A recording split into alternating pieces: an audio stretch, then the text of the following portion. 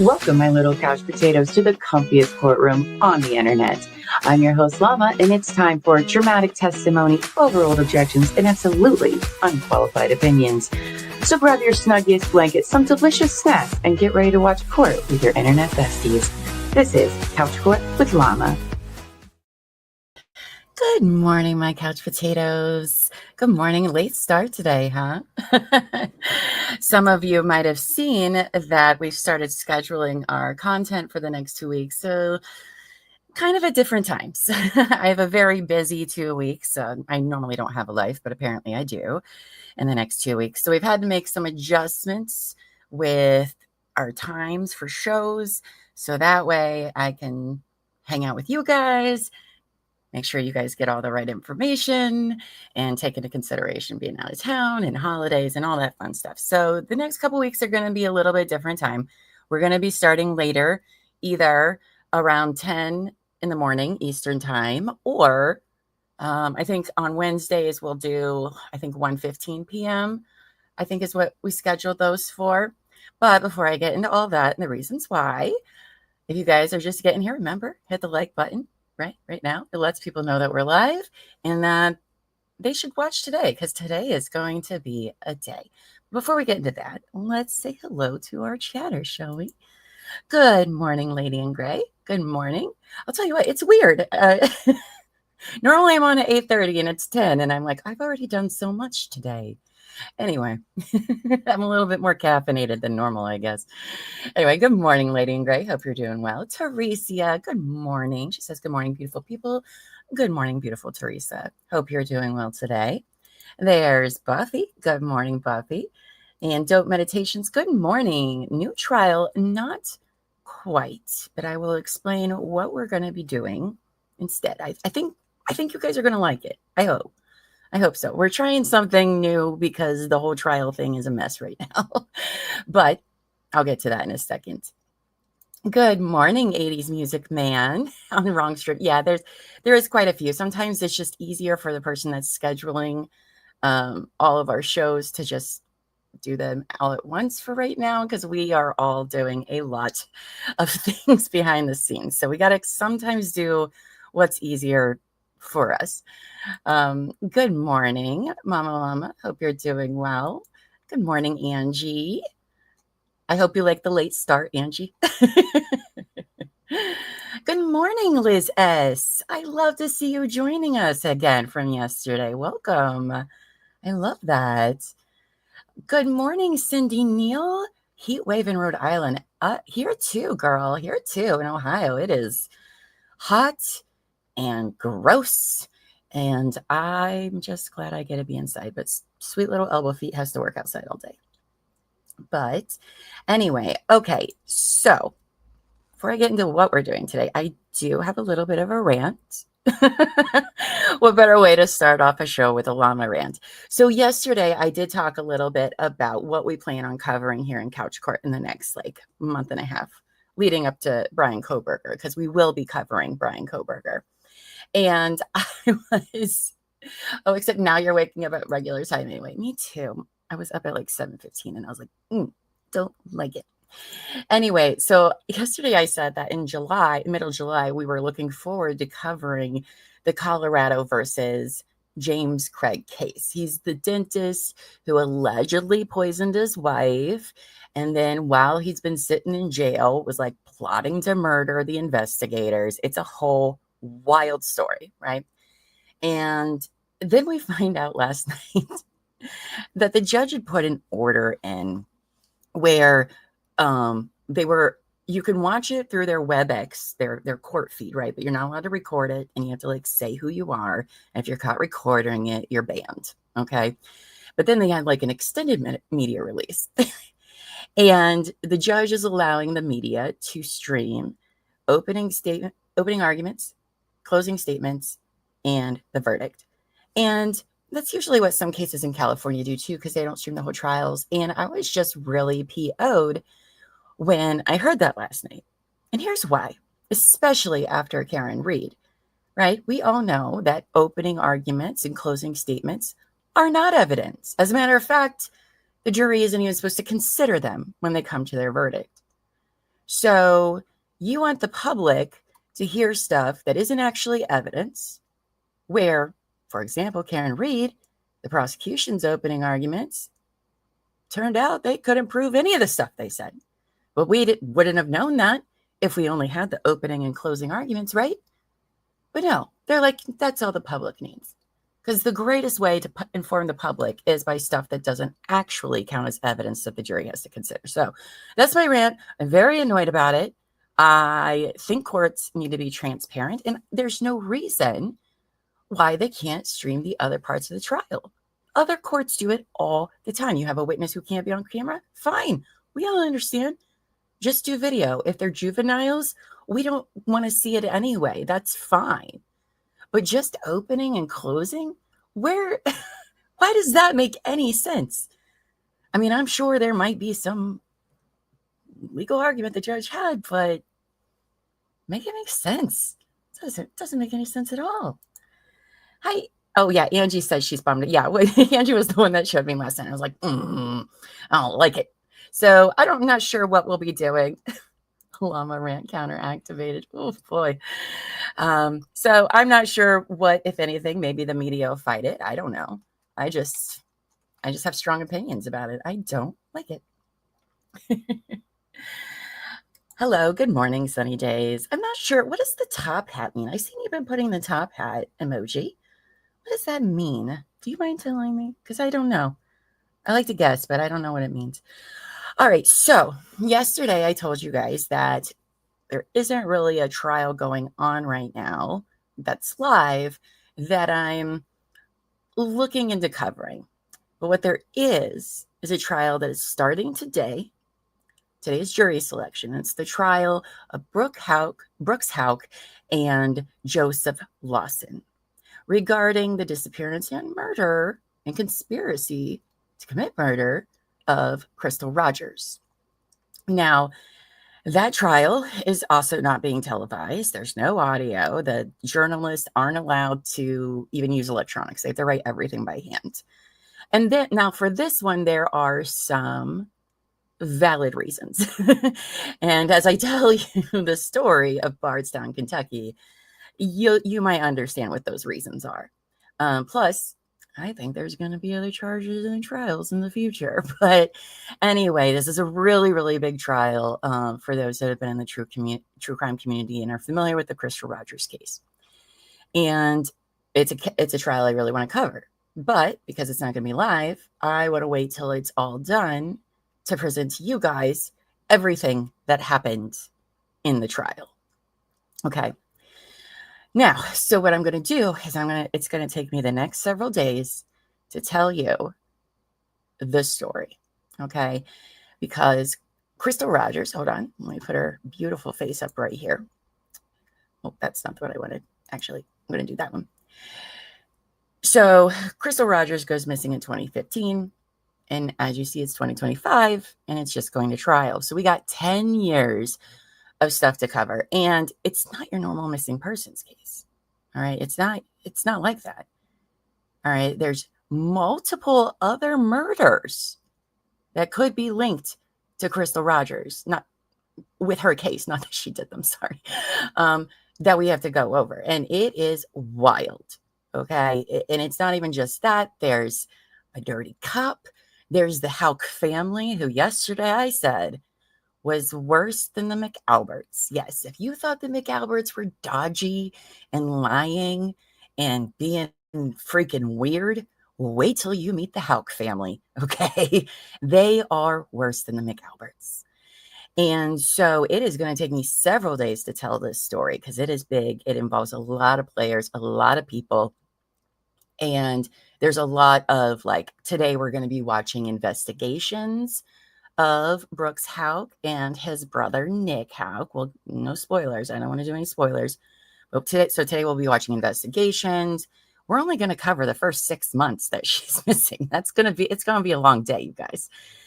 That's how much there is to this story. And I know it's not a live trial, and I know a lot of you are interested, and that's okay. I'm not going to be offended if you wait and come back later when we are doing a trial, but please give me the benefit of the doubt.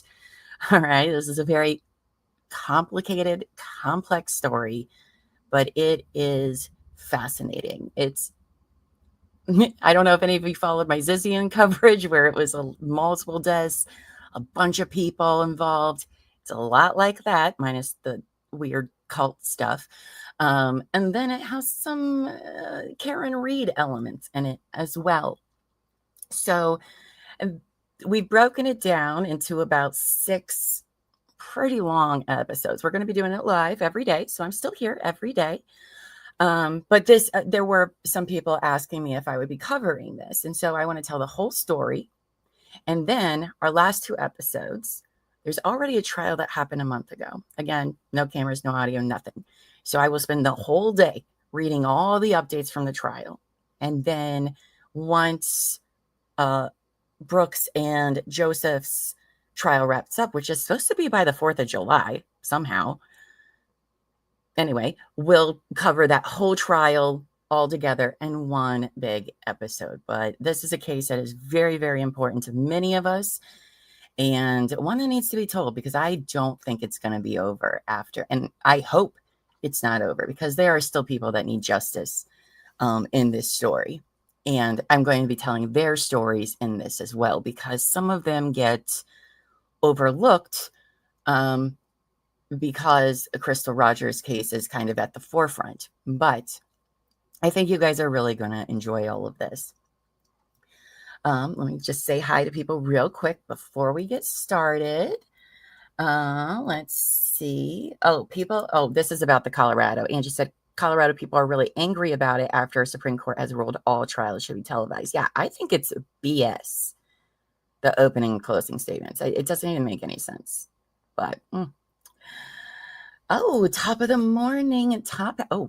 Liz, you're smart. Maybe that is what it means. I don't know. I haven't gotten down to see if Sonia just told me, but I do like that. Good morning, Dairy True Crime. Good morning. Hope you're doing great. Juju Bean, yes, you are one of the people I was talking about. You are from Kentucky, and you are one of the people who asked me about covering all of this, and yes, I am here for it. And for the people of Kentucky who have put so many hours trying to get answers for Crystal and for the others. That's why I really want to tell the story. And it does make me angry. I get why they're not televising this trial because of safety for people. And it is frustrating that it's held 100 miles away from Bardstown. That does bother me, because I know how the people in the community have been, for the last 10 years, been a big part of this, and they can't travel 100 miles, and they're not going to know, and that is frustrating. So part of this, I guess, is for them. But all of Kentucky, I know that this is a big, big deal for your entire state, and I hope I do the story justice. I really do. I have not forgotten Trooper Ellis. I have not. We'll be covering him tomorrow. And that's one of the people that I'm like, we need to look more into this. So don't worry. I got all the bases covered. Liz, you're so excited for this case. Me too. Me too. Of course. My pleasure. My pleasure. Spetty Ross says, good morning, Llama and Chet. Spetty, so nice to see you in the morning. I don't know if I usually see you in the mornings, just in the evenings. But either way, so happy to see you. Hope you're doing great. Hope you're doing great. Yeah, Buffy's super intrigued. She hadn't heard much about it. And I told her like 5 things about it. And she was like, I need to know everything now. So, congratulations, Terry. Congratulations. Hope you're feeling better. Are you allowed to swear in here? Yes. Yes, you can. Just not at one another. We don't call each other names, but I'm fine with it. As long as you're respectful to one another and not, calling somebody else something, then you're all good. Because I go and curse. I use the cursey words too sometimes. So, no. That's okay. Don't worry about it, Jujube. It's okay. It's not a spoiler, I promise. Good morning, raindrops and feathers. Good morning. Hope you're feeling better, babe. Hope you're doing well. Savage Cashew, good morning. He says, absolutely fucking not. We don't like that shit here. All right. So, yeah, no C word because YouTube does not like the C word, if you know what I mean. So you can't do that one, but. All right. Good, good. I'm glad you're feeling better. All right, you guys, let's get into it. All right. I got a lot of stuff to show you guys today. I'm going to do my best to kind of look at the chat in between because there's a lot of stuff I'm reading. So I'll do my best. No C word, no cat. Well, I don't think if you're referring to the P word, I don't think YouTube likes it either. You know which words. You know which words people don't like, guys. All right. So now this case, as I said, starts off with the disappearance of Crystal Rogers up there, mother of 5 kids. She disappears in 2015. Yes, I did blur out all the children's faces. I know that they're all over the internet, and that's fine. But I don't really like to show the children's faces if I don't have to. So, but she has 5 beautiful children, and herself was beautiful as well. So she's 35 years old. It starts off in 2015, but it is not the only secret in this small Kentucky town. Bardstown is where we're going to be. Bardstown, Kentucky. So this involves 2 families, 3 different law enforcement agencies, including the FBI. Actually, more law enforcement agencies than I think about it, but a whole lot of FBI. A few still unsolved murders, multiple arrests, and trials that have been 10 years in the making. Oh, I'm so excited to tell you guys this. All right, so we're going to start July 3rd, 2015. I don't have a lot of these because there's not a lot there. But so on July 3rd at 4:35 p.m., Crystal Rogers was at a Walmart. A receipt showed she purchased food, a T-ball plate, a Junior Sniper air rifle, and 2 boys' t-shirts that day. And relatives said they saw her there with 3 of her kids. And then Crystal took her 2 older children to their father before heading to a property showing at 5 because that's what she did. Oh, good morning, Linda. Good morning. Hope you're doing great. Hi. Hello, Sonny. Hello. So she also lived with Brooks Houck, her live-in boyfriend, and the father of her 2-year-old son. We're going to call him E. Hence, E there on the little timeline. So, and Brooks managed real estate. He had like a home building company. He had all sorts of businesses. And he unsuccessfully ran for sheriff in 2014, which you just might find funny later, but also interesting. So Brooks said that Crystal and their small child, E, all went to his family farm around 7 p.m. that night. They walked around, fed some cows, and then left about midnight to go home. Now, the last time that Crystal was seen alive was with her then boyfriend, Brooks Houck. Convenient. Now, Brooks would tell investigators that they were at his family farm together with their son, and they left together. And Brooks claims the last time he saw her was around midnight at home playing games on her phone. Hence why I said 12 a.m.-ish, because we just only has his word to go by. So then, on July 4th, Brooks wakes up around 7 a.m. with his son E beside him, but Crystal is gone. Her car is gone. She's gone. And he said that he wasn't initially worried about her absence since she had, on occasion, spent the night out at her cousin Sabrina's or other family members' home. Now, Crystal's family tried to get a hold of her all day. It's July 4th, right? It's a holiday. It's a small town. And Crystal isn't one to not answer her phone.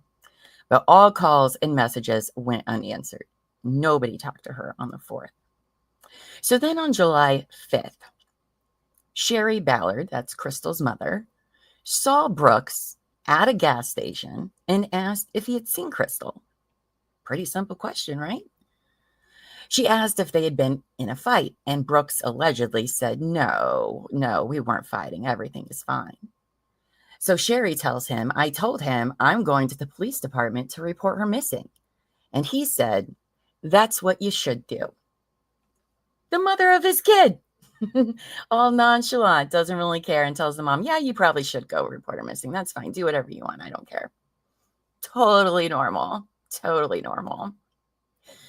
So Sherry knew that her daughter would never have gotten up and left and disappeared and not called anybody. You know, that's not her. She would never have left her baby at home, let alone her 4 other children. Like she just wouldn't abandon any of them. So Sherry goes to the sheriff's office. Mind you, Brooks doesn't go with her because he's busy doing whatever. So she goes to the sheriff's office and reports her missing.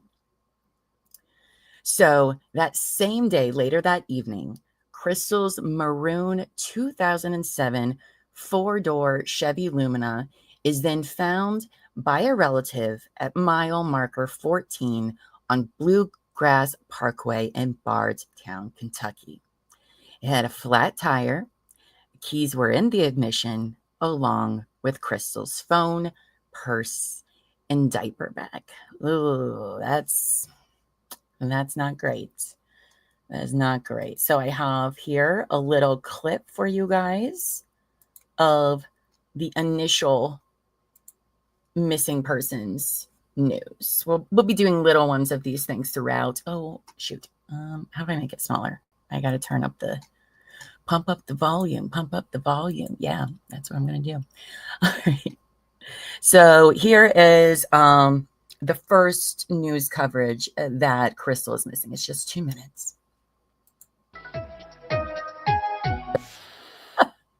A Nelson County family is offering a $25,000 reward for information leading to their missing daughter. 35-year-old Crystal Rogers of Bardstown was last seen on Friday. Her car and personal belongings were found yesterday abandoned along the Bluegrass Parkway. WLKY's Morgan Lintus talked with Crystal's parents as they searched for her. Friends and family of Crystal Rogers spent most of Monday searching here along the Bluegrass Parkway, looking for any signs of their loved one. Crystal, we love you. We're looking for you. We're not going to stop. Sherry Ballard knew something was wrong when her daughter Crystal Rogers stopped answering her texts this past weekend. I said, Crystal, everybody's worried about you. Call somebody. By Sunday, Crystal still hadn't called, so her family started searching. They found her unlocked maroon Chevy Impala abandoned near mile marker 14 on the Bluegrass Parkway. One of the tires was flat. Her purse and phone's in it. That's when her parents called the Nelson County Sheriff's Department. In a news conference, Sheriff Ed Mattingly says it's still early in the investigation. I have no reason to suspect foul play other than the circumstances. If it was your sister that left her car on the Bluegrass Parkway and hadn't been seen from for 3 days and her purse and her car keys were in the car, that's where we're at. He says Crystal's boyfriend was the last one to see her, and that was late Friday night. You have to go back and retrace footsteps, and as far as we know right now, he was the last person that was with her. But that's simply what that means. He was the last person that was with her, and we do not need to be accusatory towards anyone. But Crystal's family believes someone is responsible for her disappearance. I told them, I said, something's wrong. So if you know anything about where Crystal Rogers might be, you're asked to call the Nelson County Sheriff's Office. Reporting in Nelson County, I'm Morgan Lintus, WLKY News. Again, the Ballards are offering a $25,000 reward for information that helps close this case. Call the Sheriff's Office if you know anything. The number is 502-348-1840. All right, so that's the news clip, as you heard, that just, why is it not going to make me or let me go? Sorry. White House. At Hoffman and Stinger, we've been helping injured all the friends, things are family, happening. and neighbors for 25 years. When you call us after an injury act. All right, we'll just do that. I don't know where my little, oh, there we go. Now we're back to normal. Okay. So, all right, back to my little thing here. I'm usually not doing all this. Usually when I do shows that have like all this sort of stuff, somebody else is doing it. So we're going to be learning together. All right. So obviously her being missing, everyone is taking it very seriously. The police, the family, everyone is on high alert. Now, I can tell you, oh, just a second. Liz asked what happened after she went to the Walmart. They went to a Brooks Houck's family farm. He said they came in at midnight. When he woke up, she was gone. You know, the usual story that always never checks out. Good morning, Kelly P. Just in time. Now, I told you that there was going to be twists and turns in this story. So many weird occurrences and parallels, and we're going to pivot just real quick because you're going to see why the Ballards took this so seriously and were never going to give up finding their daughter, Crystal, because unfortunately for her father, Tommy, this was eerily identical to what happened to his older sister, Frida Charlene Sherry Ballard, 45 years earlier. Yeah. How weird is that? In the same town and everything. So I'm going to tell you the story of Tommy, which is Crystal's father. Sherry would be her aunt. Okay, so this is what happened to them. All right, so Sherry, she met a guy named Edsel Eddie Barnes Jr., who would later become Sherry's husband when the two had just barely turned 18. Now, their short relationship was not a healthy one, eventually leading them to be estranged within.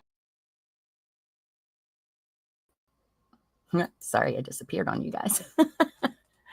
Now, one of the breaking points in their relationship seemed to be Sherry's pregnancy, which had become evident towards the end of 1978.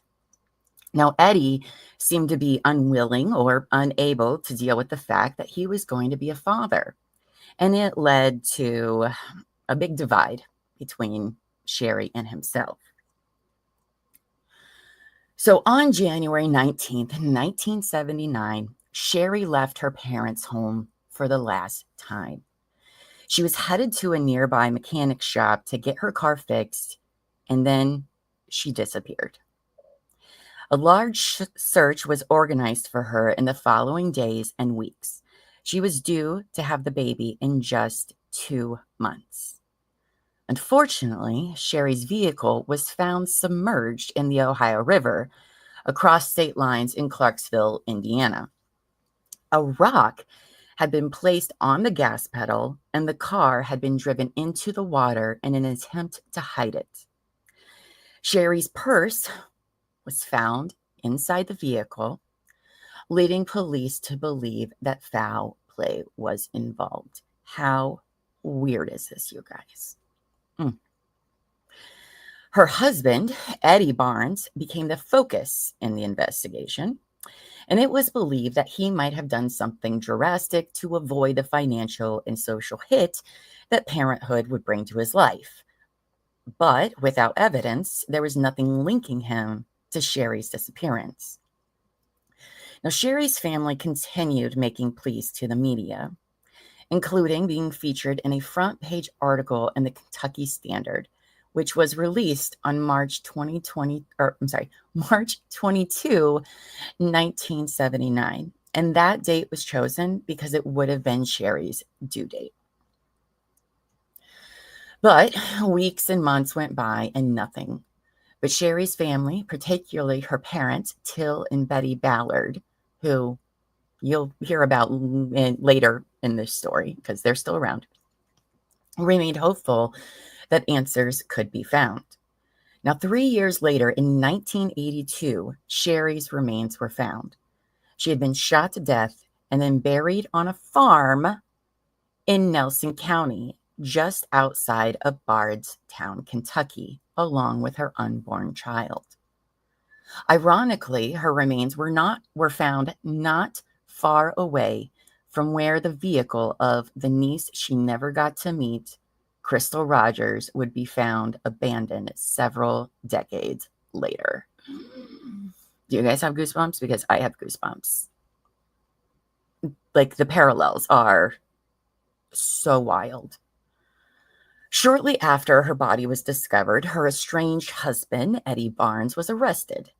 He was charged with 2 counts of first-degree murder, including both Sherry and her unborn child.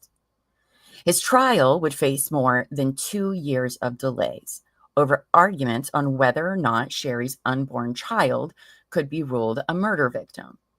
Eventually, in 1984, it was decided that no, a fetus could not be a victim of a violent crime, a decision that would be changed several decades later.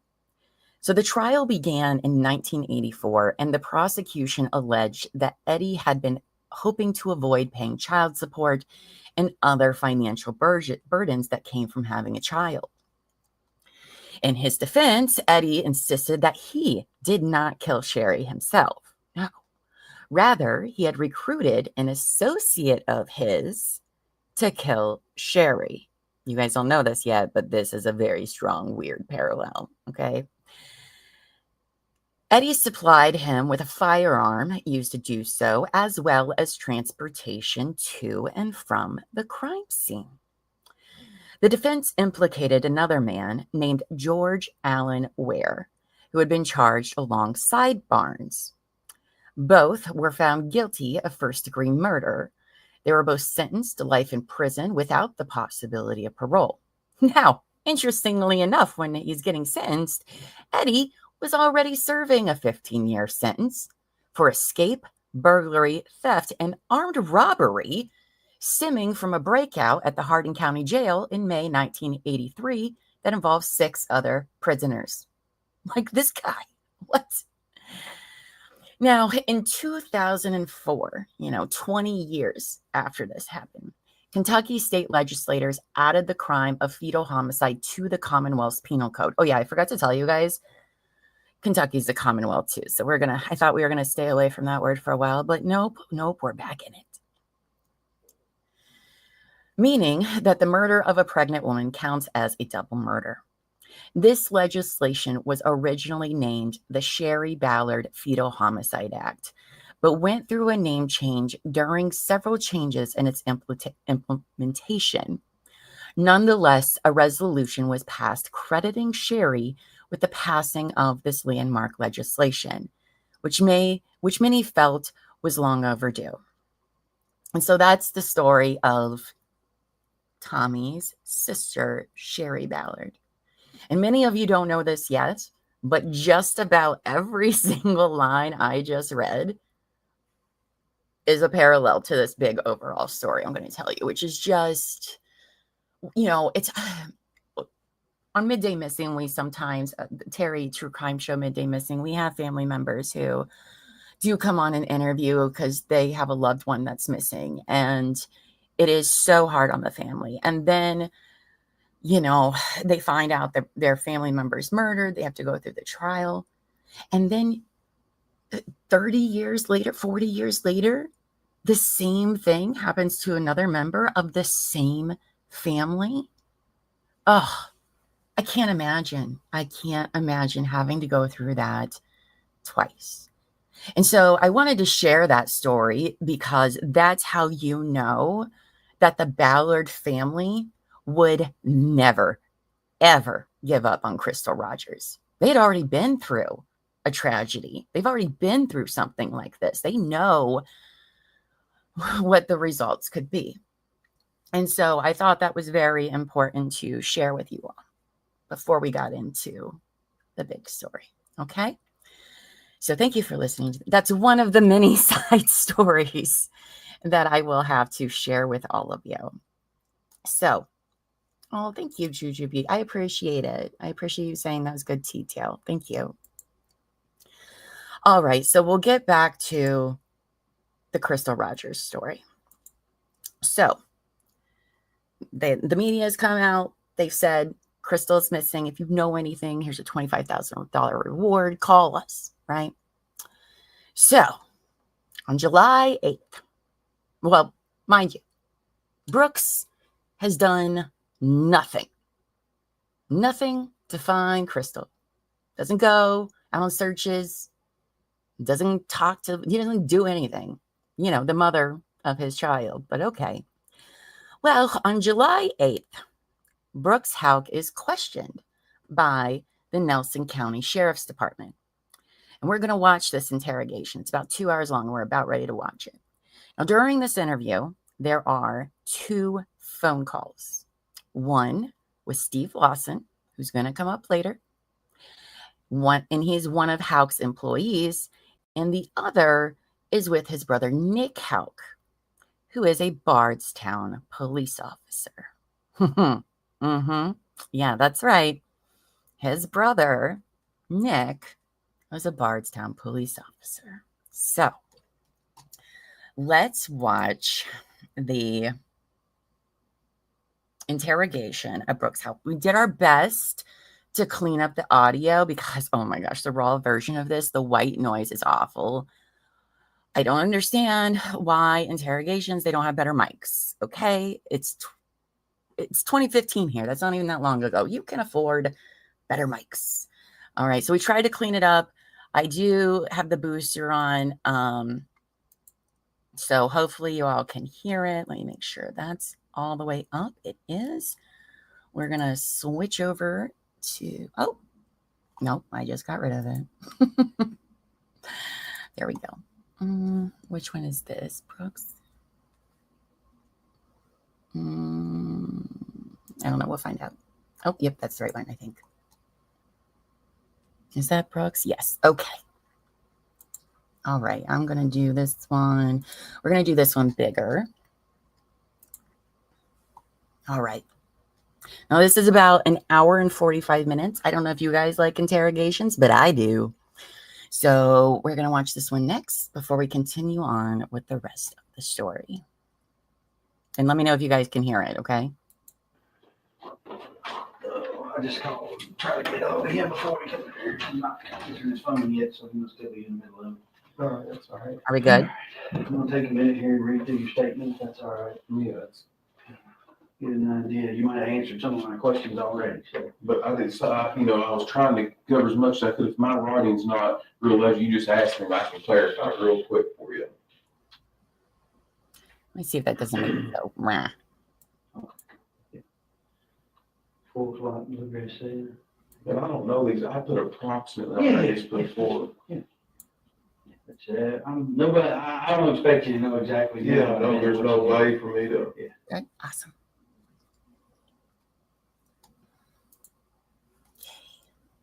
Is this Friday? You ordered on the new construction on Friday? Yeah, and I didn't put that order, but I put all that right there. The further you go, the more clarify I get. I broke it down into segments. Oh, these are the people whose house you were working on? Yeah, all these right here are people that I'm overseeing, that I'm speaking or talking to. We'll just look at my phone to get my exact time. I got my phone in there, and that way you can build a timeline of all this stuff that I do this every day. So me looking back, I had know what time it is. Right. There's no way for me to remember that. I mean, you'll see the more that you get to looking through there, you'll see how much I've got in my head to try to keep up with. All these are guys that are working for me that help me, every one of them. Okay. And then these right here, I skipped a line to break that and put locations, and I did it in subdivision. So y'all know where my vehicle, y'all know where I'm at, my phone and everything. Those are the numerical address, the street address, and this is the type of work that I've got going on past that hyphen mark. So helpful. Those are the type of work I've got going on at each construction site. Every one of them is a separate job. And then this right here is for the whole subdivision, keep the Woodlawn Springs homeowner subdivision, the president and all the members, the committee and stuff, I want to keep the subdivision looking nice, trash and debris and all that kind of stuff, and metal grates in the road, the curb and gutter and all that. And this is just kind of like a daily thing. I've got to go through this every day to keep everybody rolling. Before I go refill my coffees real quick, I forgot to tell you, I'm so glad Polly just asked who's leading this interview. I believe that is Detective Jon, Jon Snow. Yes, Jon Snow, like in Game of Thrones. I believe that's who that is, Detective Jon Snow. I'm going to go get coffee. I'll be back. All right. Where's my play button? There we are. Okay. And everybody happy. And this switches subdivisions. You see I put Copper Fields up here, and then these are the number of houses I got going out there. I've got different subs in different spots.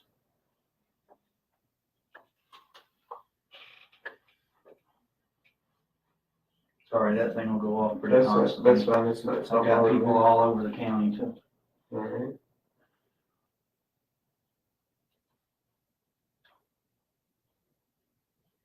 Nobody else will write on that though, correct? No, and I'm gonna make you a copy to show I you. want to be sure that nobody else, messes with none of my stuff. Right. No, you're gonna get a copy of it so that you can look at mine and look at yours and say they're the exact same thing. All right.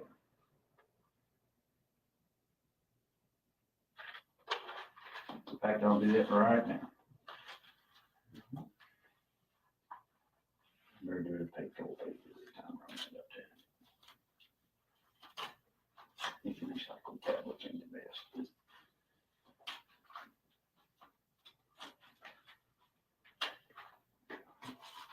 In just a second, I'll bring it right back.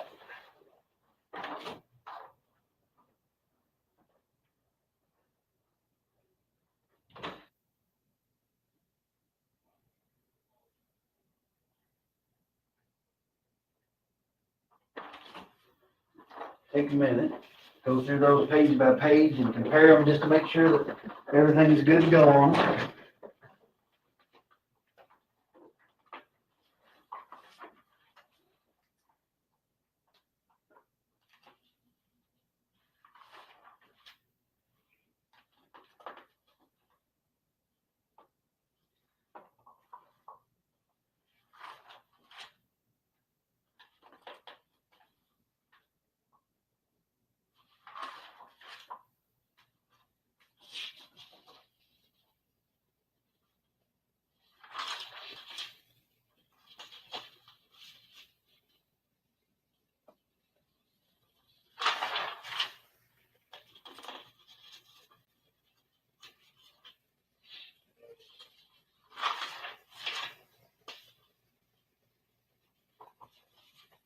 Looks good to me, sir. I'll take the original if you'll keep the copy, that way we'll both have a copy. All right, put this in the file.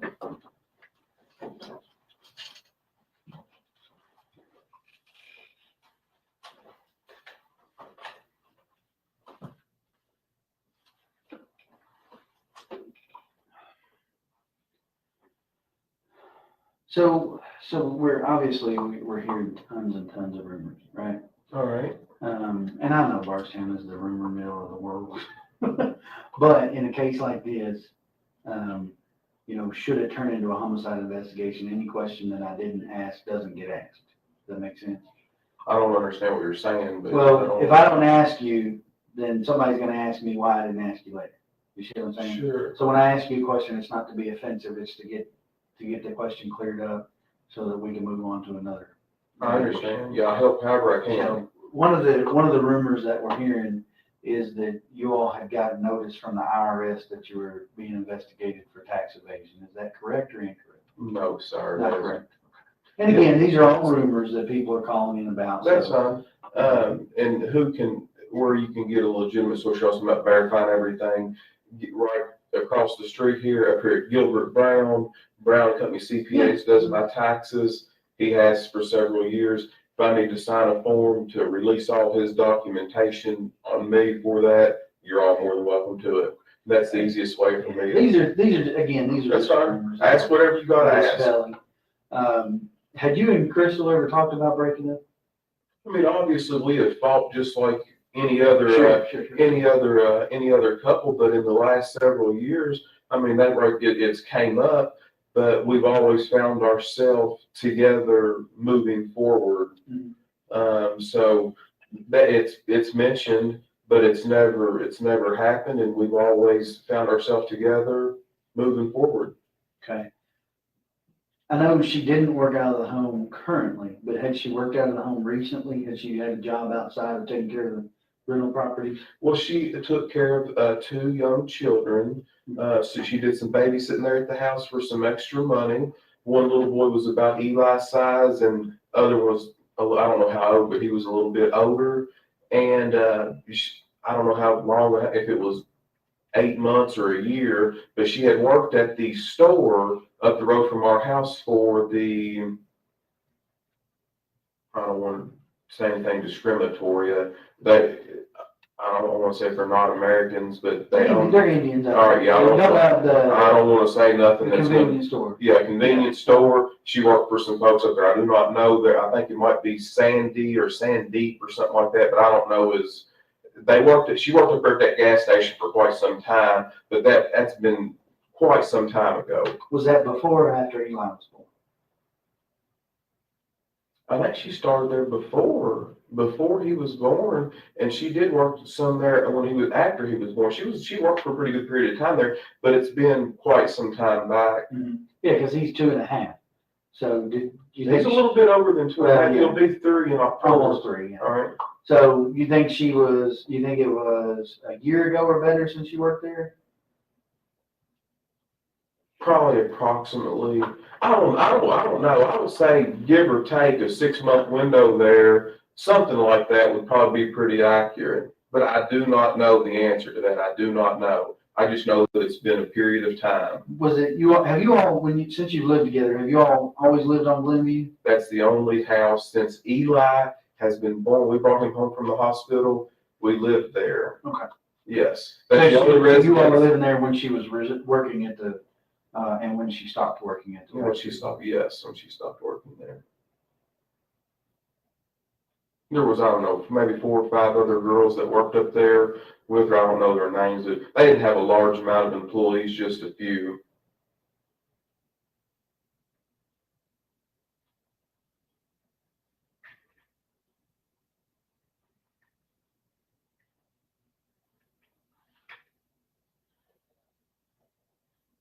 When you said you all had talk about splitting up, had that been more recently, or was that before Eli was born, or had that been? I don't remember the exact dates, but if you'll recall back in a couple of days ago when we had talked, whenever usually that had came up, she had always went to like Sabrina's house, or she went out with Brooke or to her parents for a short period of time, a day and a half. And after she pulled off, and we had a chance to talk a little bit, we always found ourselves back together. But it has been at times a stressed relationship. I'm not here telling you anything other than that. That is the truth, and that's accurate. Yeah. That has been discussed, but we've always found ourselves together. We loved each other very much, and that right there is the bottom end of it. Well, the reason I ask is because there's Email me people that she's associated with that are telling us that she had made some tentative plans to leave, like looking at an apartment at that store above the apartment above the store. I'm just trying to figure out if that was something that was ancient history or if that was something that was more recent. Well, that's news to me. I don't know anything about that. So when you all, let's say the last time you all had discussed splitting up, she didn't discuss any specifics with you about moving to an apartment or anything like that? Just that you all were having some issues and you resolved it? He's the worst. Say all that again. Yeah. Break your question. Break them down. The last time that you all had that type of a disagreement, okay? The last time that there was the possibility that you might split up, did she specifically talk to you about moving out somewhere? No, not anything that she's never had an isolated point saying, hey, I'm moving here, moving there. I don't recall anything like that. Okay. That was my question. All right. Just if she had. Well, sometimes I know that you all do this for a little bit. Sometimes I feel like when you ask me a question, you put so many things, and I'm thinking we need to dissect it a little bit so I can answer each part specifically rather than put so. And I'm not. Please don't upset at me for saying that to you. Put so much stuff in when I want to break it down in a simplified, direct question rather than put so much information into one question. Try to answer one and have a bunch of parts in one. No, that's fine. If you need me to, that's fine. What you did right there is just fine. All right, yeah, I just want you to ask it a different way or ask. Because I want you helping me. All right, that's all right. That's no problem at all. Sorry about the audio, guys. This is the best we could do. And talking over each other. We kind of already established the Kylie thing, but just so I'm clear on it. All right. You got home at somewhere between 5 and 5:30, probably closer to 5, right? Yes, sir. And Kylie was there? I didn't go in the house at that time. Oh, you didn't? Okay. No, I knew that whenever she was coming behind me, I knew that she was going to be there shortly. So what I did was I jumped on that little tractor. I knew I had a little bit of time, and I wanted to go up there and fill it up full of fuel, check, do all that kind of stuff, get my fuel levels right, so that I didn't have to stop. I've got, as you can tell when you look at that list, I got so much stuff to do. I don't have any unaccounted for time. I'm wide open. Right. If I stop for a few minutes, I go backwards, and I don't have time to do that. So so you didn't go inside, so you don't know if she was there when you arrived? I don't know if she was there. She was riding with Crystal. I do not know. Yeah. When you got back from gassing up the tractor, they were all there. Her and Eli and Crystal. All four, yes. Yeah, okay. And so all four of you were there. So during that time, the neighbor said she got home around 5:15, give or take. That's right. So from 5:15, and I think I mentioned to you that I see on the video that you all go past Circle K. You go past the storage place and Circle K all within a minute or so, about 5 minutes after 7, thereabouts, give or take a minute. All right. So let's say you left the house around 7 o'clock. Fair enough. That's fine. There's going to be a little bit of time, but I'm just generalizing. So she gets home about 5:15. You get back from the store. You all are there from, let's say, 5:30 to 7 o'clock together, the four of you. You ate dinner at home, I think you told me last time. Yeah, we didn't fix nothing. I don't know what we ate. We didn't fix nothing fancy. Right. Sandwiches. Whatever we did. You guys leave to go to the farm, but Kylie does not go with you. That's correct. She stays there waiting on Her Kathy. Mamaw, Kathy, her father's mother. Yeah, Kathy Fenwick. Yes. Right. So she stays there. You don't know what time she gets picked up, but she's there when you all leave. Yes. Because that was one of the things, I think she got confused, Kylie, not Kathy. Kylie got confused about the time frames when I was talking. But I can't speak on their. Yeah, no, I don't that's know that. fine with that. I'm just trying to make sure I'm not confused. All right. That's fine. What you said is my understanding of it. So you guys leave, you go, presumably you go out Bloomfield Road to Guthrie because you go past Circle K and not turn on Woodlawn Road. So you go out there, and then the next time I see you is when you pass Caddy Shack, the little restaurant there on 49. You go past there, and it's about the right amount of time for you to be traveling, and then you get to the farm around, best I can figure out by the time frame on the video, is about 19 minutes after 7. So you're actually there, roughly about 7:20. So Okay. so you get there. By the way, I twisted I guess it would be your aunt's arm. July 8th. We noticed they had the video cameras. That's why. Yeah, that's fine. That's good. 5 days She after she died. actually helped you out with the time. Good. It showed you coming. Now, I haven't watched the full days yet, so I don't know Right. anything about comings and goings, but I know you got there about 20 minutes after, and you left there about 11:55, thereabouts. Right.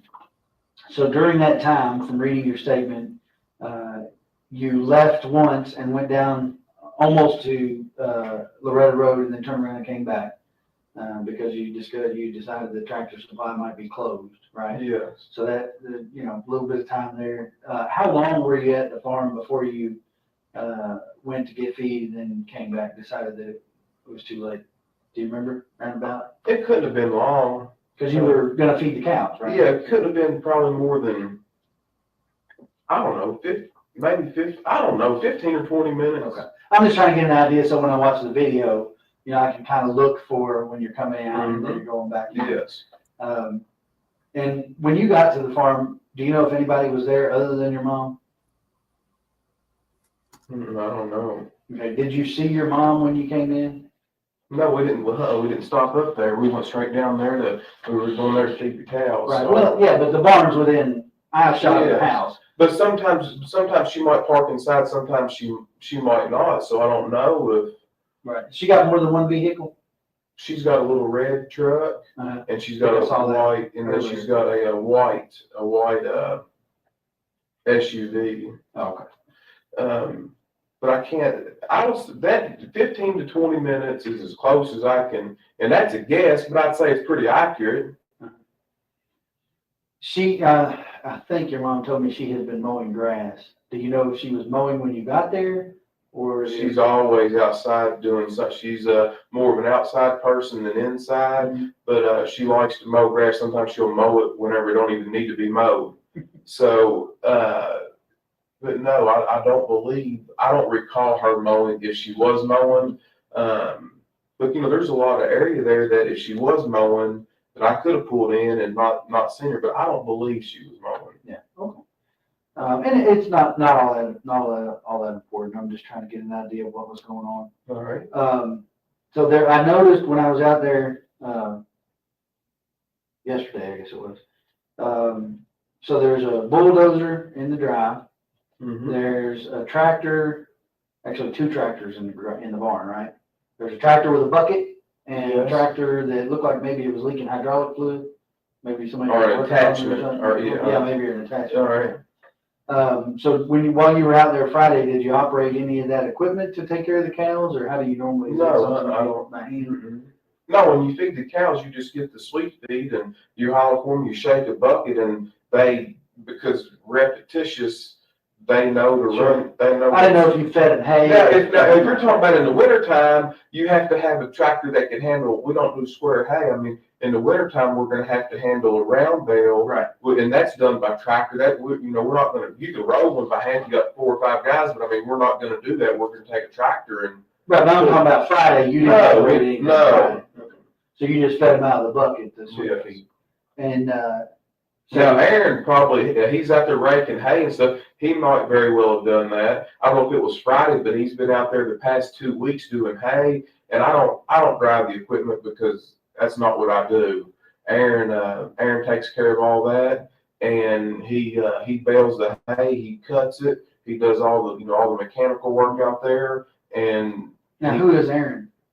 The person that does all the work out there. But I mean, is he related to you all, or is he a farmhand, or what is he? Yeah, he's the city mechanic right up here for the city of Bardstown, the bus garage. He does all the mechanics and does all the inspection reports for the city of Bardstown bus school system. Right, but how is he connected to your family? There's no blood relation. We graduated together in high school. He did? Yes. Okay. And so does he get the hay off of your farm, or? 5 of the cows out there that are out there are his. Oh, okay. So what he does is, whenever you look at this paperwork, I've got so much stuff going on. I'm not a farmer. I enjoy farming, but I don't farm. So what he does is an added benefit to me. He takes care of all the fencing, all the labor, keeps the equipment running. If it's round bales or busting ice and stuff like that in the wintertime, he does all that. He's got the time. He gets off early at 3 o'clock in the day. So he will come out there and he knows about the mechanics. I'm not a mechanic. So he'll go out there and cut all the hay and prepare for the winter. He's not a farmer. He uses his time to do all that, to use the grounds out there for his cows, because he's only got about 7 acres here in town, and he wants to keep growing and expanding. And a way to do that, I don't have time to bush hog and all that, so I would rather keep up with the grounds by letting somebody do that and participate and let them. I don't charge them no money. Right. You see what I mean? Right. So but he keeps his cows out. Yes, it's a good trade-off. Absolutely. Okay. But he wasn't there Friday. That you saw. No, he wasn't there Friday night. When you were there. Right. Mm-hmm. Not before. I don't know about before, but when you were there, he wasn't there. So you all fed the cows with the buckets, and watched them eat. And then you walk. Now, when you said you walked the road to the grab, you're talking about not just to the turnaround that goes right to the barn. We walked to the back. To where the old county road goes through. Where I put yes, exactly. Okay. where the road gets a little harder. I mean, it's still, you can still drive a car on it, but there's a little bit of grass in the middle. But yeah, we And that's what goes, when you get to the, if I'm, cul-de-sac at the top of it. right, if you get to the turnaround here.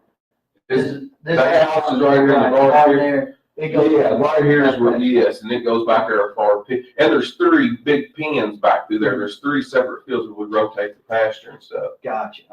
And you said you walked from field 1? Yeah, let me just make it real clear for you. You can put this in your paperwork or whatever. Yeah, whatever. I didn't write that, but. No, I drew it out for somebody else. This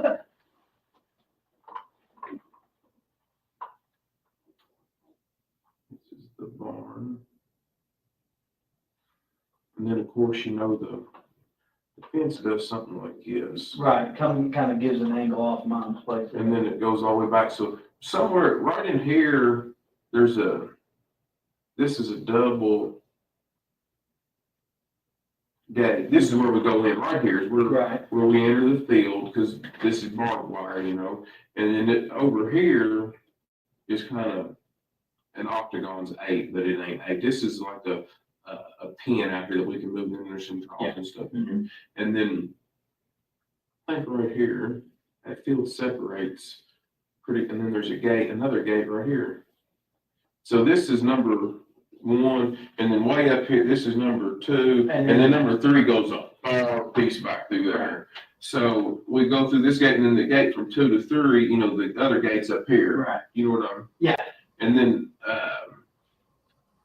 there's more food in field number 3 than there are on these other 2, because these 2 are right down close. He just doesn't seem like he cares that the mother of his child is missing. Back there in them ravines and hollers for the cows than if they're on this flat land, and they would rather stay cooler and eat back there. And there ain't a big pond back there, but there's a little pond for them for water supply too right now. So more often than not, they go back in that 3rd field, but like later in the evening, a lot of times we're consistent at the times, and sometimes we're not. But a lot of times in the evening, they'll drift up here thinking they're going to get some feed. Right. For the sweet feed. Right. Yeah.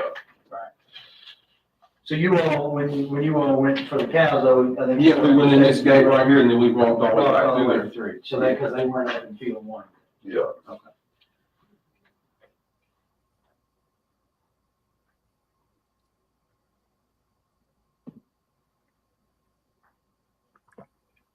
So you fed the cows. Nope.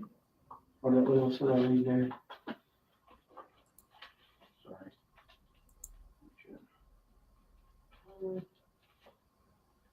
I'm doing all kinds of crazy stuff.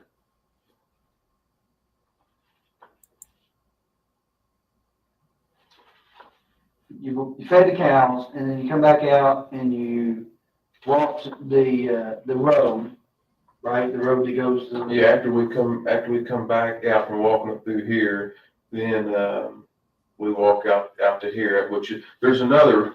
Did I see your pen again? So there's another. It ain't exactly straight, but it looks something like this. That's the driveway. Yeah, this driveway to the barn. Right. And then we walk out the road, and we just walk back through there. Okay. And how long would you say that road goes back into there? Do you know? If you had to guess. I don't know. I bet it's a good mile. From right the barn to the end of that road and back. So a couple mile walk going to and from. Yeah, if you go, because there's a cul-de-sac right here. There's also a cul-de-sac I put in up here, and then there's a 3rd cul-de-sac at the very end, back creek back there in the very back. Oh, okay. But you think it's about a mile, maybe? I would say close, yeah. So you walked to the end of there and you came back. Did y'all do any work on the barn or anything while you were there? No, we didn't do no work on that barn. Didn't work on the driveway or anything like that? For 4 hours. The dozer, the reason I ask is because the dozer that's sitting there, did somebody use that to put that driveway in or put rock on that driveway recently, or? No, on Saturday, I moved it over there. It was parked. That dozer, I've got a skid steer also broke down. Right. I've got a skid steer right here with some weeds growing up around it. Yeah. And then I had a dozer.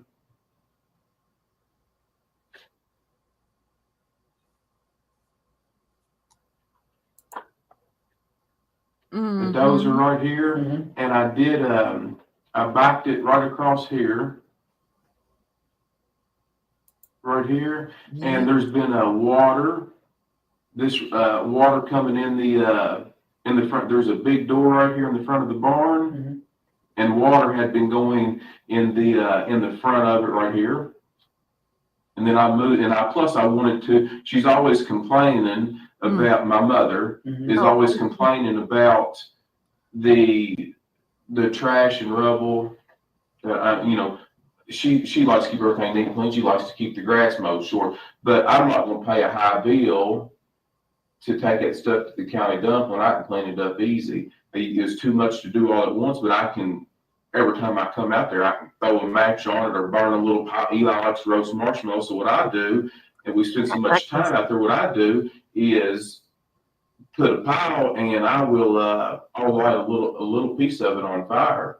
Mhm. And then that way I don't have a huge fire, but I've got enough that I'm constantly getting rid of some, and then they won't charge me that high density fee out there at the dump. So I'm gonna take all this equipment, this skid steer too. I just hadn't drug it over there yet. And then all these trailers with the weeds are high. I'm gonna try to get it on both sides of these doors, you know, just to get it out of there. Did you burn anything Friday night when you were out there? Yeah, yes, it's not I don't want the stuff piling up to the moon. I always light a fire. There was a little pile, probably right there on there. Right here with this little pile here. I think y'all may have covered it up. Y'all got I think we did. slung stuff everywhere, but Yeah, I apologize. It don't matter. Well, the dog, that lady's dog, she said acted like there was something under there. Oh, that's fine. That's fine. So I had a water problem right there, and I'm in the process of getting that right there fixed. We dug out right there in front of that door to try to let a vein of water come out because it's too low. The slab is. And that was Saturday? That was Saturday when I did that.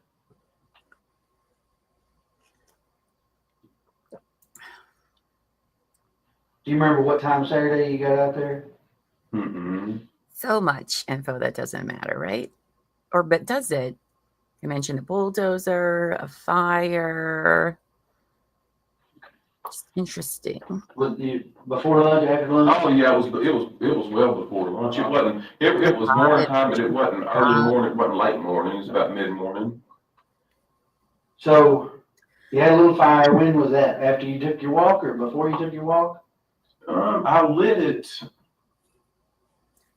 I don't know if I lit it right before we took off walking. I know we fed the cows first because I want to do that as quickly while we had still plenty of daylight. I don't know if I lit the fire before we walked back here or right when I got back. I could have done it either one. I don't remember. Mm-hmm.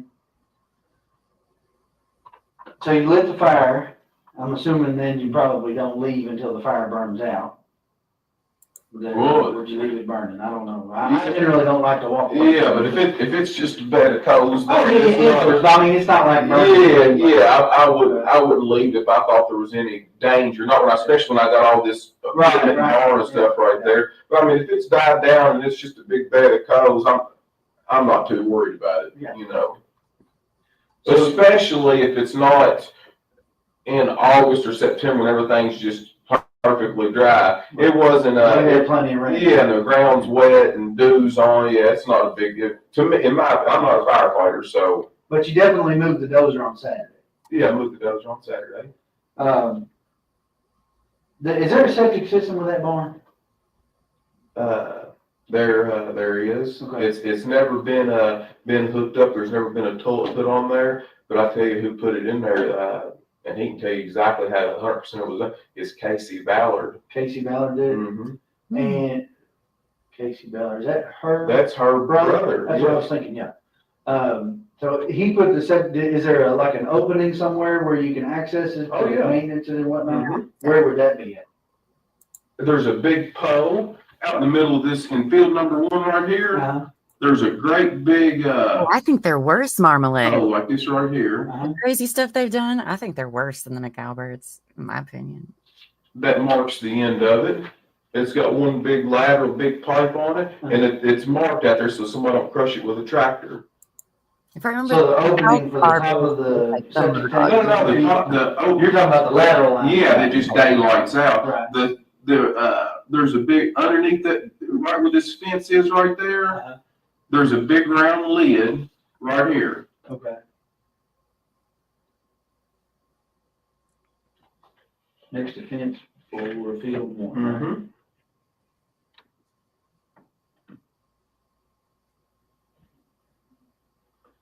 And how long has that septic system been there? I noticed the work Probably kind of ongoing. Probably about 3 years, 3 years. I just never did finish that barn, because I've had so much other stuff going on, but in that barn, I kind of got a little. Yeah, I saw where you were putting the cedar plant. I never got done with it, but I'm close to getting it done. I just never made it that far. Right. But yeah, right where that little plumbing, that little bathroom is, right on the outside of the barn, there's a big, the septic tank right there. And then there's a great big long piece of pipe right here, a bleeder valve. And then it's marked by, there's a big pipe, there's an iron T-post out in the middle of this field. And then I took a piece of PVC pipe that's weather resistant and I just slid over top. It would stop the post from rusting, and it's also much taller than the grass, so that if the grass did get up real high, somebody would hit it with a bush hog, or would hit it with a mower or something like that. So much Alright, helpful so information. you guys you've taken your walk. The fire is down, maybe not out, but it's down enough, and you're leaving. And it looks again, looking at the video. Looks like it's about 5 minutes till midnight. All right. That's to me, and I've got a couple of kids, but everybody parents a little differently. To me, it seems a little late to be out on the farm with a 2.5-year-old. Where is he at midnight? Has he been asleep in the car for a while? Is he still? No, he's still wide open, and he'll really any night he's so used to sleeping so later in the morning. His normal day, that's his 7, 8 o'clock in the evening. Really? 11, because she sleeps much later in the morning. She stays up. So and it's always been that way. So he's up at midnight. He's wide open. Okay. So you guys get back and load up in the truck. Load up in the truck and you drive back. You leave out. I see you leave out the driveway at about 11:55. Somebody passes you on the drive back on Loretta Road about 10 minutes after midnight or so. He says roughly, we're still kind of narrowing that down, but roughly sees you about 10 after midnight, which wouldn't be uncommon. It's been raining most of the day. The roads are kind of wet. 15 minutes from your mom's house to the golf course. There's Caddyshack. Not a big deal there. And so do you remember, or did you go straight home on Friday night, or did y'all stop somewhere? Or because I'm thinking if that's their normal 7, 8 o'clock in the evening, it might be dinner time. Did you stop and eat something, or did you go straight home? We did not eat anything. I went straight home. Okay. So you went straight home. So if we assume that he's correct in about 10 minutes after midnight, another 10 minutes to the house or so. So I don't see it being that late. I mean, if that's what some of the things say, I guess you'd have to kind of go by that. But yeah, we didn't stop anywhere. We went straight home. So you could feasibly be home by 11:30. You could be home. I feel like which is what you told me. You thought, Mm-hmm. or I'm sorry, not 11:30, 12:30. You could feasibly be home by 20 minutes after 12. If he passes you at 10 minutes after 12. All right. Which is a little off from what you originally told me. And you just said, I still think it's a little off, but we'll go with what the camera says as opposed to memory, because sometimes memory is not that great. All right. And I checked the time on her camera, and I'm allowing for about a 9-minute gap there between what my watch says and what her camera says. All right. So which puts you leaving there by 11:55, which, again, 15 minutes to Caddyshack is not terribly bad in the rain. So it could have been that he passed you at 10 minutes after midnight, putting you home roughly 20 minutes after 12. All right. Fair enough? Yes. So you guys get home 20 minutes after 12, right thereabouts. I think you said you went to bed first. Do you remember about how long you were home before you went to bed? I went to bed immediately. So when you guys got in, you went and did your Immediately. nightly routine and you're going to bed. I think you told me that she stayed up, and Eli, did he stay up as well? He was, And where was she at when? if there's any activity going on in the house, he doesn't want to go to bed. Mhm. If everybody turned the lights out and we just got into bed, he's going to follow us and there lay down with us. But if I go to bed and she stays up, he's not going to come in there to bed till all the lights are out and then she goes to bed. If I was doing something back there and she was in the bed, he's going to stay up with me until the lights are out until I go in there. Do you see what I'm? Sure. Yeah. So that's what so he's gonna stay up with mom. Right. So, and before you went to bed, or any conversation, I know you told me that you all had a conversation Friday evening sometime Sure about they the had. kids. We will talk about that in a minute, but Probably got you this said phone. you all talked about the kids Friday evening. Does that conversation bleed over to when you get home, or is that conversation done? No, whenever I got home, I went to bed. I mean, it was relatively, quickly when I got in there. The conversation does not bleed over. Okay. So you go to bed, she stays up. What's she doing? She's just on her phone, playing. I don't know what game, but she normally plays a game. Right. Some kind. She's got several of them on there, but I don't know which one. Okay. So she's on her phone, messing around, doing whatever, and you go to bed. Do you know what time Eli came to bed, or she put him into bed? I don't know. Don't have any idea.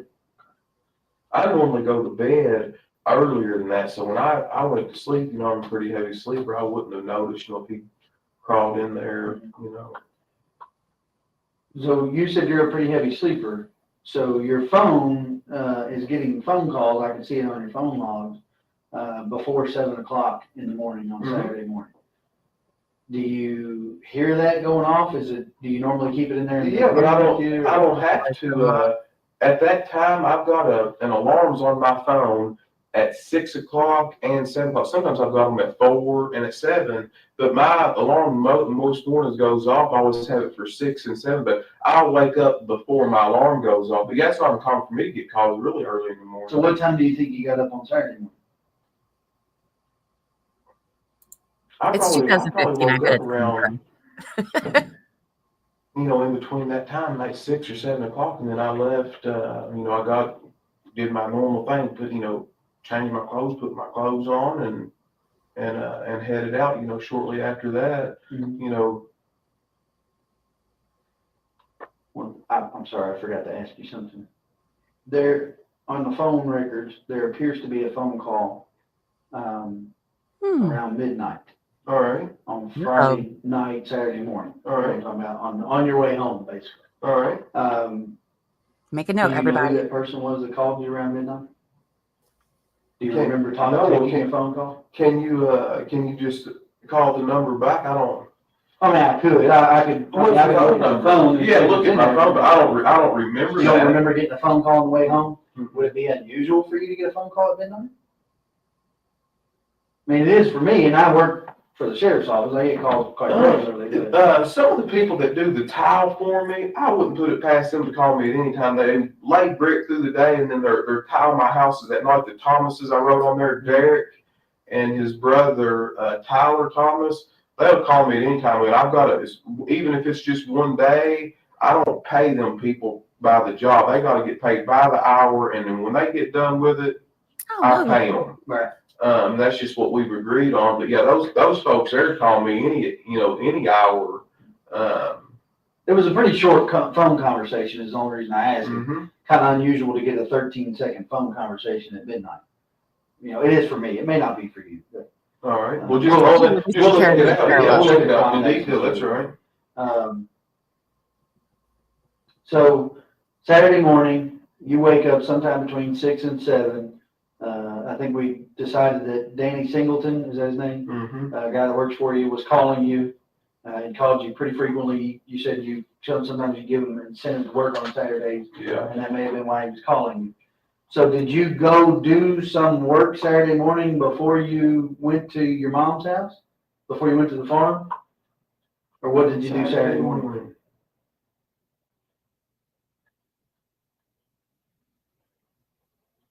No, I didn't. I didn't do any other work on Saturday morning. That's where I went out there to the farm. Mhm. I don't know exactly what time I got out there, but that's what I had done. So I remember everything pretty well, but not that morning. I don't know what I did or what time.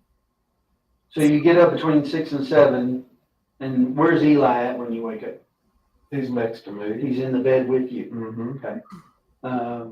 So you get up. Does he get up with you? He's still asleep whenever I get up, but I go to the bathroom and all that kind of stuff, and he's still sleeping there on the bed. And so when you wake up, he's there, but Crystal's not. She's not. Okay. And so did you try to call her or? Yes, I noticed that she wasn't there, and I didn't know exactly what to think. I don't know what time I called her. Yes, I called her that morning. I mean, did you call her before you left the house to go to the I don't farm? remember what time I called her. But do you remember where you were at? Were you at home or were you at the farm? Or you were on the way to the farm? I don't know, somewhere in between. I don't recall. I don't know. That's fair enough. So you, before you go to the farm, you feed Eli breakfast? I did not before we got there. I normally get those squeezable yogurts, all them vitamins and minerals and stuff in it, and he likes to eat stuff like that for breakfast, and it's easy. He can do that in his car seat or whatever he's got to do. I give him a yogurt for breakfast. Okay, buddy. So you think he was eating on the way to the farm? I don't think he was. I know he was. Okay. Now, how much of the yogurt he ate, I don't know. I'm not worried about that. It's not a question of what he ate or how much he ate. I'm just trying to establish. Well, he's a healthy boy. A pattern of behavior from that weekend, And here's why. And I'll be honest with you. I have been all along. Will continue to be. If I woke up on a Saturday morning and my wife wasn't with me in the bed, as is normal, which might not be normal for you, I don't know, but for me, it would be normal, particularly if my wife's a late sleeper, which mine is as well on Saturdays, for her to be there in the bed when I get up. So if she were not, probably the first thing I would do would be to call her to find out where she was. But what you're not aware, what you're missing is a lot of times that her and Brooke, her sister, or Sabrina, a lot of these girls that they do all these, they go out and do stuff. Sometimes they do these, this is going to be embarrassing for me to talk to you about, but I'm wanting to get everything cleared up as quickly as I can. They do these fantasy parties. All these girls get together. They talk about and do whatever. And it's not uncommon for them, when they go out and party, they stay out the better part of the night, if not the whole night. So, and of course, I always have the children, during that. They don't take the kids to that. Matter of fact, I take care of some of their other children while they're the ones going. It's not uncommon because they know I don't get into all that stuff, and they know that I'm a man, don't get me wrong. Understand that, a white-blooded American male. And there's no sense, I'm not telling you anything different, but they do all these parties and order all this stuff. Well, who gets the kids? I'm good enough to get the kids for all this, and I'm a good enough person to do that. And then when everybody sees a little bit of distress, they're going to throw me under the bus. They need to re-examine all these other actions, and I can understand the family wanting to vent and stress. And it makes perfect sense to me. But these people know me. So just a second, in case you guys haven't followed where he thinks Crystal is, or could be, this is very embarrassing for him to admit, is that Crystal and the ladies would have, what's the word? Adult shopping parties for adult toys. And that must have been what she was doing at 10 o'clock in the morning on the 4th of July, right? It's not weird. Or were they having these weird parties at 2 o'clock in the morning? Y'all know what I'm talking about. Like, what are you even saying? It doesn't even make any sense. Why would she be doing that during those hours? Oh, this guy is something. I just want to make sure it's out there and get ahead of that. Like, who cares? You guys are adults, but also, and he's like, and then I got to watch all the kids. Okay. Anyway, sorry. Better than what's going on. And before this is all over and done with, you all are too, but it bothers me Adult because Tupperware parties. not only have I been a victim, I can't even, my mind's not even where it should be because I'm trying to protect Eli from this. And he's the most important person that I'm trying to protect. I don't care about them dragging my name through the mud right now because I want to keep the main focus and emphasis on bringing her back safely and as quickly as possible. But it really bothers me what's being done in the method that everybody's pursuing and doing, because what's going to happen is I don't want their apology. I don't want nothing from them. But then after this is all said and done, they're going to sweep it under the rug, and then they're just going to forget about what they've done to me in the process. What I've got to be faced with now is as good a mother as Crystal's been.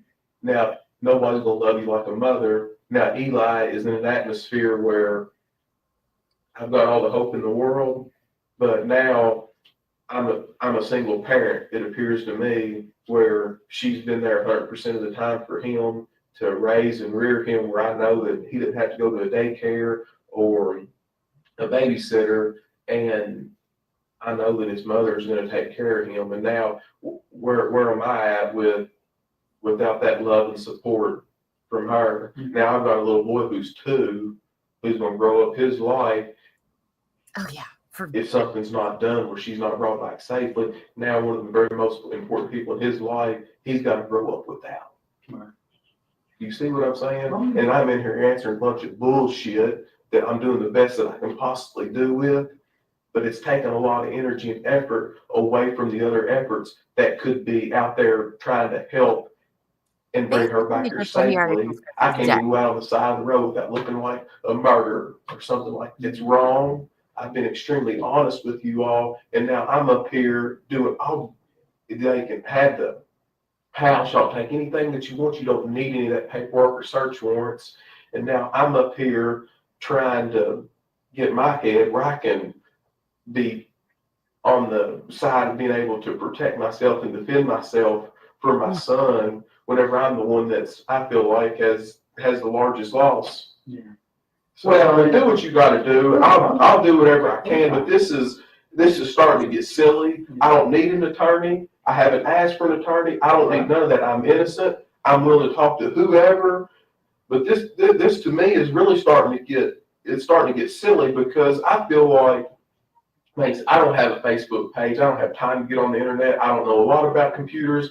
Crystal did all that for me. I didn't have to do it because that's something else that she always took care of. So now I have people coming back to me telling me that they're completely trashing me online for the whole media. I've taken 17 years of my life, and I feel like I've worked hard to get a good education. I've worked hard all these years. I've built a nice life for me and my family, and now my whole family's name is trashed for something that's completely not even tied to me. That's where I'm at right now. So I'm extremely upset. I'm hurt over it. I try to put on a tough shell on the bubble and move forward. It's extremely difficult to get up in the morning and push on and look at Eli and know that here I've got a million things going on that I have to get done. And then who's going to suffer? He is. And it's not right. I'm ready to hire an auctioneer to sell all this stuff so I can be there for him like Chris.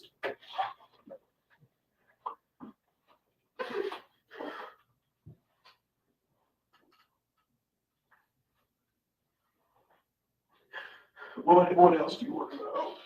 Take a minute, it's all right. No, It's fine to be upset. I understand. It's fine to be mad. I understand that too.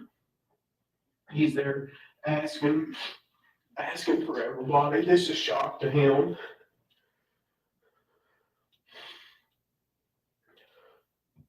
It's okay to be upset by it, I understand. It's okay to be upset at her family. Yeah, but their emotions are so shot right now, and I can understand it, and I don't, if that's how they want to be in. But you're allowed to be emotional too. That's okay. fine. What they're mad about is the darn cell phone that I took away from Ashley because her mother told for me to take it away from her. That's what they're mad about. And it's just been a spiral since then in October. And ever since then, their attitude towards me and everything is so wrong. For punishing a 16-year-old girl when she's not hurt, she's not hit, nothing like that. And I'm the worst person in the world for having any, and I understand I'm not her dad, I'm not her disciplinary figure. If she disobeyed her mother, I followed a direct order from her mother. Mother couldn't get it from her. I took her cell phone from her, and then it's just been hell ever since. That was the whole thing about the wrist? Yes, exactly. Yeah, they took her up to the hospital and did the same with CPS and all this bunch of garbage. They ruled it unsubstantiated, or however they wanted to say it. No bearing, or whatever you want. You can pull the reports.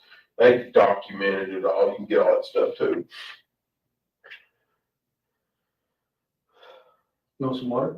No, I'm good. Let's move forward. Whatever you need, I'm here to give to you. Okay. I'm innocent. I don't need an attorney, so I'm good. Ask whatever you want to ask. Well, if we can just continue with the conversation, and I don't want to rush you. Take your time. I think we left off around about Saturday morning.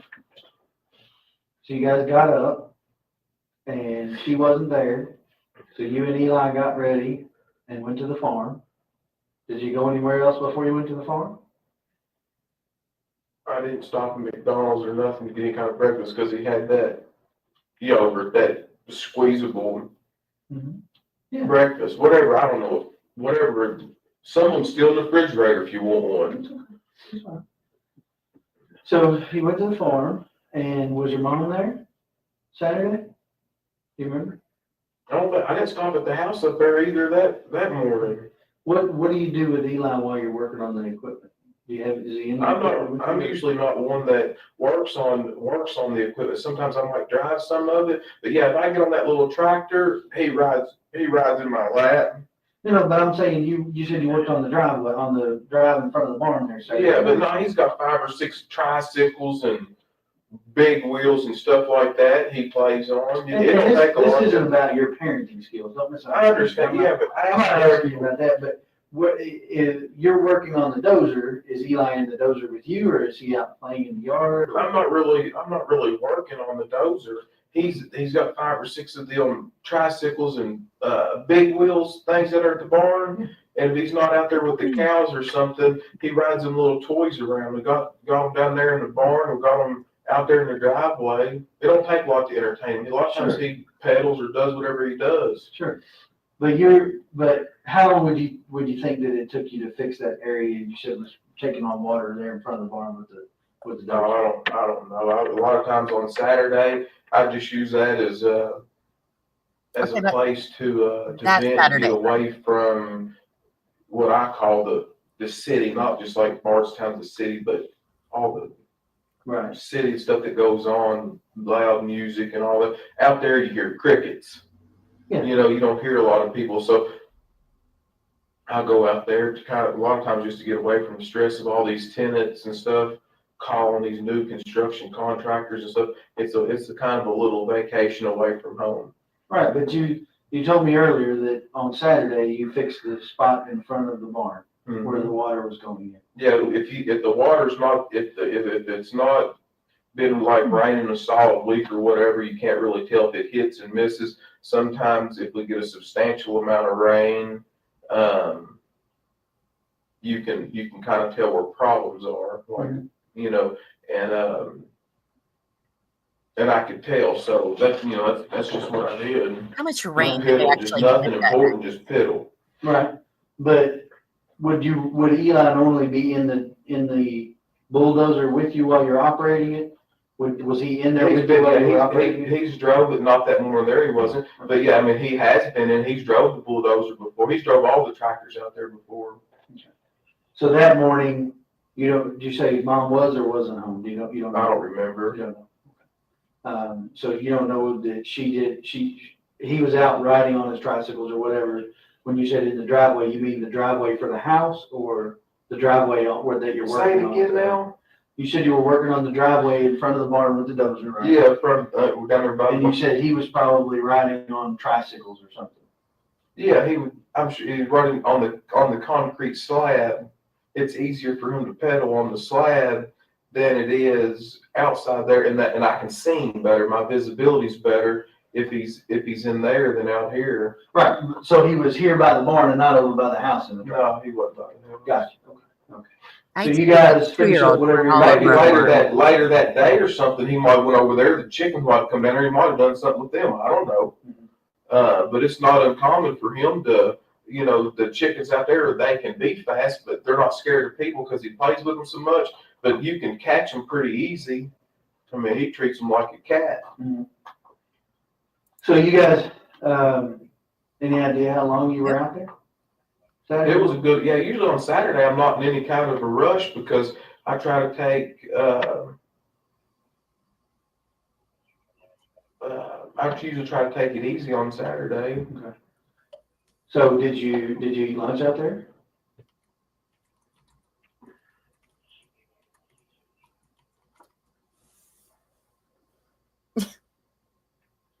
I don't know if I ate lunch there. I know I ate supper out there at Fabian's house that night because he had everybody over there at his house there's about, I don't know, maybe 150 people over there at my mom's brother's house. Mm-hmm. We went out there for a short while. It wasn't real long.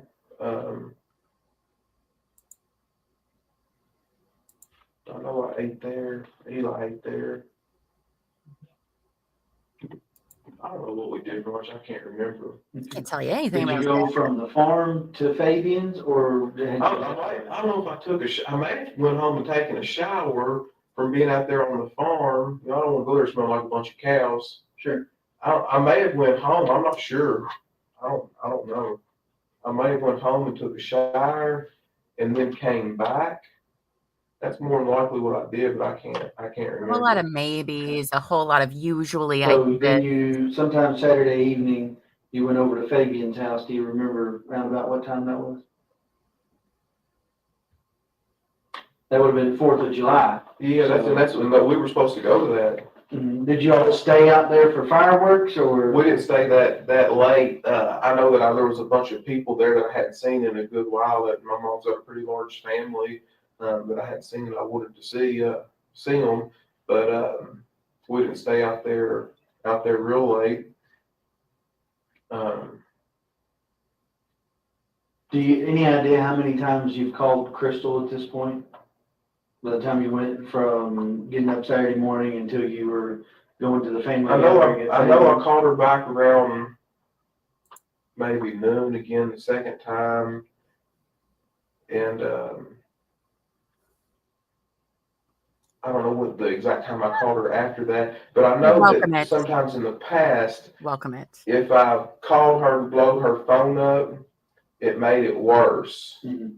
So sometimes I've just called periodically, and I found that she doesn't take as much offense to that. If you're just disrespectful to them, especially if somebody's mad, it just makes it worse. To call them. I wasn't even alarmed. I was for sure the girls were doing this to me on purpose. Oh, sure. Brooke and Sabrina and them. So while you're at the family gathering at Fabian's house, anybody ask you where Crystal was? Mm-mm. She hadn't went out there to Fabian's house a whole lot. Some of them people knew her, some of them people out there wouldn't have known her, but right then not really a big deal for them. No, it's something that those people there we see once sometimes every few years. A lot of them people really hadn't. Some of them have seen her, and a lot of them have not seen her. It's a small town. Sure. So like I said, it was a substantial amount of people. You're out there. You said did you say you didn't stay for fireworks? No, we didn't stay that late. So you and Eli leave before dark, because that's usually when people set off fireworks in 4th of July. And do you go home, you go to somebody else's house? That was on Saturday. Yep, that was Saturday. You go to mom's, where do you go after you leave there?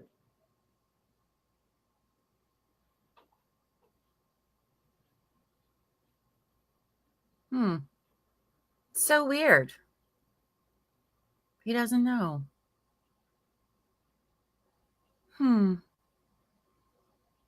No, I think we rode with my mother over there. To Fabian's house? Mm-hmm. Yeah, we rode with her, and then I went home after that. So you rode back to mom's house with her, and then you didn't stay at mom's, you went back to your house?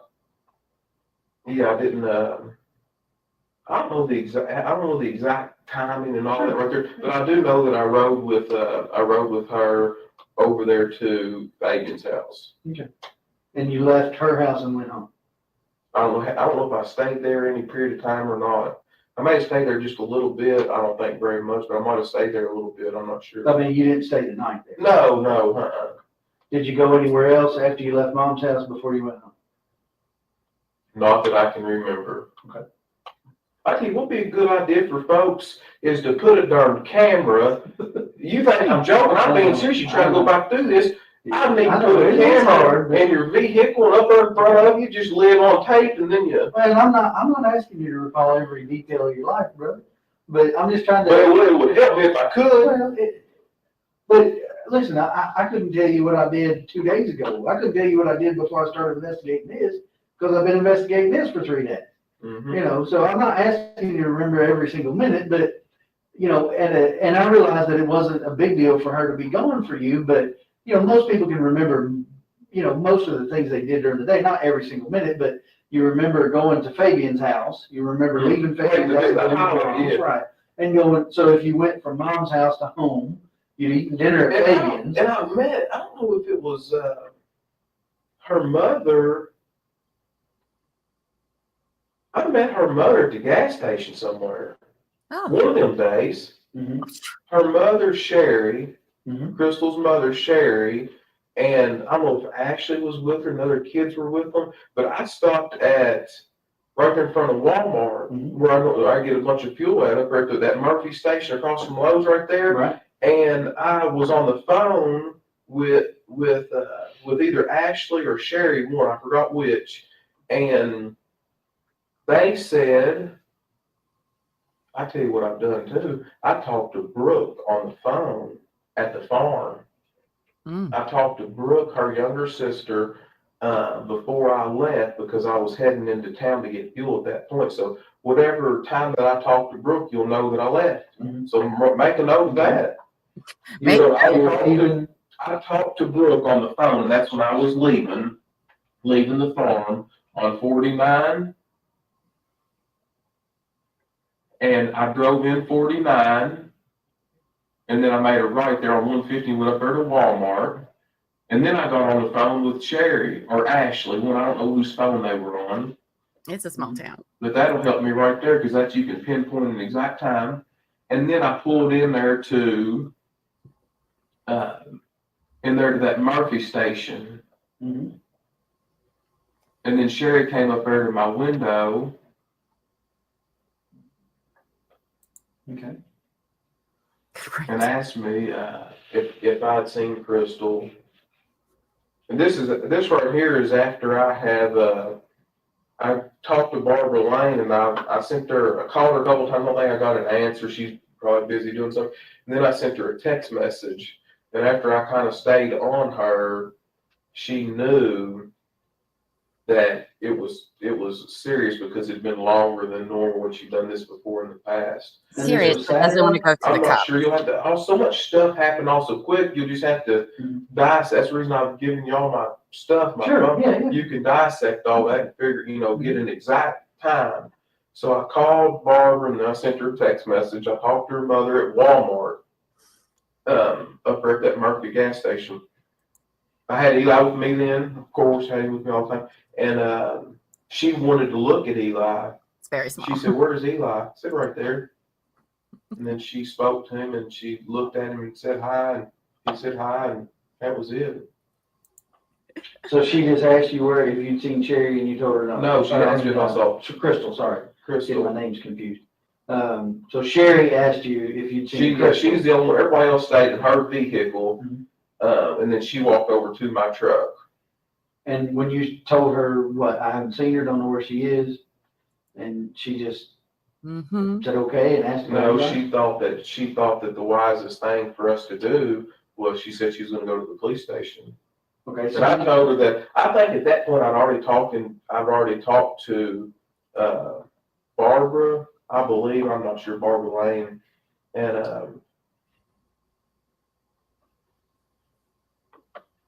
I'm not sure, I don't know the time periods, I don't know, I just don't know. that's fine. So, Then I went home.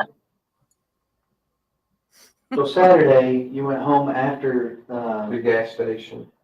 so you think that was, okay, so you think the gas station was between leaving the farm and getting showered up before you go to Fabian's?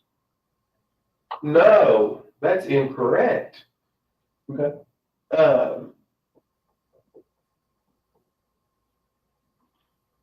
You said you were leaving to go get fuel. Yeah, I did leave the farm to go get fuel. I don't know. I don't know if that was Friday. I don't know if that was Saturday that I got fuel. I'm sure I did it with my card. I can prove what time that was too.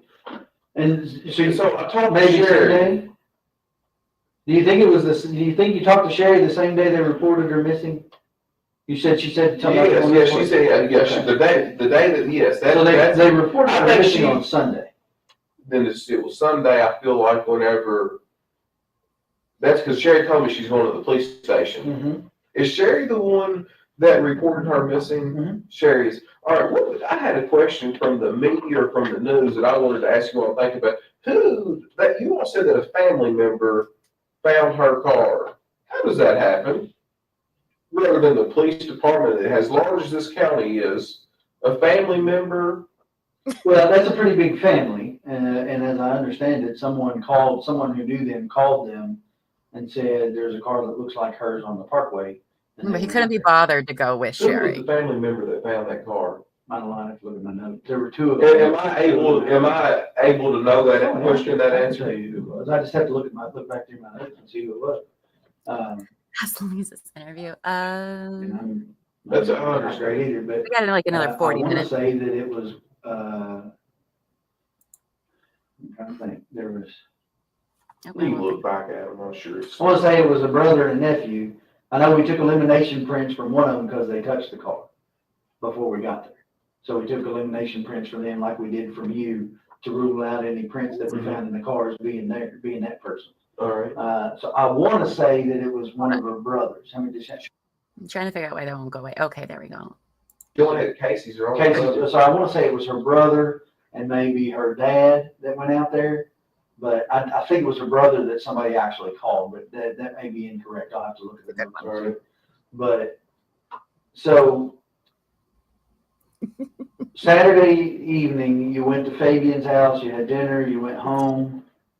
You're home all evening with Eli? Okay. Anybody come over? Anybody not? Yeah, I feel like, Richie comes over to my house all the time. He's over every day. Who's Richie? Richie Riggs, he's my manager, my real estate agent. He lives next door at 115 Glenview Drive. He's one of the people on that list. Okay. So you go to bed Saturday night. You got Eli with you, presumably, because you said you guys went home from Fabian's. Not presumably, he was with me. Right. Well, I didn't want to put words in your mouth, so if he's with you, tell me. He's with me, yeah, he was with me. Again, not trying to offend, I just don't want to put words in your mouth. Yeah, I don't want you to either. So you and Eli go to bed Right. Saturday night. You get up normal time Sunday morning. Do y'all go to church? No, sir. Okay. Didn't go to church. But on Sunday, I don't remember what we did Sunday. Okay. Well, I mean, Is Sunday when I came up here and talked to you that night, or Saturday night? That would have been Sunday night. Sorry, let me make sure he's giving me what I need here. Your phone's on my desk. That's what he was telling me. That's fine. That'll be a part of the story later. You have to answer it. He probably didn't answer. Yeah, Sunday night you came up here and talked to me. That was after they found the car and everything. So sometime Sunday after 12 o'clock is when you talked to Sherry at the gas station. I think, and I'd have to look at your phone to see, but and you may know or might know, but you called Barbara. You call her Barbara Lane. I just call her Barbara. That's all I've ever known her by. But Barbara Roby was a Ballard, right? Yeah. You called her and talked to her about Crystal being gone, or she called you? No, I'm the one calling her. Okay. And what does that conversation sound like? I think the first time that I called her, that I don't think she answered the phone. So I left a message, and then I don't got a response, and then I sent a text message to her, and that's when she called back, and I think she tried to call her and she didn't get an answer. Okay. And you know. So I'm piecing things together from what they've told me as well. So at some point you do talk to her on the phone, but when you get up Sunday morning and Crystal's still not home, or you're starting to get concerned, that's why you call Barbara? Yes, exactly. That's the reason that I did call her. But before then, I wasn't alarmed. She'd done this before, right? And I wasn't alarmed. That's all there is to it. Yeah. So you call Barbara. I knew I gave Barbara Lane more credibility than Sabrina, Brooke, or any of them, because I know them young girls.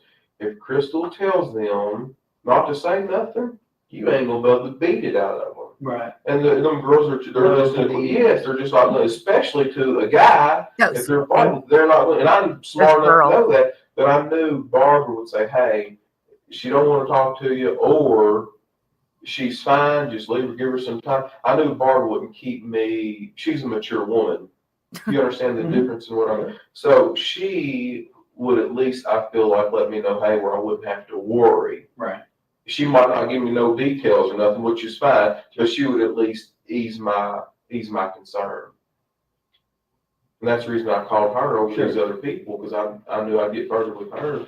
And at some point, so you do talk to her, and as I understand it, at some point she came over to your house. Mm-hmm. Is that right? She's been there a few times since then. Right, but that particular day she came over to your house, was that before or after you talked to Sherry? Do you remember? I have no idea. No, that's fine. So you... To be honest with you, I don't even remember doing that. I remember seeing her much more this last little bit than I really ever had before, but I don't, as far as talking to Sherry at the gas station and then keeping everything synchronous, I had no idea. None. Okay. Well, I mean, I know that Sherry was here at 3 o'clock thereabouts filing the report, the missing persons report. So that part I can kind of figure out, okay, so it was sometime before 3 o'clock that you talked to her at the gas stations. I'm thinking probably, closer to that time than farther away, not early in the morning, what have you. And then, of course, fast forward till they find the car at 5 o'clock out on the parkway, and the sergeant responds out there, and then he calls me, and then I come out and start investigating, and obviously I call you to come and talk to me about the last time that you saw Crystal. So that kind of builds my timeline. Obviously there's some gaps in there, understandably. But some of those gaps become really important. For instance, validating or invalidating the guy's statement about her being on 49 between 1 and 2. You see what I'm saying? The gaps in time become really important to me, because that's how I determine where my gaps in the investigations are and where I should focus my investigation.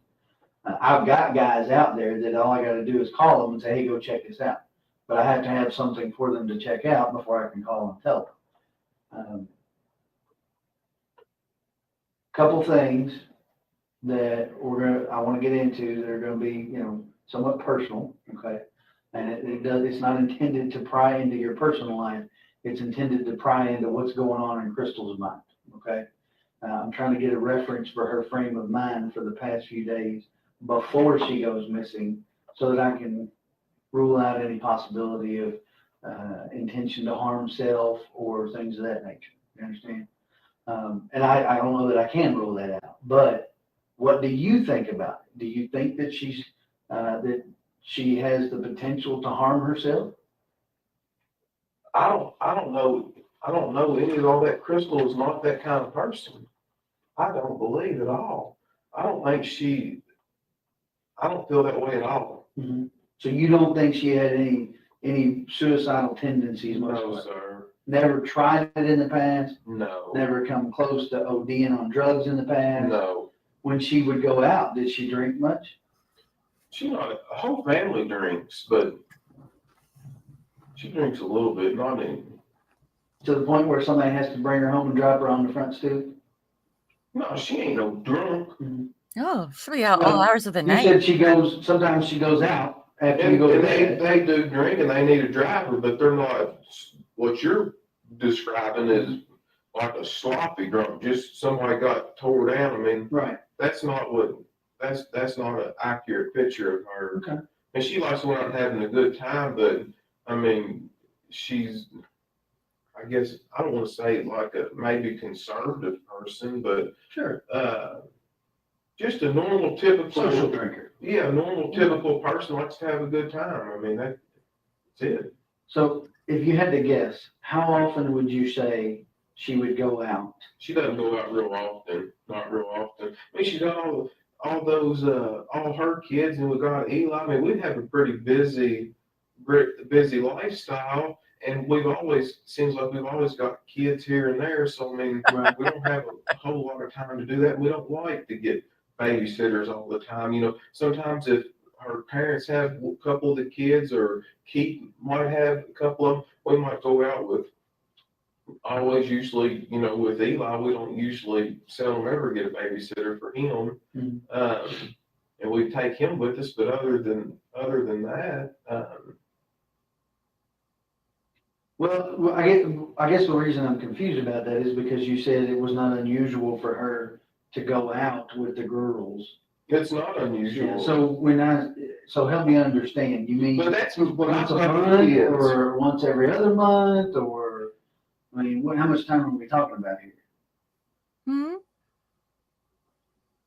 You know, because my wife might have a girl night a couple times a year, but she might not be the typical wife either. Yeah, probably about 2 times every 3 months. Okay. Like once every 6 weeks or something like that. You're not going to tell him about it. Okay. Totally normal. So you said Eli generally does not go to a babysitter.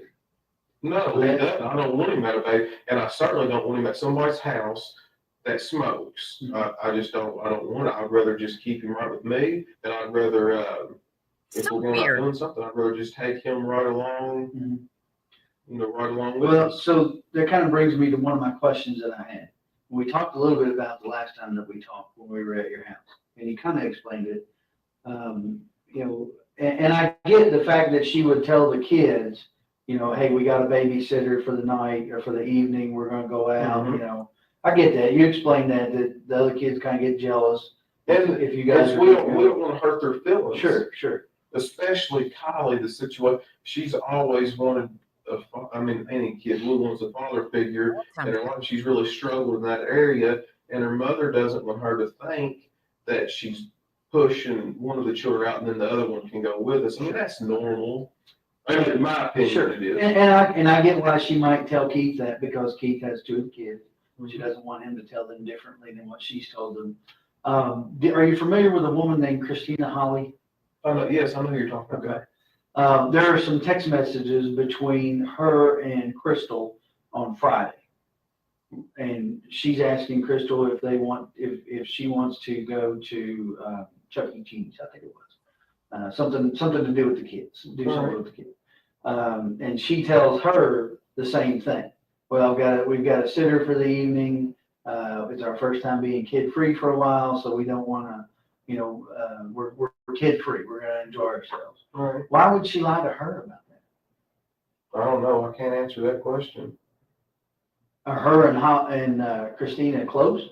Yeah, I mean, they've always been good friends. I know exactly who you're talking about. Do they? I mean, close enough that they see each other on a regular basis every few days, or No, talk on they the phone, or they talk on the phone, but I don't know if they see each other that often.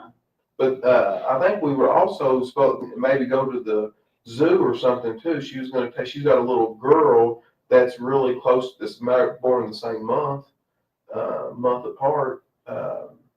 as Eli. Yeah, as Eli. Mm-hmm. I mean, it's just curious to me. You know, these are the things that make me wonder. And in any other situation, they might not amount to nothing. But did you ever talk to the girl, the Amanda? Mhm. All right, so and she says there was no plans for her to babysit. all right. So, but that doesn't necessarily mean that Crystal hadn't planned for someone else to watch him. I don't know that. I mean, you know that because you and Crystal have him together. But I don't know that because I don't know you guys. You know, I don't know. Maybe sometimes she might use Crystal's phone. I don't know. I don't know. I can't answer that. Right. I do not know the answer. Okay. But as far as you know, you all did not have plans for a babysitter then. No, absolutely no. The plan was all along for you guys to go to the farm. Yes.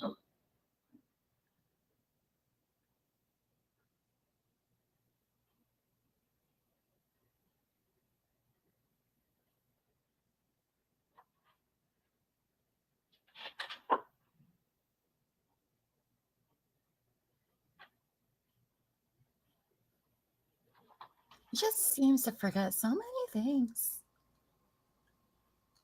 Give me just a second. I want to get your phone and look that phone number. All right. I mean, he's not getting like angry or upset that she's been missing, that she's out doing all this stuff. Doesn't even make any sense. Okay, we got that number in.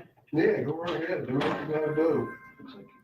Oh, here we go, you I guys. don't know how to do that. I've got an Apple phone. So just, I You just want to put the number in, right? or check contacts or however you do it to see who it is. Yeah. 192-1390.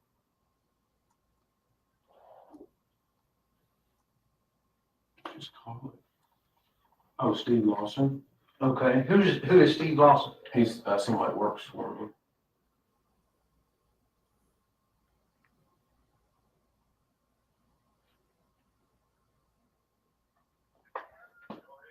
Hey, Steve. Hey, I can't hear you real good. I'm gonna ask you to speak up a little bit, okay? Okay, sir. Hey, I was wanting to know. Hey, I've got some things going on next week. I'm gonna need your help with it. Are you already booked up, or can you help me? I haven't moved up yet. I'm still looking for a place. That's why I needed them numbers from you. All right. Well, I can write them all down and get them there for you. But I was actually talking about doing some more work with your little skid steer and so forth. Mine's still broke down. I love you're making a quilt. That's awesome. Very cool.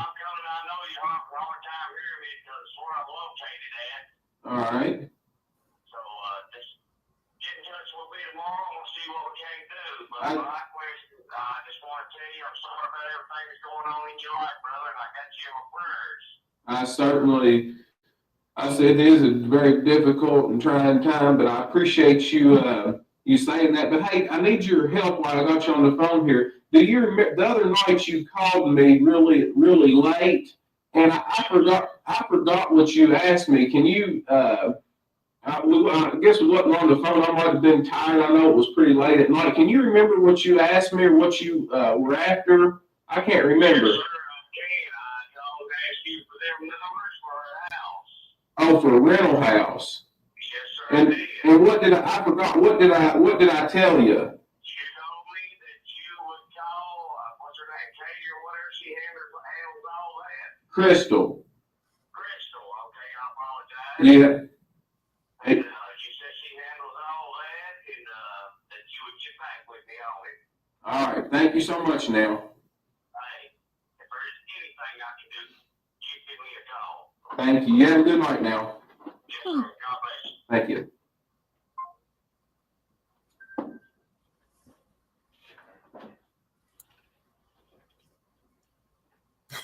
Okay. So that Never begs thought the about that question before. in my mind. All right. if she's in the truck next to you when he called, why would you need to call her about getting numbers for rental Because property? being that late at night, we're headed to the house, you know, I just wouldn't, she normally is not gonna deal with stuff that late. And I mean, I probably didn't even look at the phone to see who it was calling me. I'm sure I just answered it. Remember, he didn't know who it could have been. But he said you told him that you'd need to call her. All right. Why would you need to call her? I mean, that's an odd phrase for someone who's sitting next to you in the truck. Do you understand? You see what I'm saying? Yeah, I see exactly what you're saying. But I mean, that's what if that right there is what I told him, that right there is what I told him. We wasn't on the phone that long, but normally I would just, she handles all that, and that's what I would do. She's not going to want to mess with that kind of stuff that late. I'm sure I probably tried to answer the phone really quickly, so that it wouldn't, a lot of times after I get moving, Eli goes to sleep, you know. Sometimes he goes to sleep in the truck, sometimes he doesn't. So if you want to call him, you got his number and everything. If you want to call him, you know, you can call him. So weird.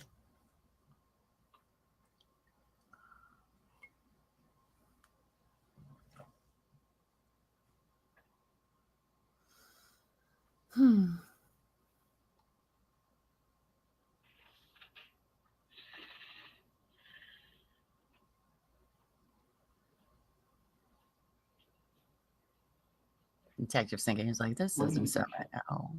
I'm shocked. I do not know. I mean, you told me that she doesn't do drugs. She's not on any kind of drugs that I'm aware of. She drinks socially. On And occasion. mildly, yes, not any kind of. Every 6-8 weeks, something like that, right? Has she ever had trouble with depression before? Not really, not to my knowledge. I mean, there's always stress that's your highs and lows in people's life, but I wouldn't classify her as a stressful person or someone that's deeply depressed. Well, I know Oh, Keith Rogers. we're happy you're here, Sonny. Are still current, but not together. I know that he has had a drug problem in the past. Was she with him during the time that he had the drug problem? Or was that after? Yeah, but I'm not, you guys got I mean, I think that he has fought that for some time, and I think that she was obviously definitely in the picture while that was going on, but I don't, to my knowledge, she didn't get wrapped up into any of that.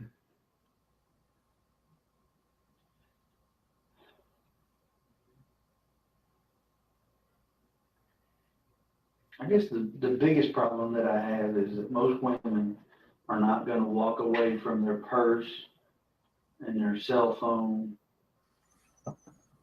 in the car. I agree with You you. know what I'm saying?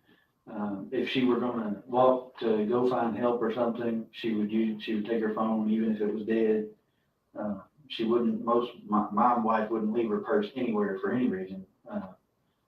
So I can't figure why she would walk away from the car and leave the purse there. When we took the bloodhounds up there, the lady commented that it was though she wasn't even there. I mean, they had her things that you provided us for scent, and they said it was as though she was not even there.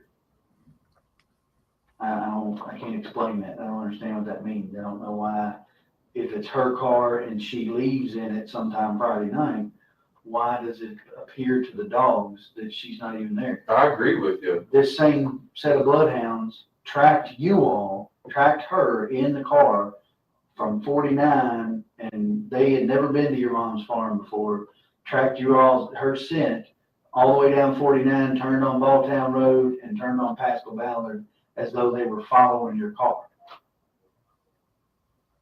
So I know the dog's not defective. That's right. Because they're following her scent, and they don't know where your mom lives. They've never been there before. So the dog's nose is not defective. So when the dog doesn't even try to find her on the parkway where her car ends up, it's just very odd to me. And I can't figure out why they wouldn't find any scent of her at all if she walked one way or another. They would have picked it up. Right. They would have at least walked far enough for her to have been picked up by somebody, You have, if you break down on the parkway, somebody's not gonna pull bumper to bumper with you. So you're gonna have to walk from your car to their car to get That's in. right. So the dog doesn't even act like it wants to go in one direction or another, even far enough for her to have even gotten in a car with somebody. That's just weird to me. I don't understand. Unless she was never in her car when it got put on the parkway. I don't know. Yeah, but I can't answer that. I do not know. Do you know of anybody that would want to hurt her? I mean, as far as I know, she's a well-likable person. Right. I know that she's done a few evictions with some folks, got a few people upset, but Were they missing evictions? I mean, like threats? I mean, there's never a good eviction. Right, but I mean, it's just normal business. But I can't think of anything. She's a likable person. I can't think of anybody who would want to harm her. Ever have anybody show up at the house upset over something? You know what I mean? You know what I'm saying? Coming there when it's not appropriate for them to be coming to their landlord's house. Ever have them show up at your house, beating on the door, hey, you threw me out, or whatever? I've never had somebody come up there to the house over an eviction saying you threw me out. Not one time. Now, several of the tenants do come to our house. Some people don't just mail a money order check. Sometimes people stop by there and drop it off. Sure. And, she can write them a receipt that way or whatever. But as far as what you're saying about you evicted me and you threw me out and you're confronting her about it, never happened one time. He's giving him all these options. Is Kylie's dead? Excuse me. Kylie's dead. He doesn't have anything to do with her. Very little. I don't even know. I think he lives a far piece from here. I'm not really sure. So I thought they said her dad's name was John Fenwick. Is that correct? No, that's not right. That's not right. Okay. I think it's Jesse. John Fenwick is one of the owners of Bluegrass Seed. Right. Yeah, that's not her. Okay. That's not so her. Jesse Fenwick. I believe. And it might not somebody that doesn't live around here close. Yeah. It's a far piece. Is it now? But obviously, his mom lives on Stone Road. Yes. So he's a member of that Fenwick family that's from around here. I don't know how many sets of Fenwicks there are, but I know there's. As far as I know, there's only two. Now, I don't know which one he would belong to, and there may be more than that I'm unaware of. But, so, do you know, is she related to the Fenwicks that owns the Bluegrass Seed? I do not. I don't think she is, but I do not know. Sure. I do family trees and all. I don't do all that. I didn't know since you do business, if you've done business with them, if it come up. But, I'm sure you can still put him in the Discord. That's fine. Ashley is the daughter that her mom and dad raised. Yes, and I figured out her last name is Johnson. I couldn't tell you that the other night because I was so stressed out, but her last name is Johnson, and I do not know her dad's first name. I just know that he stays incarcerated quite a bit. He'll get out from time to time, but he will only make it about a week, and they find a reason to lock him back up again, whether it be drugs or whatever it is. Have you all ever had any trouble out of him? I've never met the man. I know that was a pretty abusive relationship from what Crystal's told me, but I don't really know. I can't speak intelligently upon it. It's been quite some time back, so I don't know a whole lot about it.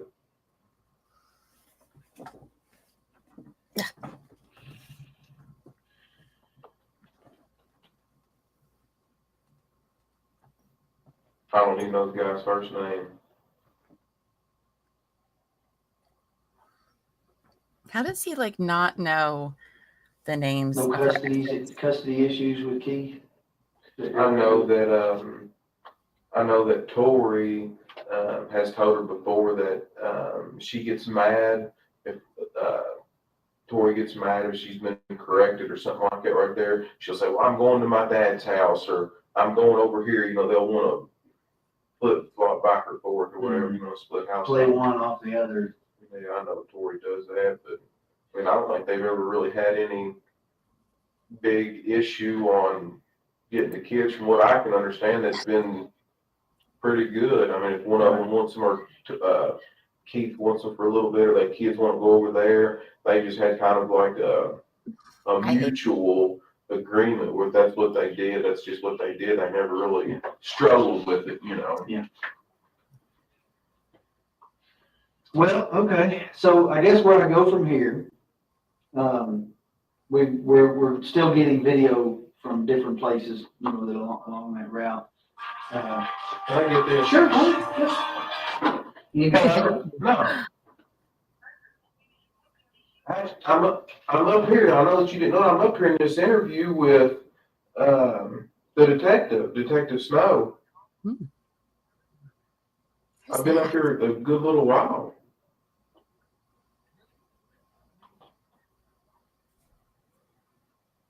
I'm filling out this statement here and everything.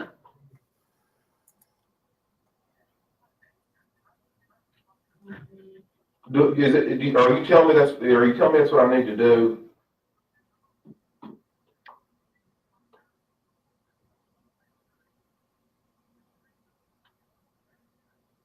I know that, but the way that I look at it is I'm innocent. I ain't done nothing wrong. What, you know, I know you told me innocent people have got jammed up, but if you're telling me to leave, I'll get up and leave. If you want me to.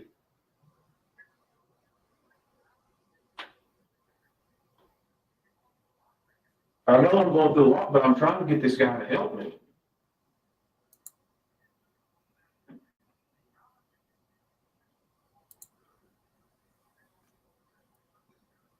I don't think she's ran off with some other guy. I don't believe that. You can't make me think that. No. This is such a staged phone call, by the way, you guys. This is his brother, Nick. So do I. The Bardstown police officer. Exactly what you're telling me to do right now. You want me to get up and leave? Man, I don't think these guys. I don't think these people got as vindictive just to skin me for no reason. Man, this is not their family. This is not. Any of you buying this?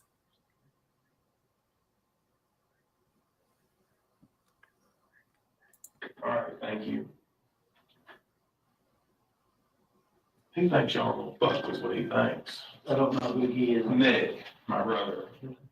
I know it, but I'm not.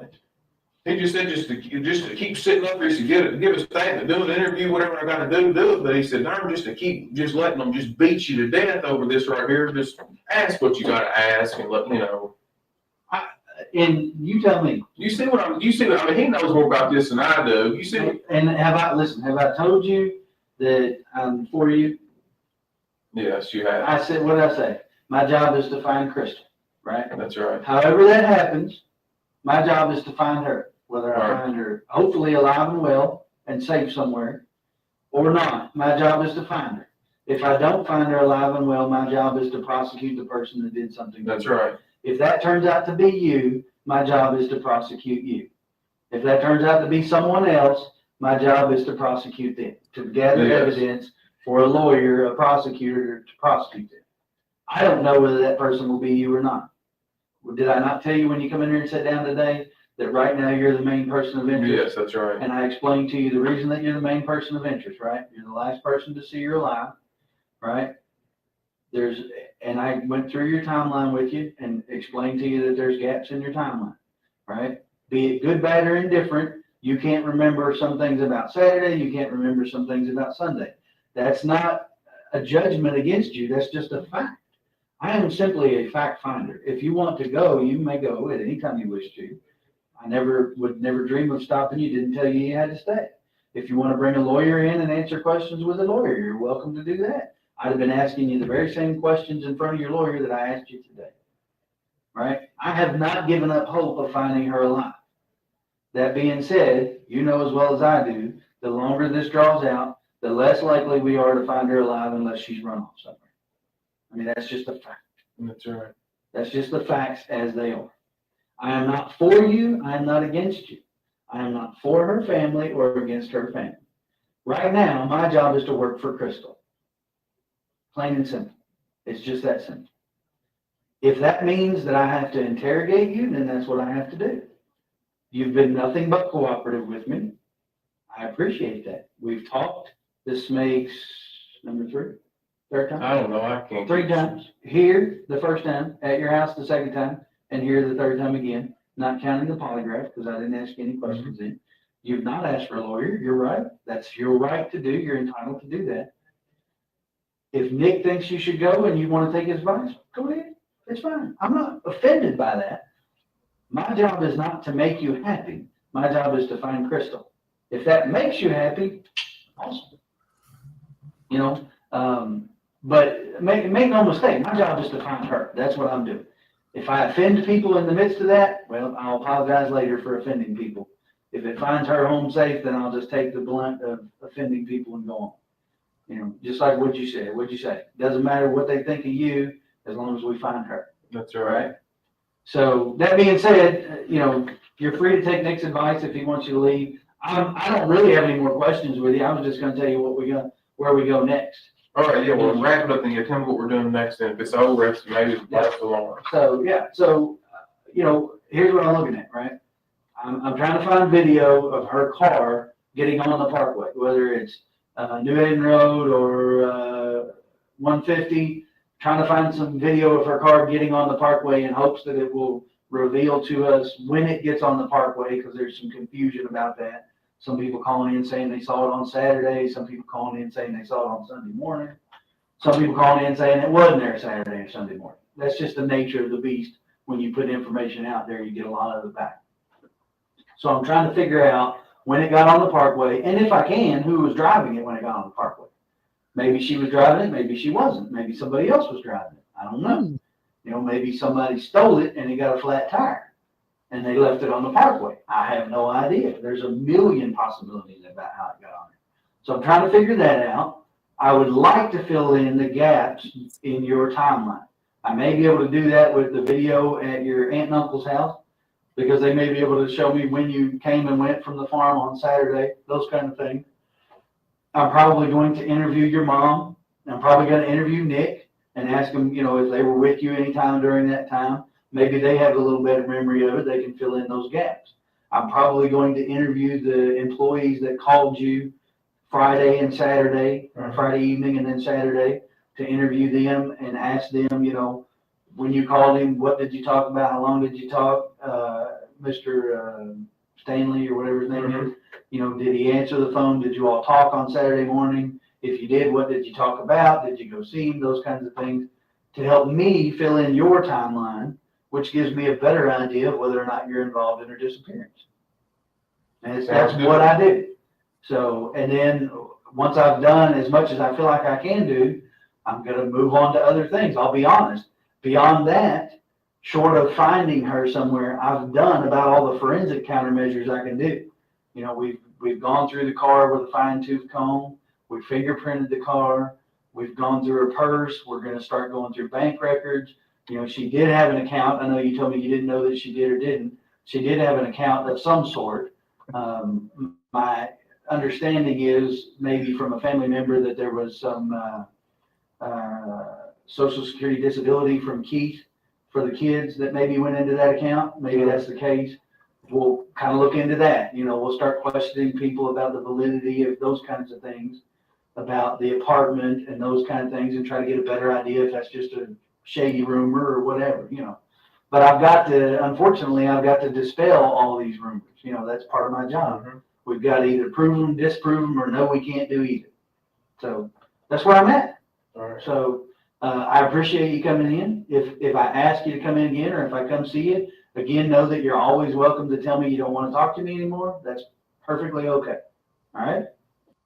Okay, you guys. So there was that. Okay, so that's your introduction to Brooks Houck. What do you guys think about that? Totally makes sense, right? All of that just makes sense. That's exactly how anyone would be. Listen, I know people grieve differently, and in times of tragedy and trauma, they do different things. But does anybody believe anything that guy has to say? Because I don't. I don't. It doesn't even make any sense. Oh, Crystal is doing all these things that she never does, but didn't communicate with me. I was on a farm all day the next day with my 2-year-old, letting him roam wild while I worked on a truck on a farm with dangerous farm equipment, large animals. I mean, I'm from a small town as well. That's just stupid. is what that is. Stupid and dangerous. But he is full of BS. Now, do you think Brooks gets smarter? I don't know. We'll see. So that was on July 8th is when that was the sheriff's office that was questioning him, right? So then he gets that phone call from Steve Lawson at around midnight, the night that he last saw Crystal. He's going to come up later in the story, so put a note in that one. And then he gets a phone call from his brother Nick, a Bardstown police officer. That sounds very staged, who's telling him to not talk to the cops, to leave the interview. That's a weird thing for a police officer, not wanting to know where his nephew's mother is. So, does Brooks go and do anything more stupid? He sure does, but we'll get to that. So that was on July 8th. So then on July 9th, the very next day, Nick Houck, the brother, testifies in front of a grand jury. Okay. Oh, this isn't going great for them.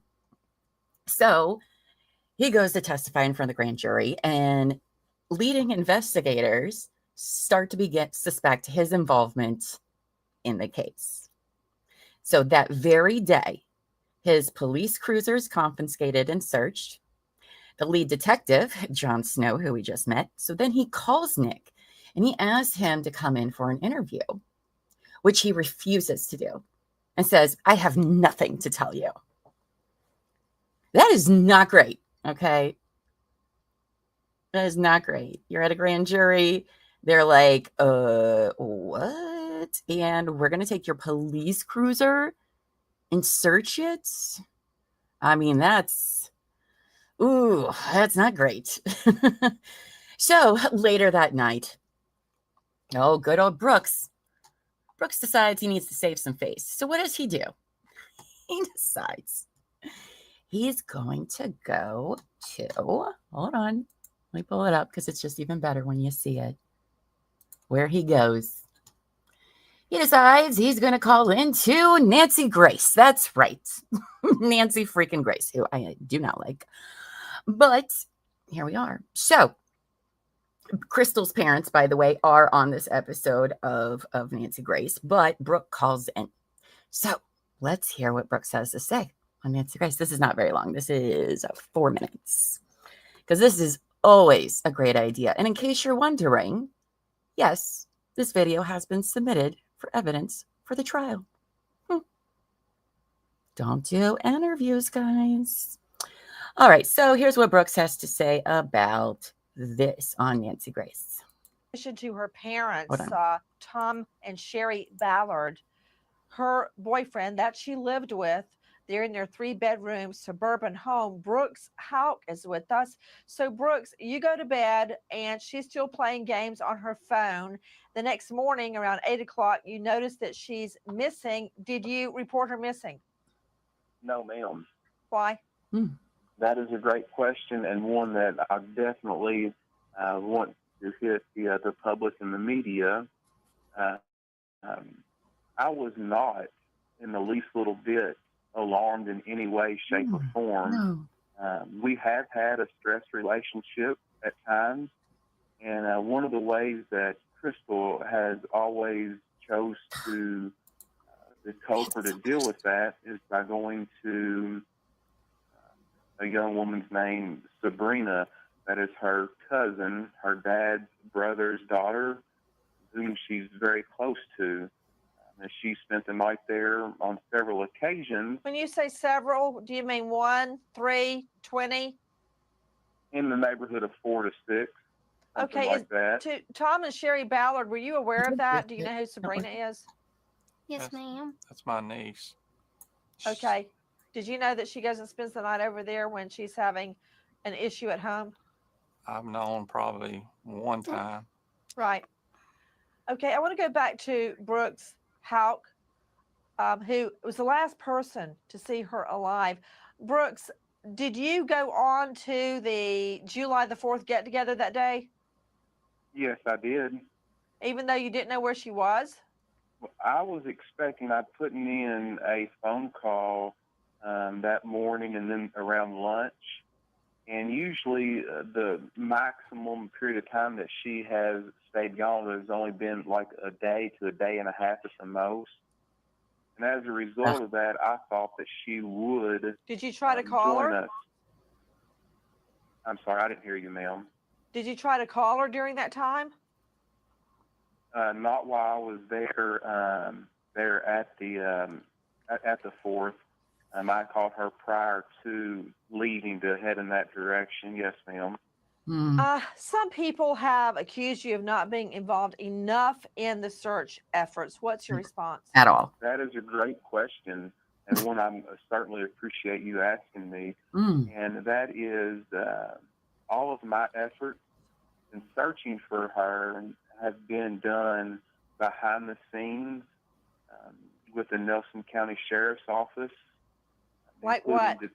Detective Snow, who's leading the investigation, and Jason Ellison, who's a deputy there assisting him, along with the Kentucky State Police Agency Post Number 12. Well, my question was what you had been doing with them, but let me ask you this. I know that you agreed to take a polygraph. Did you pass? Because of the way that the lines or whatever were on the thing, they determined it to be what's called inconclusive. I'm not exactly sure what that means, but they did tell me it does mean that I wasn't lying or I didn't pass it or I didn't fail it. They just ruled it inconclusive, and that's exactly the way that it stands. I've been 100% completely honest with everyone. I've been 100% cooperative, and everything that has been asked of me, I've not asked for any kind of legal advice or assistance or an attorney. We're almost done with his any nature. I'm 100% completely innocent in this, and I have exhausted my efforts with the law enforcement agencies to gather all the facts necessary to allow me to have a clean name again. And that's very important to me. I have not responded to a lot of the negativity and all this animosity because I want the emphasis to remain on Crystal's safe return home, and that's where I want it to. I want it to stay focused in that area rather than dealing with any of the animosity. Okay, so that was that. I don't know why I didn't go on more than that, but I think that was pretty much it of that. So Brooke decides to go on Nancy Grace. Again, more BS. I've exhausted all efforts. It's been, 6 days?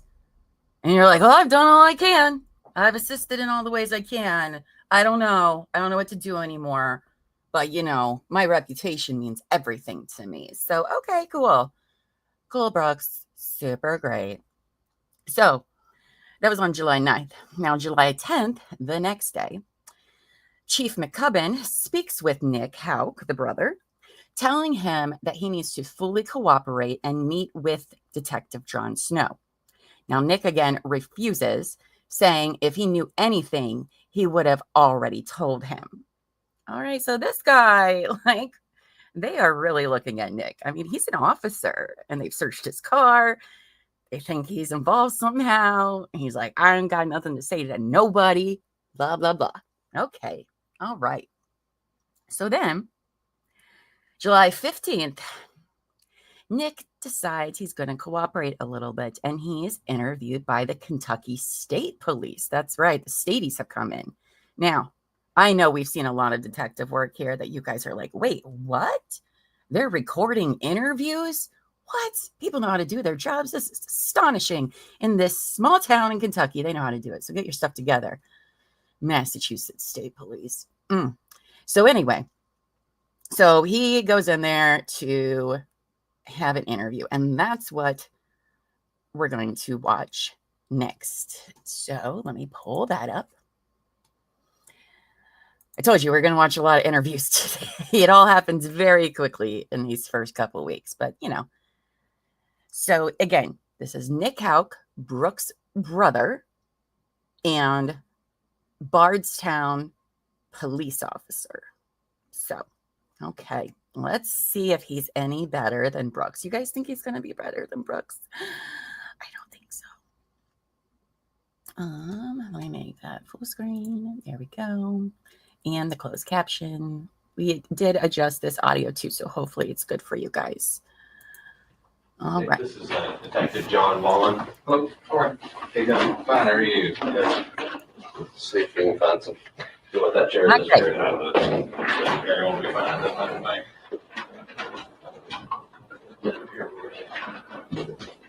Desk.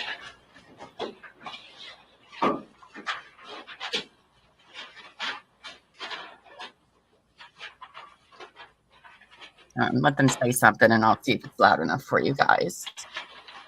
All right. I don't know what you all talked about on the way over here. Or... No, we just basically talked about that he was willing to come over and talk to us, but talking about his car, really. Okay. This is not great. Yeah, he liked the Caprice. Did he? It's actually John's car. Yeah. Okay. Yeah, little dirty. I need to get it in line, but it's been raining so blessed much that it's hard to do anything with it. So just want to make sure you understand you're not under arrest. Okay. I want to make sure that's. Oh, I know that. Yeah, I know that. Okay. And it's my understanding that you testified at the grand jury this morning. Is that correct? Okay. And Mr. Gohagan had made mention of that you'd be willing to come in and, under oath, whatever that. Yeah, I don't have a problem with it. Okay. So you're still fine doing that? Okay. I guess let's just kind of start from the beginning. You don't know us, or I don't know you. You don't know me. So you get your full name. Nicholas Houck. Sorry, yes. Good. Thank you, Dope. Any other stuff? Or bluegrass. It's one or the other. AT&T or bluegrass. I just changed it about maybe a month ago. Okay.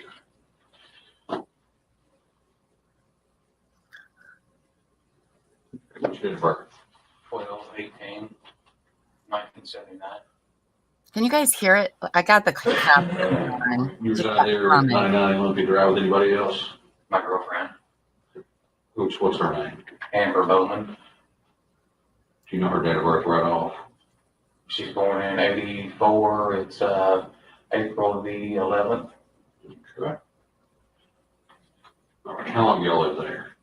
We've only been there for 2 or 3 weeks.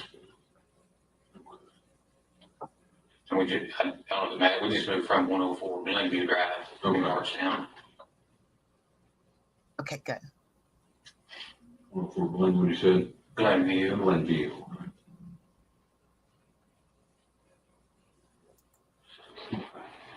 I guess let's just kind of start from the beginning. You know what you're here to talk to us about, right? Sure. Okay. What is that? Yeah. Crystal Rogers. Okay. How do you know Crystal Rogers? She's my brother's girlfriend. Okay. And how long have you known her? How long have they been? I'm assuming. Did you know her before they started? I don't know what that was about. Oh, it's just having a.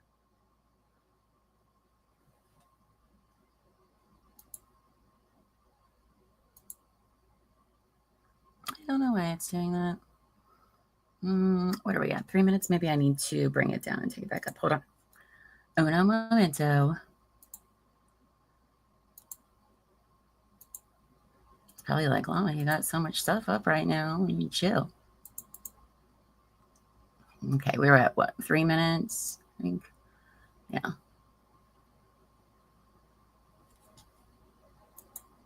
If I get rid of some of these other things we already watched, that might help. Oh, that's so fun. Now it's not going to do anything at all. Hold on. Okay, there we go. We're back. Just a second.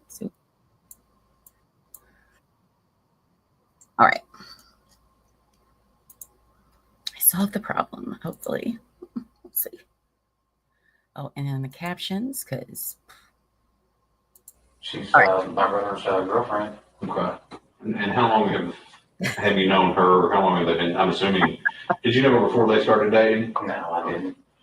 So how long have they been dating? I'm 2 or 3 years, maybe.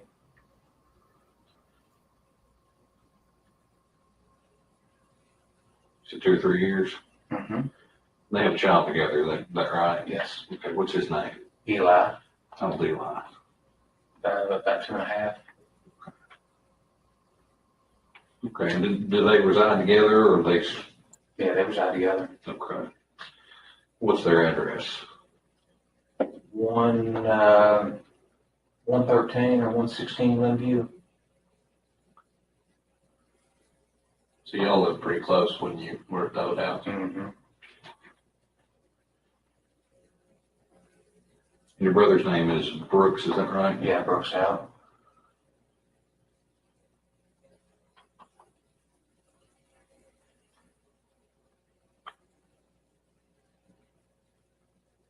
How much interaction did you have with Crystal over the years? Almost none.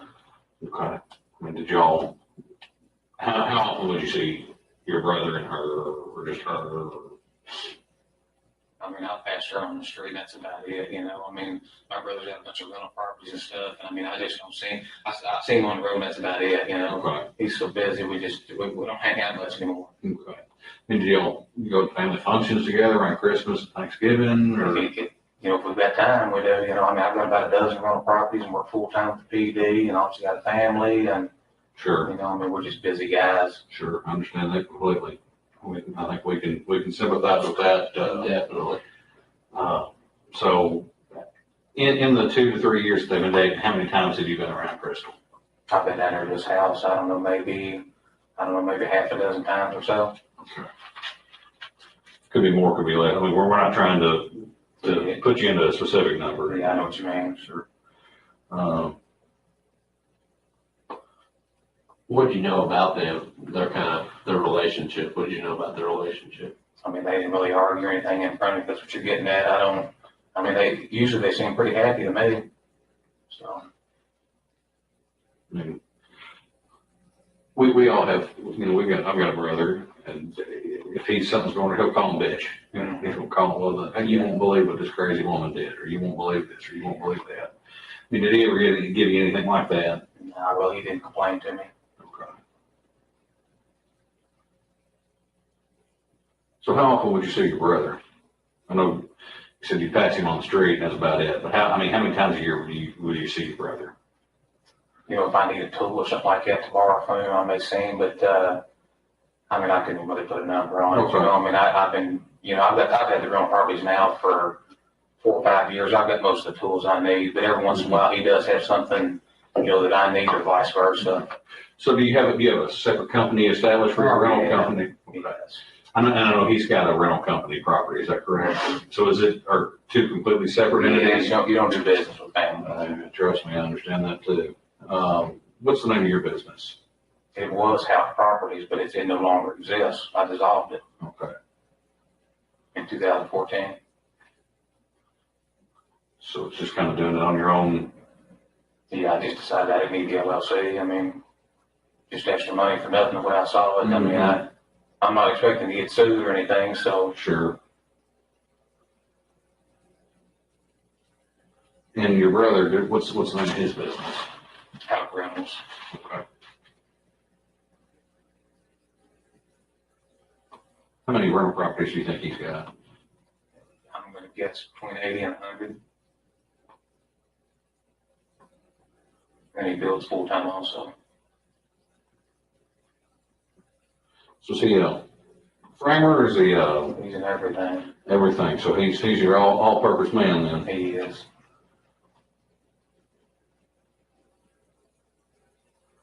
What does he do something more than does he do one thing more than another? Like, does he frame more than anything else? Does he roof more than anything else? I mean, he's just into all of it. I mean, he jumps out there and helps whoever's out there. I mean, obviously he has, you know, certain guys come in to do like the plumbing and electric stuff like Sure. that that are licensed. Sure. But I mean, he's in there getting his hands dirty. Okay. So is he building for himself for the rental company, or is he building? No, he usually sells the houses that he builds. Okay, so he's a what do they call that? Slumlord? No, not a slumlord, but there's you build a spec house. Yeah. Spec. He's building houses $150,000 and up now. Okay. Custom homes.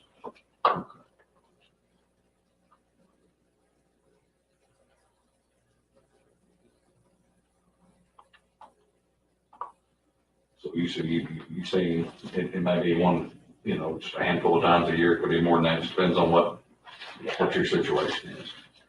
Okay. And Did you, in the times that you did see Crystal, I mean, did you ever have any conversation with her? Or? No, I mean, I didn't. I never had any issues with Crystal, but I wasn't around her that much. I mean, she seemed like a pretty easygoing person to me. Okay.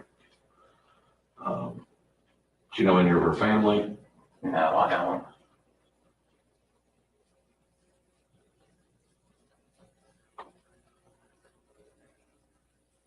What about your nephew? Do you spend time with him, or? I wish I could say yes. I mean, no, I don't really see him much. Okay. Well, now, didn't your brother run for sheriff, I guess, last election? How did he have time to run a campaign? I don't have any idea what he was thinking or anything. I guess he thought he was really good at building. He had a lot of success there, and he thought he'd transition into the law enforcement, but I told him don't do it. Yeah. So, I mean, how'd that turn out? not good. Politics is, policing is one thing, politics is another. Exactly.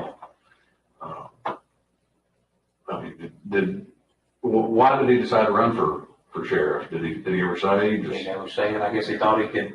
I don't know if he planned on continue building and then also be sheriff. I don't know what he was thinking.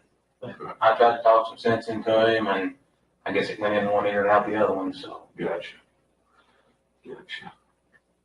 If he would have won sheriff, do you think he'd make you his chief deputy? I wouldn't work for him. You wouldn't work for him? I mean, I'm happy with the PD. No reason to leave. How long have you been to PD? I was with Lebanon for about a year and a half, and I think I've been here for about 8.5, 9, something like that. Okay. Hey, what year did you come on in Lebanon? 2005. Okay. Now, you said you was Lebanon for a year and a half? Mm-hmm. What made you come here to Bardstown? It's just where I was from. Quick phone call. Did the sound like their voices completely cut out? Is that what happened? Oh, farts. Okay. Give me just a second and I'll just pull it from another source, but I'm just going to warn you, there's going to be that loud humming. Okay. Sorry about that. Adult Meditations, thank you so much for gifting a membership. Appreciate you and your support. Oh, and look who it went to. It went to Marmalade. I love that. Congratulations, Marmalade. Welcome to our members. We do lots of members only thing. Use it responsibly. We don't do anything responsibly around here. All right, hold on. Let me pull up a different source because I don't know why it did that. Where are we at in that? Hold on. Let me see how far. When did it cut out, do you think? You know what? It's fine. We'll just start it over. Who cares? Right? We're going to be here all day anyway. All right.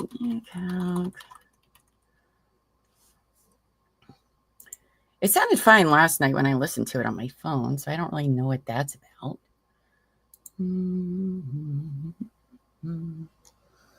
All right. Oops. No farts.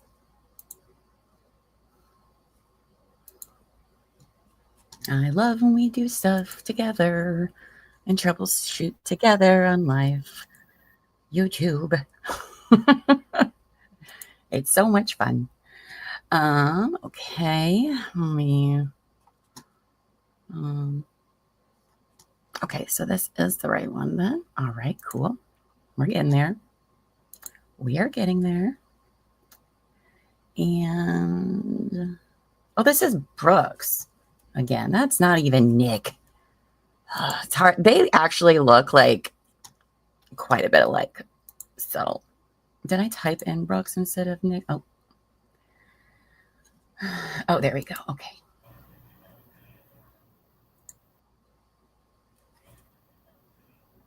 Okay, there we go.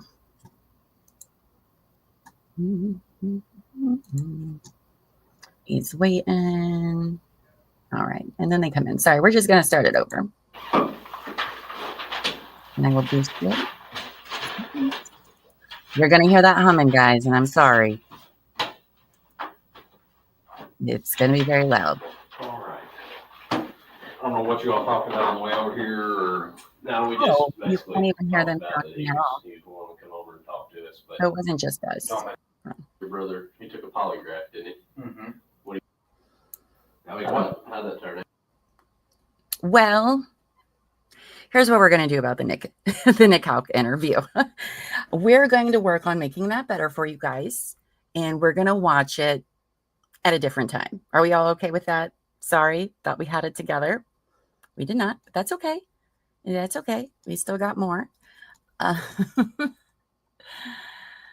Let's see. Oh, hey, Dave. Hello. Welcome. Welcome. Some technical difficulties. I think Dope Meditations broke the internet by gifting a membership. I'm just kidding. All right. So we will come back to the Nick Houck interrogation once we find a better way to go about that. Okay. But don't worry. We got plenty of more story to tell. All right. Where am I in this story? Speaking of. All right. So that Nick does this interview on July 15th. Now, I should see if the next video works. Hold on.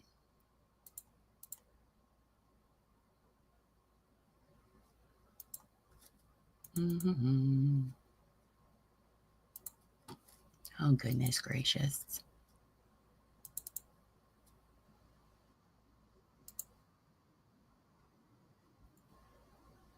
Oh, that's cool. You can't hear that either.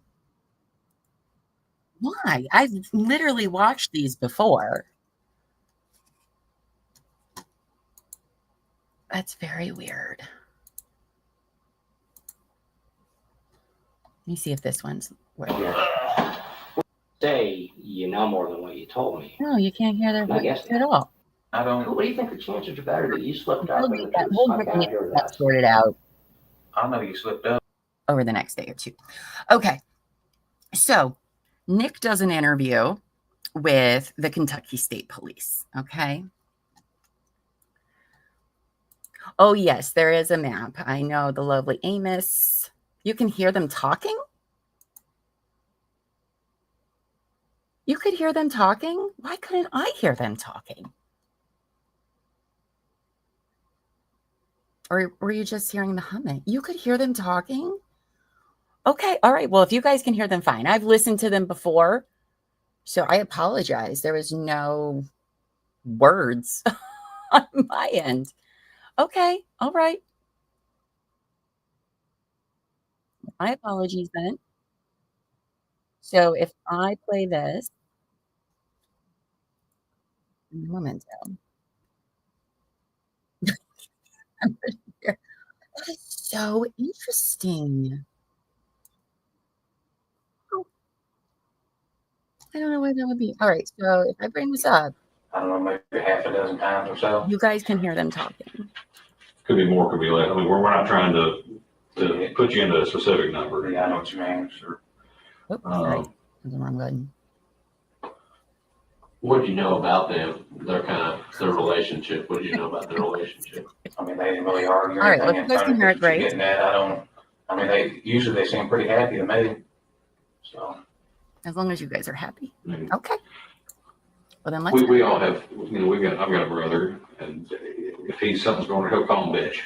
He'll call him, you won't believe what this crazy woman did, or you won't believe this, or you won't believe that. I mean, did he ever give you anything like that? Oh my God. Well, he didn't complain. You guys. I am so pretty. Okay, so I just finally put my other headphone in because I only had the one in. And for some reason, the voices are coming out of this one. Oh, wow. Okay. All right. Well, it's fine. We got it all worked out. Okay. Oh, your YouTube's not functioning? I did see that some of the people are having malfunctions with YouTube. Oh, Mama Llama, thank you for gifting a membership. Appreciate it. All right, that's good to go. All right, let's go back. Sorry, guys.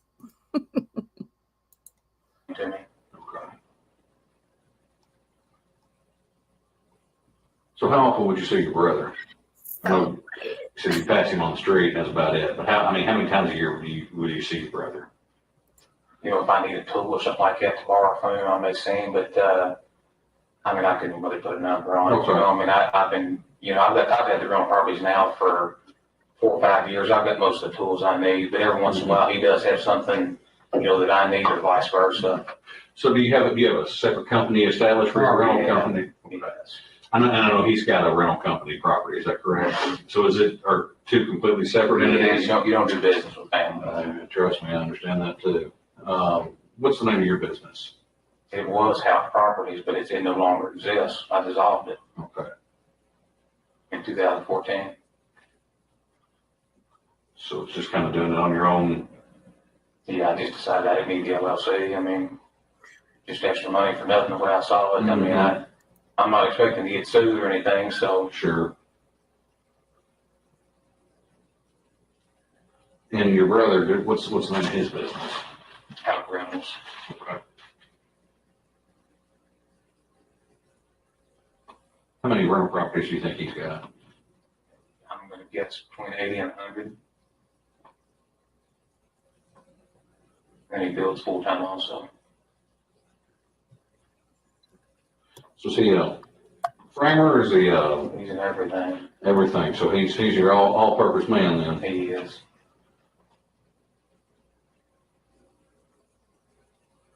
What does he do something more than does he do one thing more than another? Like, does he frame more than anything else? Does he roof more than anything else? I mean, he's just into all of it. I mean, he jumps right there and helps whoever's out there. I mean, obviously he has, you know, certain guys come in and do like the plumbing and electric stuff like that. They're licensed, but I mean, he's in there getting his hands dirty. Okay. So is he building for himself for the rental company, or is he building? No, he usually sells the houses that he builds. Okay, so he's a what do they call that? Slumlord?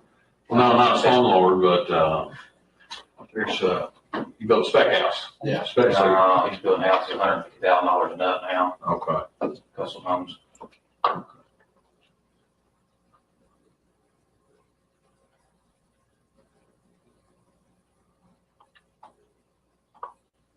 So you say it may be one, you know, just a handful of times a year, it could be more than that. It just depends on what your situation is.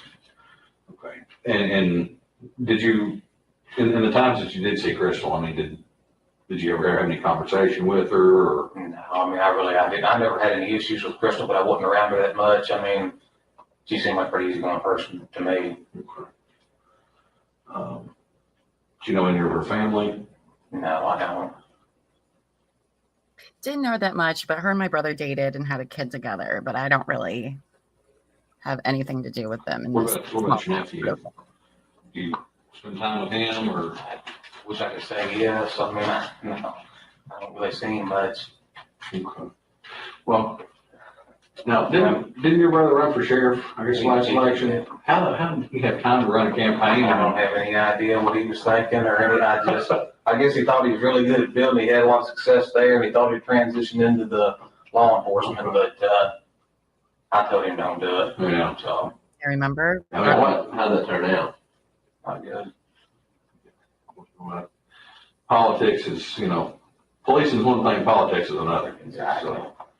So, I mean, why did he decide to run for sheriff? Did he ever say? He never said. I guess he thought he could. I don't know if he planned on continue building and then also be sheriff. I don't know what he was thinking. But I tried to talk some sense into him, and I guess it went in one ear and out the other one. So. Gotcha. If you would have won sheriff, do you think he'd make you as chief deputy? I wouldn't work for him. You wouldn't work for him? I mean, I'm happy with the PD. No reason to leave. How long have you been to PD? I was with Lebanon for about a year and a half. I think I've been here for about 8.5, 9, something like that. Okay. Hey, what year did you come on in Lebanon? 2005. Okay. He's worked for Bardstown for 8 and a half, 9 years. Mm-hmm. Important. What made you come here to Bardstown? This is just where I was from. More money, better benefits. I mean, I started out at $7.80 an hour, and then went to $15 an hour, whatever it was when I started here. So it's double Yeah, double your salary. Mm-hmm. And any trouble since you've been to PD with anybody? Everybody get along pretty good? For the most part. I mean, obviously, a bunch of officers with type A personalities. I mean, you're going to have a few conflicts. But Sure. You never had any conflict with anybody specifically or anything like that? She's not right now. What shift are you working right now? Third shift. How long have you been on that shift? Just changed it not too long. We went to 12-hour shifts. It's probably been in the neighborhood of 4 to 6 months, maybe. What were you on before that? I was working 4 to 2 o'clock in the morning.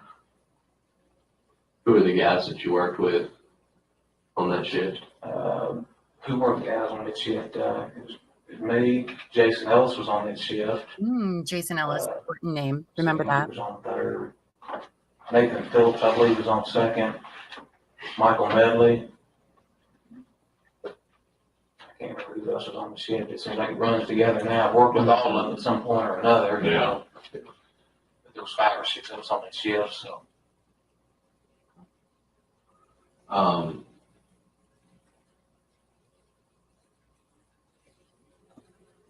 When's the last time that you had seen Crystal? I'm sure it was sometime I seen her just driving around out on the road, but I don't really remember where I was at or. So you knew her enough to know her car, to know where her car was? Yeah, oh yeah. What kind of car did she drive? A maroon Impala. Okay. She lived with your brother at the Glenview address. She did.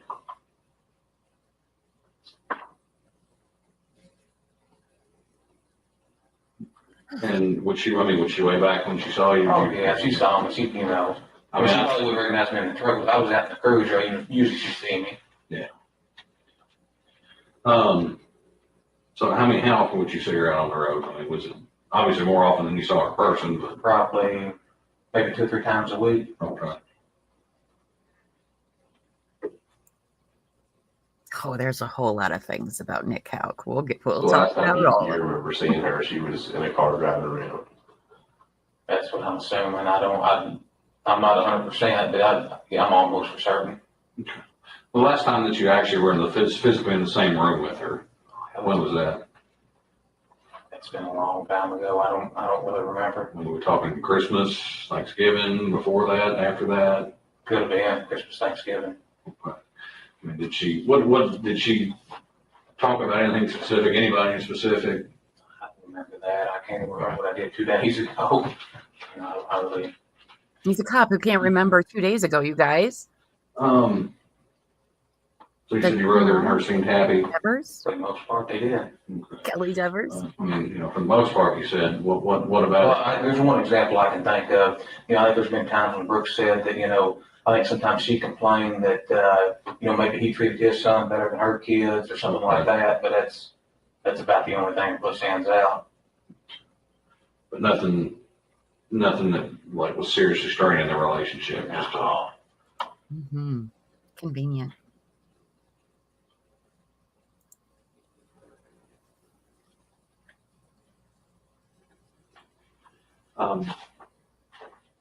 So you said the last time you saw her was within the last. Probably within the last couple of weeks, maybe. Last couple of weeks. Did she have a job? I think at one time she worked up at the fast food mart on Bloomfield Road, but that's been some time ago. Okay. Since then, do you know where she's working at, or does she have a job? I'm not even sure. Okay. Did she help Brooks out on with the rental properties, or? I don't know anything about that. And when you would get together, as just you and her and Brooks, or a bigger part of the family, where would you all get together at? Yeah, I don't know that we ever really got together. I mean, obviously she's been over at Mom's house, and I've seen her out there, but I mean that's been a while back. Okay. So we really didn't get together. Okay. Now, is your mom's house down? Is it about y'all's family farm? That's for Ballard Road. Okay. I think we went out there. Or I went out there the other day. There's a black barn kind of a thing. It's called the Skid House. Skid House. Okay. Was there a sawmill in there one time? I saw all the sawed cedar. My grandfather, he did. Okay. He had a sawmill. I saw the sawed cedar. I said, there's got to be a portable mill here somewhere. Yeah. So, my grandfather, he died when I was like maybe 6 or 7. So I mean, it's been a long time. Yeah, that's been a long time. Yeah, that had nothing to do with the case. That's just my own personal, because I love cedar. Mm-hmm. So you don't remember the last time that you had seen Crystal. How about when did you find out Crystal was missing? When do you remember finding out? Within a couple of days. How did you find out? I don't know if I saw it on TV or. Saw it on TV? I don't know. I mean, I don't know if Brooks had mentioned or I saw it on TV. It was all over Facebook and everything. You know, man, it's everywhere. It's on national news. I mean, this is for all intents and purposes your sister-in-law, and she's missing. I mean, do you and your brother just not talk to that extent that that's kind of bad, isn't it? I mean, but he never called you and told you she was missing, or no, nobody else in your family called and told you that she was missing. Called and asked, had you seen her? Yeah. Was it unusual for her to take off like that? Or? I know Brooks said she's taken off to her mom's before, but I didn't know anything about that either. So. I mean, I know when you get baby mama drama, you try to stay out of it, but I mean, you would think if he was really, concerned that he would, hey, my brother's a police officer, he knows what to do, let me call him and see what's going on. Yeah, it's not like that. Okay. So you don't know how you found out she was missing, whether it was from Facebook or TV or if he mentioned it? No. I mean, I thought, I several people have also, talked to me about it, so like I said, it's ran together at this point. Sure. I mean, has he talked to you about it a lot, or? Very little, if any, I mean. Like, I mean, what's he said? I don't know that he said much of anything. I mean, obviously, I'm not really gonna bring it up to him because, I mean, I know him well. I know he's a good guy and that he wouldn't have anything to do with something like this. So, I mean, I'm not gonna sit there and question him about it, I mean, I just feel like I know for sure that he had nothing to do with her disappearance or whatever. And I mean, that's just where I'm at. Sure. But I mean, you kind of see the flip side of that coin too, don't you? That if he's really concerned about her coming home, he might be talking, man, we got to do something to find her. We got to do this. We got to do that. Yeah. But he's never mentioned anything like that to you. No. What's been the one thing he's mentioned to you the most during this whole thing? Nothing stands out. Nothing stands out. So she goes, and I'm kind of working third party here, so forgive me, and you may have a better idea on the timeline. Friday night the 3rd, I think, was the last time that anybody said they saw her, right? Mm-hmm. Where was that at? Do you know? I think somebody said it was at Walmart. Okay. So, obviously she gets reported missing on the 5th, is that right? Yes, it's Saturday. Yeah. She goes missing on Friday. Sunday. Saturday's the 4th. Sunday's the 5th. Yeah. So that's when she gets reported missing. And he never called you for any advice on what to do? No. Okay. I mean, would that be unusual? I don't think so. Okay. When did he ever call you after he reported her missing? I'm sure at some point he's called. I mean, I don't really remember what he asked about, but. Okay. Like, was that before? Do you remember when he was interviewed? Oh, yeah. When was that? A few days after the fact. I mean, like a few days after what? A few days after everything came out and the SO started interviewing. Did you make a phone call to him when the SO was interviewing him? Yes, I did. Matter of fact, I think it was a couple of phone calls, wasn't it? Mm-hmm. And kind of got a little spat on the phone, or it seemed like that to some people. What did you call it? Well, just basically, I mean, Brooks is a really cooperative guy, and obviously at this point you want to be cooperative, but you also want to protect yourself. And I think at a time like this right here, I mean, obviously you wouldn't be thinking exactly straight. Mm-hmm. So I just wanted to make sure that he was kind of, protecting himself while that he cooperated with law enforcement. And so I didn't want him to, I mean, it's just easy to get things confused and stuff. And, so. Well, I mean, you said yourself he's a cooperative guy and you trust him, and to know that he's not involved in this, then what reservations would you have about him talking? Well, for one, the guy that's interviewing him has openly admitted that he lies in court.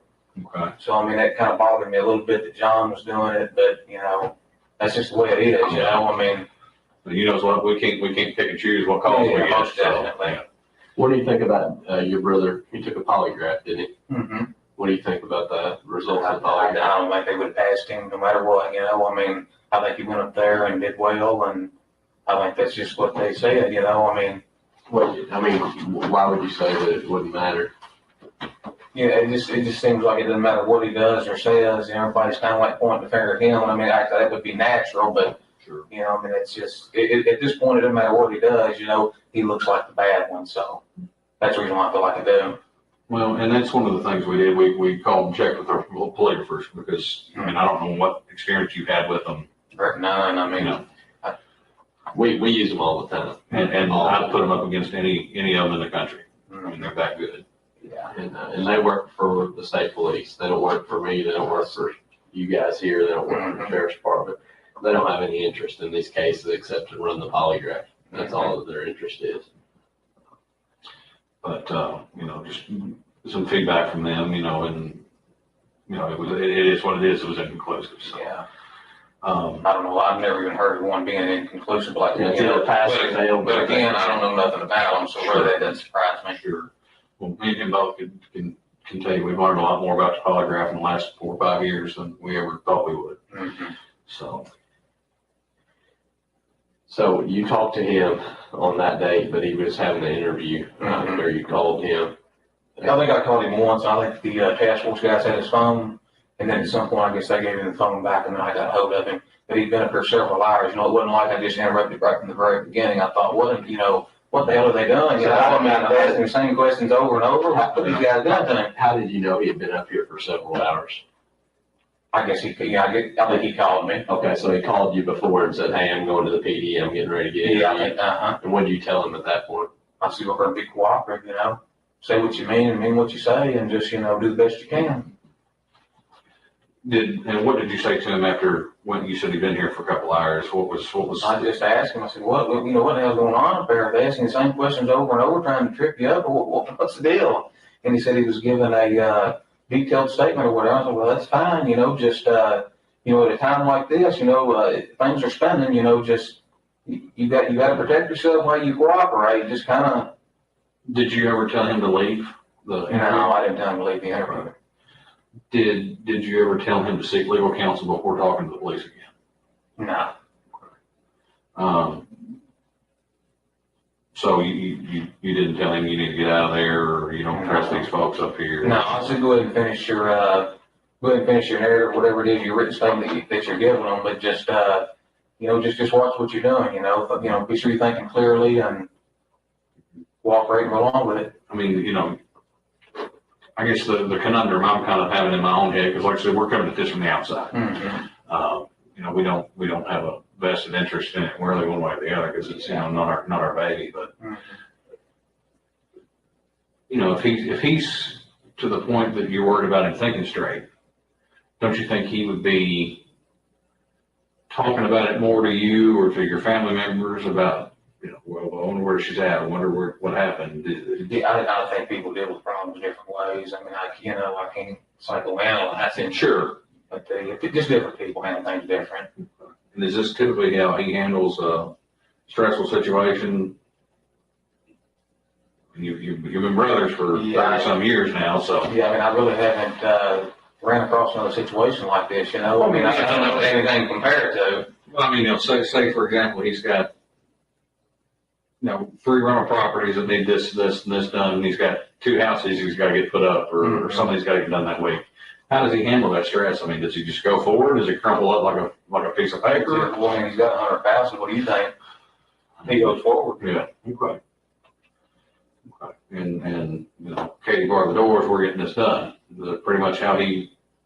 I'm not trying to put words in your mouth. Is that? Yeah, I think he tried to do the best he can. If he can, he just goes on. I mean, obviously his stress level's gonna be up, with all the rental properties and everything, but I mean, he's been pretty successful, so. Sure. But I'm not right there walking along with him, so I can't really testify as to what he's actually doing from day to day. Okay. So y'all have said you've been out to the farm and do y'all go out there together to work, or do you? Hardly ever. I mean, he does his thing and I do mine. Okay. There's a big lake out there we fish at. We got 4-wheelers. It's just a place to go to and relax. And how many acres is it? 250 to 300 maybe. Been in the family for a long time, or? Yeah. And my grandfather, I don't know what year he bought it, but I mean, it would have had to have been probably 50s or 60s, something like that. Wow. It's been in the family for a long time then. Mm-hmm. So when, I know you said you got the skid house, is that what you called it? That's what they put them in. He builds skids for a living, so okay. That's what they stored them in. Gotcha. We just kind of adopted the name. And okay. I mean, do each of you have your own area out there, or is it all his? Is it all? I mean, we all use it, but I mean, it's his place, Okay. His and Mom's. But I mean, do you have like is it just communal tools and tractors and things like that, or do you have like these are Nick's tools, these are Roach's tools? No. Okay. I didn't know how, some people have like their own individual sections of things. How come he owns it with your mom? I don't know that he owns it with Mom. I don't know. I don't know if it's. I thought it was in Mom's name, but he's the one that bought. I don't even get into that. Mm-hmm. I think it's in Mom's name though. So I mean, it's yours just as much as his, right? But no, I mean, I think he paid for it. So I mean, really, it's in Mom's name. He paid for it. It's kind of a messed up deal. But no, so if it's been the family since the 50s, how would he have paid for it? Did he buy? He bought it. There's 12 or 13 brothers and sisters. Oh, okay. And they sold the farm, and he bought it. Okay. Okay. So he bought out the rest of the family. Yeah, okay. he bought it. Gotcha. Okay, so when Grandpa passed, I guess, is that when that all happened, or was it before? Oh no, Grandpa passed when I was like 5 or 6. Okay. Then my grandmother just died, 5, 6, 7 years ago. Okay. So when she passed, then that's when he bought out the other brothers and sisters. So when was the last time I guess you and him were out there together? We've been out there within the last couple weeks. I mean, we run into each other out there. I mean, he takes stuff out there. He's got a pile of stuff out there that from his building sites, he'll pile it up out there instead of taking it to the landfill. And I guess where he's too tight to pay the landfill bill, but we run into each other. But we're both so busy, we just kind of pass. Well, you said within the last couple of weeks, would it have been before or after Crystal went missing? I've seen him out there after. After? Yeah. Okay. Do you specifically remember what day? I don't. Okay. There's a camera out there. I mean, it can be checked. Okay. Unfortunately, no. Do you drive your cruiser out there? Oh, yeah. Okay. So it's not uncommon for you to drive it out there? No, I use cruiser all the time. She wants us to, he wants us to use them off duty. That way it just kind of provides deterrence, and she loves that. Yep. Be seen. There's police everywhere. I understand. Yeah. That's a kind of the same mentality we have from our commissioner. So, I mean, when you drive the cruiser out there, what are you going out there to do? Just hang out, or just ride the 4-wheelers, hike? So you're not going out there to hook a trail or anything, but out your cruiser and talk back into town. All right. So you said within the last couple of weeks, and it was, so we can specifically say in the last week. Today's the 15th, and she was last seen on the 3rd. So between the 3rd and the 15th. Yeah. Oh yeah. You've been out there with him. I mean, did you go out there together? Did you meet him out there? No, I didn't. He was just having to be out there. Okay. I mean, did you talk to your mom? Were you at her house? Did y'all go out fishing? Did y'all go out check on cattle? What'd you do? You can always talk 4-wheel riding and cattle. I mean, I saw Mom. I don't really remember what we talked about, but we just more or less passed off. So I mean, I don't always stop at the house. Okay. When you talked about, you said there's cameras out there. What are you talking about? Well, they said there's one right there at Patty and Lawrence's house. I mean, right as soon as you start up past Ballard Lane, the first house on the right, there's a camera on that house. Oh, okay. I thought you meant on the farm. No. Okay. I guess, I mean, it's no secret that your cruiser was, the chief asked you to bring it in. Yeah. He didn't ask me to bring anything to my house. Okay. What do you normally keep in your trunk? What's a normal duty setup? Like, I know ours looks like, evident store exploded in our trunk. Yeah, I mean, well, I've got a cardboard box back there, and I mean, it's got, say it's got a flashlight. So we're obviously chargeable flashlights in the car. There's many forms. There's a PBT, fire extinguisher. There's a department issued shotgun in the car. There's a bag up front with all kinds of stuff. I mean, there's a lot of stuff in those cars. You generally keep on. Just a second. I don't know why I hadn't thought about this, but he just said there's an issued shotgun in the trunk. Most of you don't know why I'm putting this together. Tomorrow you will. But just make a note that in the cruiser, there is an issued shotgun. Keep that in your minds for tomorrow. Interesting. All that stuff in your trunk all the time. Some of it's in the trunk, some of it's up front in the seat. All the forms I use every day would be up front. I've got something that attaches to the passenger seat, and it's got all the forms, the accident report forms, and all that stuff I use every day. You take that car home with you. It's a take-home car. Yeah, nobody else uses it unless something was to come up. The only other person that's used that car is Tom Blair. It was issued to him first, and then it was passed down to me. But that's been a while back. Yeah. How long has that been, you think? That's been a couple of years. So you've been the only one that's driven it in the last couple of years? Oh, yeah. Do you have stop sticks or anything, stingers? I don't. I mean, that's some units do. So what you keep in the trunk is a cardboard box with some extra stuff in it, fire extinguisher. Hats, just rain jackets. Hats, rain jackets. I mean, I could sit here and try to tell you every item. I probably didn't come up with half of them. When they took your car, when the PD took your car from your house, what was in the trunk then? Well, it's this morning grand jury came up with just all the stuff I just told you. But there was also one other thing I can remember that was there was just a regular blanket for moving. Where I moved from 104 Glenview Drive to where I'm at now, I took the blanket that was there and I just put it between furniture to keep it from marring up the finish on it. Blanket. We went down the road and I just going to jingle around and. It's cruiser in the trunk of your cruiser. You had furniture in the trunk? No. What I did, I got the blanket at the farm. I used it, and then I was going to take it back in a few days. I forgot about it, so it's sitting there in the trunk, But no, I used my trailer and truck.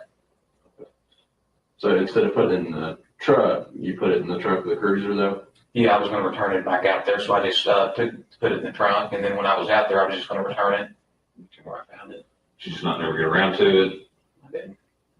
True. Where you said you got it from the farm? Where specifically did you get it from? The skid house. There's several of them down there. Where at specifically in the skid house? When you walk in the front door, right there on the right hand side. Okay. Do the other blankets look just like that blanket? Mm-hmm.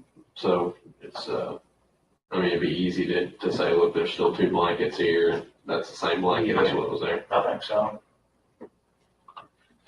Now, were all those things in your trunk when they took the car, other than the blanket? So nothing was missing out of your trunk as far as your fire extinguisher. It was in there. Everything was in there with the blanket. So everything was in your trunk, just like you carry it when you go to work, except the blanket was in there with it. Yeah.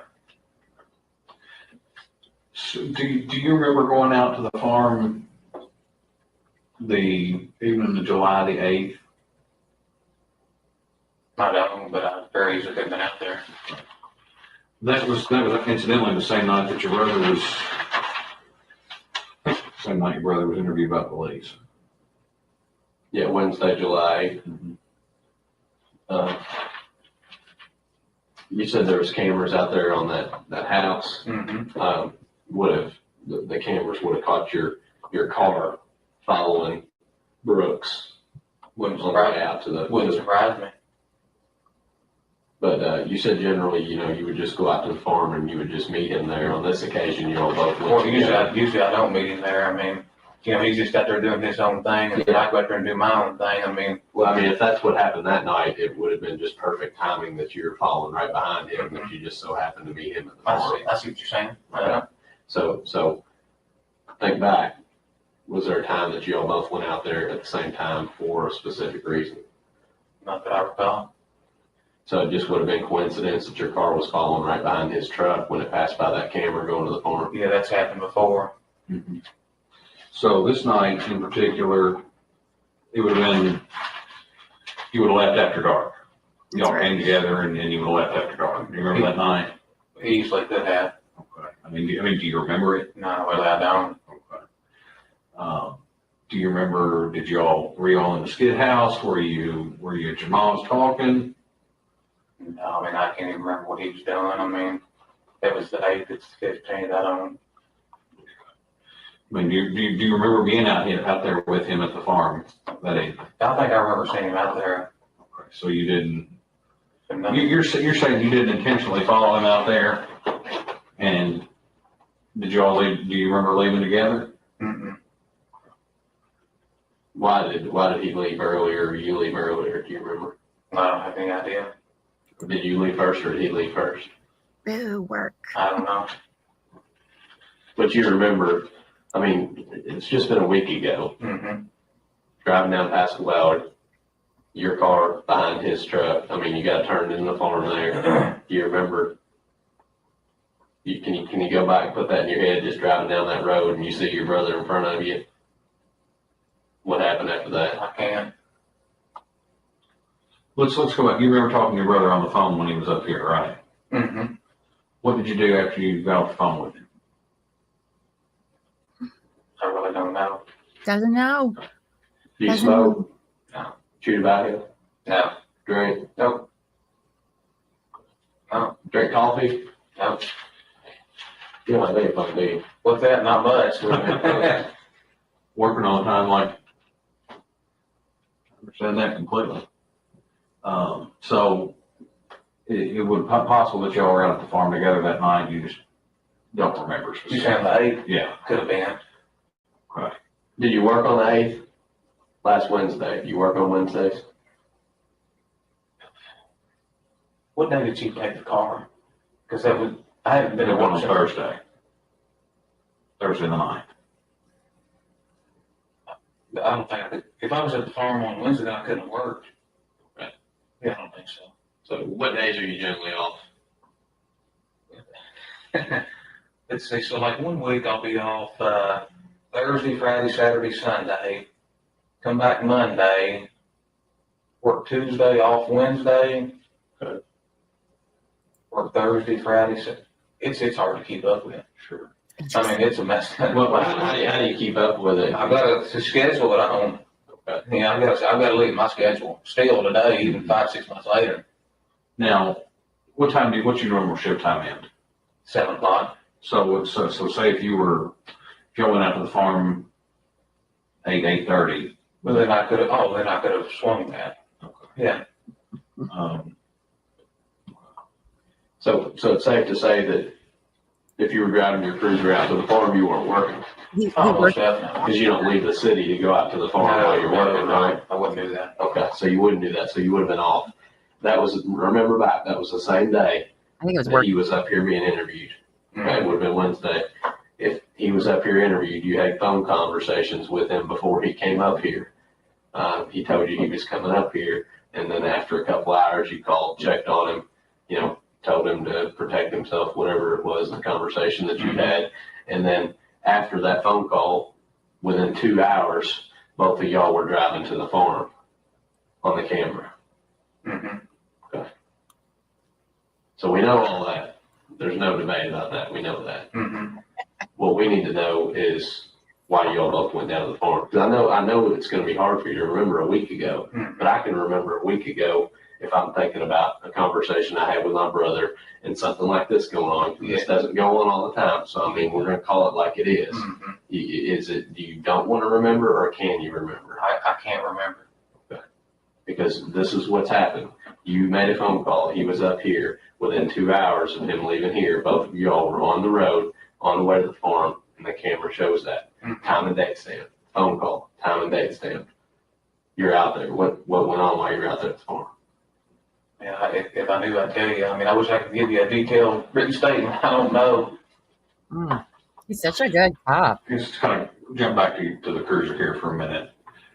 Is there any reason that there be any blood in the trunk of your cruiser? No reason at all.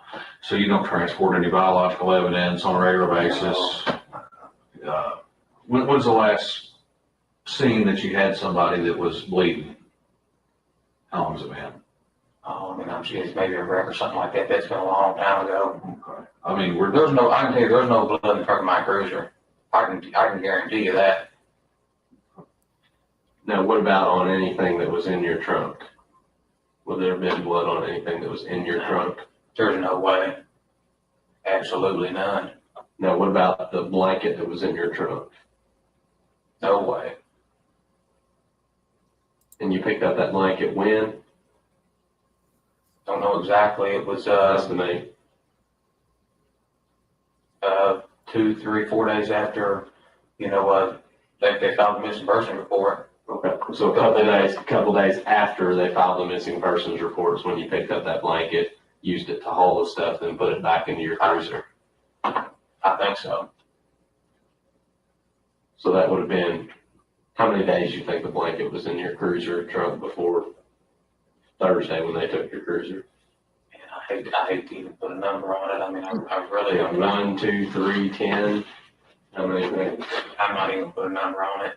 Like I can't, But do you know for a fact it was after they filed the missing persons report that you picked that blanket up? I don't even know that for a fact. Well, when did you move the furniture?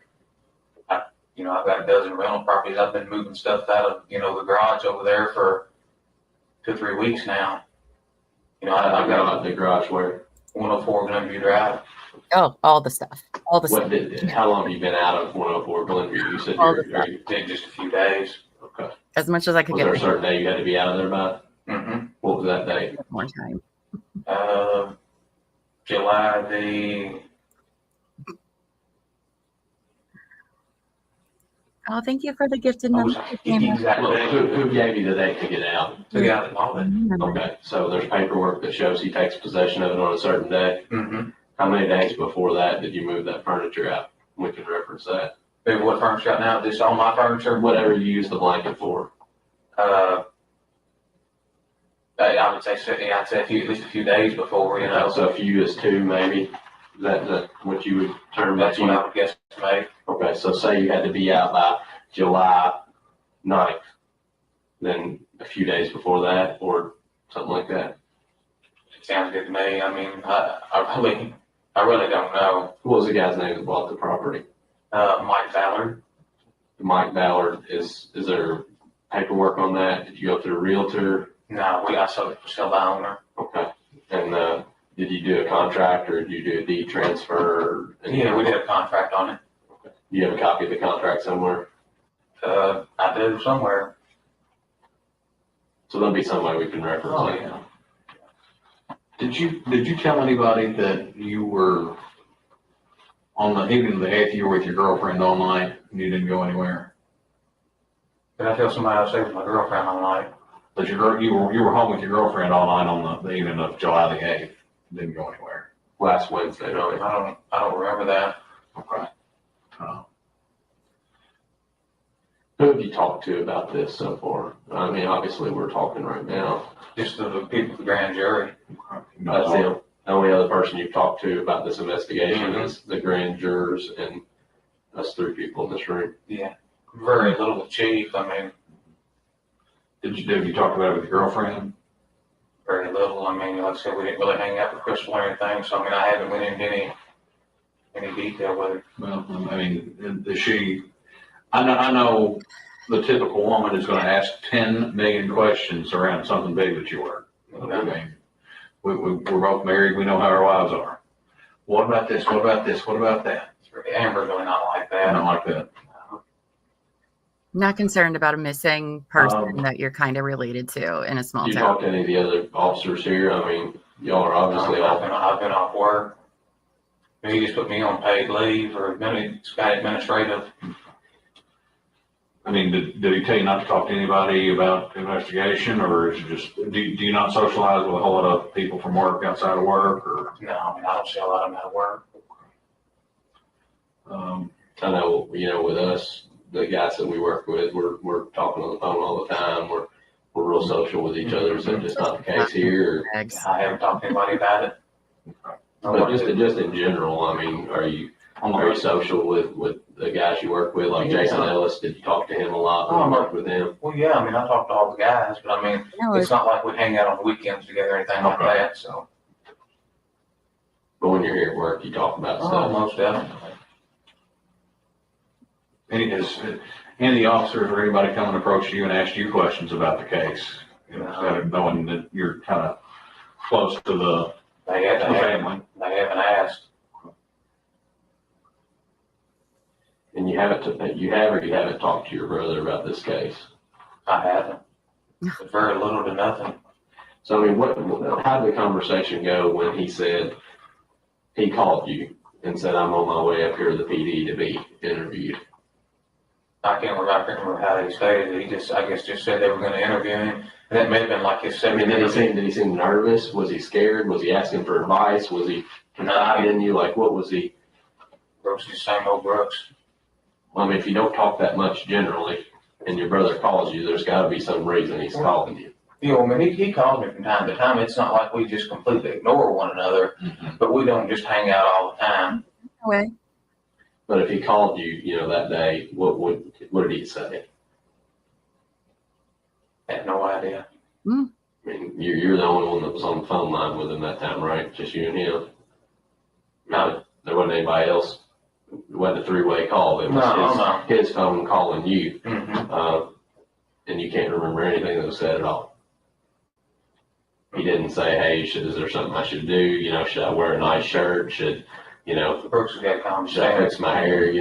That kind of thing." Brooks, he's just kind of construction worker. I mean, he's come right on in here. I mean, he's not like that. But I mean, he obviously knows that you know more about police work than what he does. Well, obviously. So he's, if you've got a question about how to frame something and it's something he's better at than you, you're going to call him and ask him, right? Yeah, but Brooks didn't have anything to hide. I mean, he hadn't asked me anything like that. Brooks hadn't changed any. So he was just saying, "Hey, if you need to get a hold of me, I'm going to be up here at the PD doing an interview," kind more of or less. But then you called him back because you were just worried because you hadn't. Did he say, "I'll call you when I'm done"? Is that what he said? No, he didn't say call me when he was done. No, I mean, it's not that I was really worried. Like I said, he's just Brooks is a really cooperative person, and with things spinning like they are, I just wanted to be sure that, things were done the right way. Sure. I mean, right. I know you made mention of one officer here that you think might not be, the most trustworthy person in your words. But is there anything else that goes on around here? I mean, is the whole department like that, or is it just? No, I mean, we've got a really good department. I can't knock the department at all.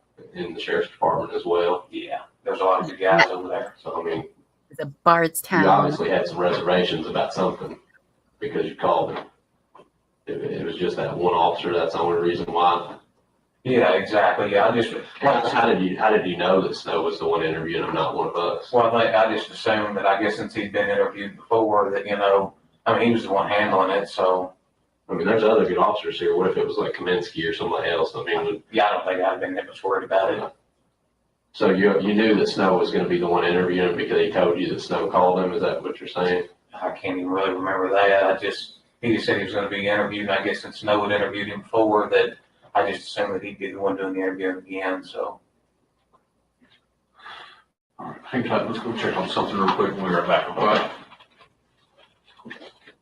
They don't believe a word coming out of this guy's mouth. How are you going to be a police officer and you don't remember shit about anything? You're the worst police officer ever. Aren't you supposed to be like an observer? Interesting. Can't remember what you talked about, what you were doing, when you were working. I don't know why my brother doesn't say mom didn't call me.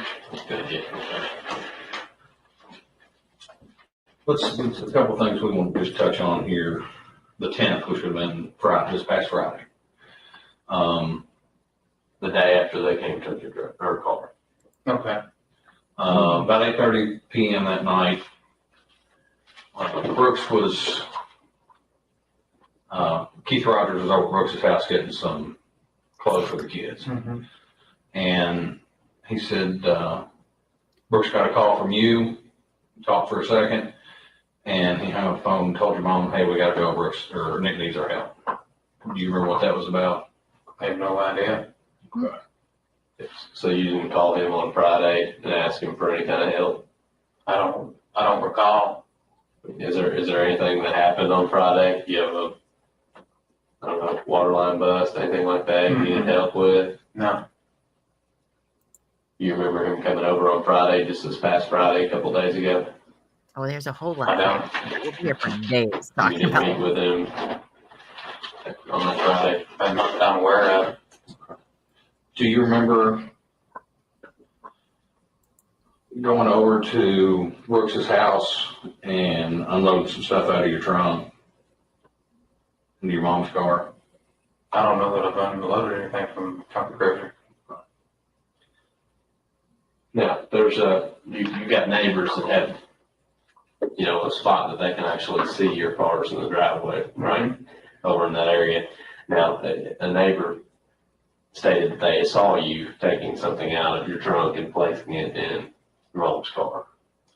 That didn't happen. Nothing. I mean, you didn't even take a fire extinguisher out or anything. Nope. Where would the fire extinguisher be if it wasn't in your trunk when they took your car? Should have been in the trunk of the car. I don't think it is it? I don't think there's a fire extinguisher back there. Nothing would be in your mom's car out of your police cruiser right now if we went and popped it. If we went and looked, if she let us. Not a thing. So going back to the Friday night, would there be anything on your phone or your phone records that would show a call between you and Brooks at 8:30 p.m. on Friday? Your guess is as good as mine. You won't welcome to check it. So do you have your phone with you? Mm-mm. Okay. Where's it? Is it at home? It is. Okay. Would you be willing to let us download it? Put it on the cell brush? Just copy the contacts and the phone Yes. calls on it. It'd take an hour or two. I mean, it obviously wouldn't be right this minute. We don't have a cell right here with us. But. No, and you don't have a cell phone with you. Okay. What kind of phone do you have? iPhone. Is it a 4, 5, 6, 6 plus? I think it's 4 or 5. Got a passcode to it. Mm-hmm. The charger, is it the wider charger or is it the thinner charger? About that wide. That one? Yeah. Probably 4, 5, and 6 use the hot charger, the 80 one. So probably a 4. But it doesn't have a passcode on it. Mm-hmm. Going back to the 8th when you called your brother when he was up here interviewing, what was the tone of that conversation? Was it just kind of like what we're talking here, real calm, collected? No, I mean, I probably raised my voice a little bit. I mean, I obviously wanted John to know that I called up there, I mean, he's sitting right there beside him. I didn't have anything to hide, like I said, I wanted to be sure things were getting done right. And sure. I mean, he'd been up here for hours and hours. And I wanted him to cooperate and everything, but I wanted him to protect himself also. I mean, what was he supposed to do? Put on pants? I mean, if you raised your voice to the point that we could sit there and basically hear word for word on the recording. On the audio recording. I mean, that's how much you raise your voice. I mean, that's a little bit more raising your voice. It almost sounded like a shouting match. I mean, I don't really see it that way, but I mean, I wanted him to listen, I mean. So that night after you called your brother and told him to leave or told him to be careful or take care of himself, et cetera, et cetera. Did you all meet up anywhere? Not that I recall. I don't think we did. Well, you talked about the videos out there at the house on the corner of Pascal Valley. Mm-hmm. That video does show you and your brother going out there arriving at the same time, right behind each other. Mm-hmm. We got witnesses that said they remember passing both of you on 49. Mm-hmm. One right, he was in front and you were behind. We didn't make a special trip out there together, if that's what you're getting at. I mean, that's just a coincidence that y'all showed up at the same time to go out there. And then y'all were out there till right at 11:22. You start out, stop down at the end of the drive. back up, and then you all leave out together. What's that mean? You said I backed up, or? Mm-hmm. You started down the drive and stopped, and then back up the hill a little bit, and then I guess I don't know if you're waiting for him or what, but you all left together. I don't remember that, but. Okay. Well, I mean, we know you rode it, you arrived together and you left together. We know that. Which kind of leads us to the issue with the cruiser here. Okay. Mm-hmm. We got some issues. Okay. You're aware that when the cruiser was taken from you, that it was actually taken to the Kentucky State Police Forensic Central Laboratory. That's what I assumed, keep that down. Okay. So while it's at the lab, they have you ever heard of luminol? You ever been to any kind of criminal investigation classes? All right, you know what luminol is used for? To find blood? Okay. Or other bodily fluids. Uh-huh. Okay. So we always screw bodily fluids, sweat, vomit, anything, saliva, all that is what would fluoresce. Why would your trunk look like a Smurf if they sprayed it? Why would it fluoresce? It looked like Chernobyl. There's a couple spots in your trunk, and that blanket, just lit up like Chernobyl. Why would that? There's not going to be any blood in the trunk. Okay, well, I'm not saying blood. I'm talking about other bodily fluids. I don't have blood. There shouldn't be any bodily fluids in the trunk. There's only one way bodily fluids can get into a trunk. That's if a body's nearby, right? That's what I would assume. Okay. Or unless, somebody puked in your trunk or something like that. I don't think that happened. Don't think that's the case. Somebody peed your trunk or. No. So why would that be if that blanket, when they looked at it at the lab? I've got no explanation for that. I don't have, none whatsoever. Nobody has access to that car but you. You drive it. You put the blanket in there. You said that. If there's something on that blanket or in that car, you're the person that has something to do with it, correct? Well, I would assume, but okay. There shouldn't be anything in the trunk of the car. I don't know if somebody made that up or what the deal is, but we're not in the business of making stuff up. We don't. That's not what we do. I'm just telling you, our job is to find out what happened. It's not to change the course of events as they happened. It's to find out what happened. So we can't change what happened to that trunk. We can't change that the test showed that there's bodily fluids in that trunk area. What we need to do is we need to find out why that's the case. And you see where we're coming from now. We've got two of you getting there together. You say it's a coincidence. Two of you leaving together. The next day, your cruiser is found with this, the stuff in the trunk, and it's taken to the lab. It's got bodily fluid in it. I wish I knew what to tell you guys. You guys just gotta test that and let me know when you find out. There's no reason anything should be in the trunk of that car. Did your brother ever call you and say that he'd done something to Crystal? No, he did not. Because here's the case. Case is, you're a police officer, we're police officers. Right? We all know how this job works. I don't believe in coincidence after having this job. I don't know if you still do or not. Not much. I don't, because that when somebody is sitting here talking to us and telling us that everything's a coincidence and we have either physical evidence or video or something to prove that that's not the fact, we kind of stop believing in coincidence. Now, that's the case of where we're at right here.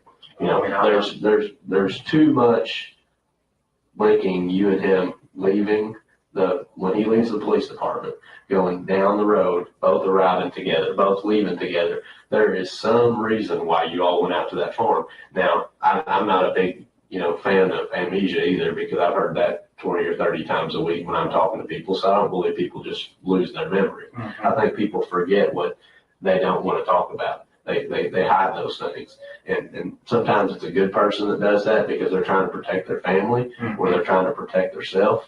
But you know what? There's also bad people in this world. And those bad people intentionally lie and intentionally use those excuses, to make it harder for the police to find out what really happened, because they're deep down, they're just a bad person. Oh, I agree with you 100%. So I don't think that we're dealing with a type of person here that's a bad person. I think we're dealing with somebody like you that's coming forward and trying to be cooperative. Mm-hmm. But then again, I think you're somebody that would protect your family in a case like this. And if your family told you something, that you would try to protect them to the best of your ability, especially since you're a police officer. Okay. She's got kids. I mean, there's no way that I would cover this up for him. Okay. Well, I mean, but you know, we also have to take it. We all have family. We know how family bonds run. I mean, you know, family's family. You know, you've got your work family, and you've got your real family. I mean, you know, there's things that the people have done in the name of family that have been in positions that, you know, you would just kind of scratch your head to think, well, why would they do that? But it was all out of love, you know, for the family. You know, your brothers, you grew up together, you probably rumbled on the ground together, knocking each other's heads off. Yeah. I mean, I've got a brother. That's what we did growing up. We took turns beating the fire out of each other. Yeah. But at the same point, we're at a point here, like you said, coincidences, we throw them out the window. You know, not knowing exactly what time you sat down and ate dinner yesterday, that's one thing. Not remembering that you ate dinner at all. That's another. That's a different thing. Yeah. You know, and then you add that on top of the biological evidence that's been located in the trash. Well, we're not. That's what starts me right there. I mean, I just can't believe that. Well, we're not asking you hard questions here. As far as I'm not asking you, did you pull in at 7:22 p.m. on the other night? No, I'm asking you. Hey, last week on Wednesday, a week from today, do you remember going out to the farm? Do you remember arriving with your brother? Do you remember leaving with your brother? What did you do while you were out there? Those aren't hard questions. And I don't remember that. Okay. I mean, I don't. I mean, is it just such a routine that you go out there and just arrive at the same time? And we both go out there a lot, you know. I mean, it is a place we hang out, you know, quite frequently. Sure, and you've told us that, and we believe that. Mm-hmm. But we're asking you specific days a week ago. Okay, and have you been out to the farm since then, or is that the last time you've been out to the farm? Since the 8th? Since, yes, a week ago last Wednesday. I'm sure I've been out there since then. Okay, have you and your brother both met out there since last? Okay, so we're asking you about the last time that you and your brother met at the farm. All right, we're not asking you for specifics about it. We're just asking if you remember both arriving there, what you did while you were there, and when you left. And I don't. I really don't. We're trying to make it as easy as we can for you as far as asking you questions. Because from our perspective, I mean, we're not talking about just, you know, coincidence, y'all showing up at the same time. I mean, your brother's subject of a police investigation right now that's made national news. I'm telling you, if my brother was under the microscope right now, I would remember everything that he did, everything that we talked about, everything that sometimes we did together. Sometimes I can't remember what happened 2 days ago, you know. I'm being 100% honest with you. And I understand that, but being a police officer, you know, we kind of have to remember things. Yeah, if you didn't write it down, if you didn't, you know, remember it, it didn't happen, right? Well, but I write everything down. If you look at my notes, I mean, it's all written down. I've got it. When I look at this report, I've got the report right in front of me, you know. Sure. But sometimes I couldn't tell you what I did 2 days ago. But you know, work is one thing, you know, your family is another. Mm-hmm. If something happened that was close to my family, if something happened where that I was affected by it, because you know you're affected by this, whether or not you think you are. Oh, you are. I mean, you know, you're wrapped up in this. Even if there's no indication of anything else, your name is the same as his, right? I agree. Okay. And you do police work, right? Yes. And this is a police investigation.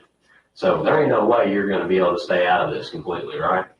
No. Okay. So you ought to be thinking in your head, how am I going to save face with the guys I work with? How am I going to, you know, explain this to my family? How you've got to have those things going through your head. If you're a normal functioning person like we all are, then it's natural for us to feel that way. It's natural for us to be inquisitive, you know, especially as police officers. You know, we always want to know what's going on. We're like the neighborhood watch 24/7, right? Mm-hmm. I mean, that's the way we are. Now, I just can't expect that you would forget all those details.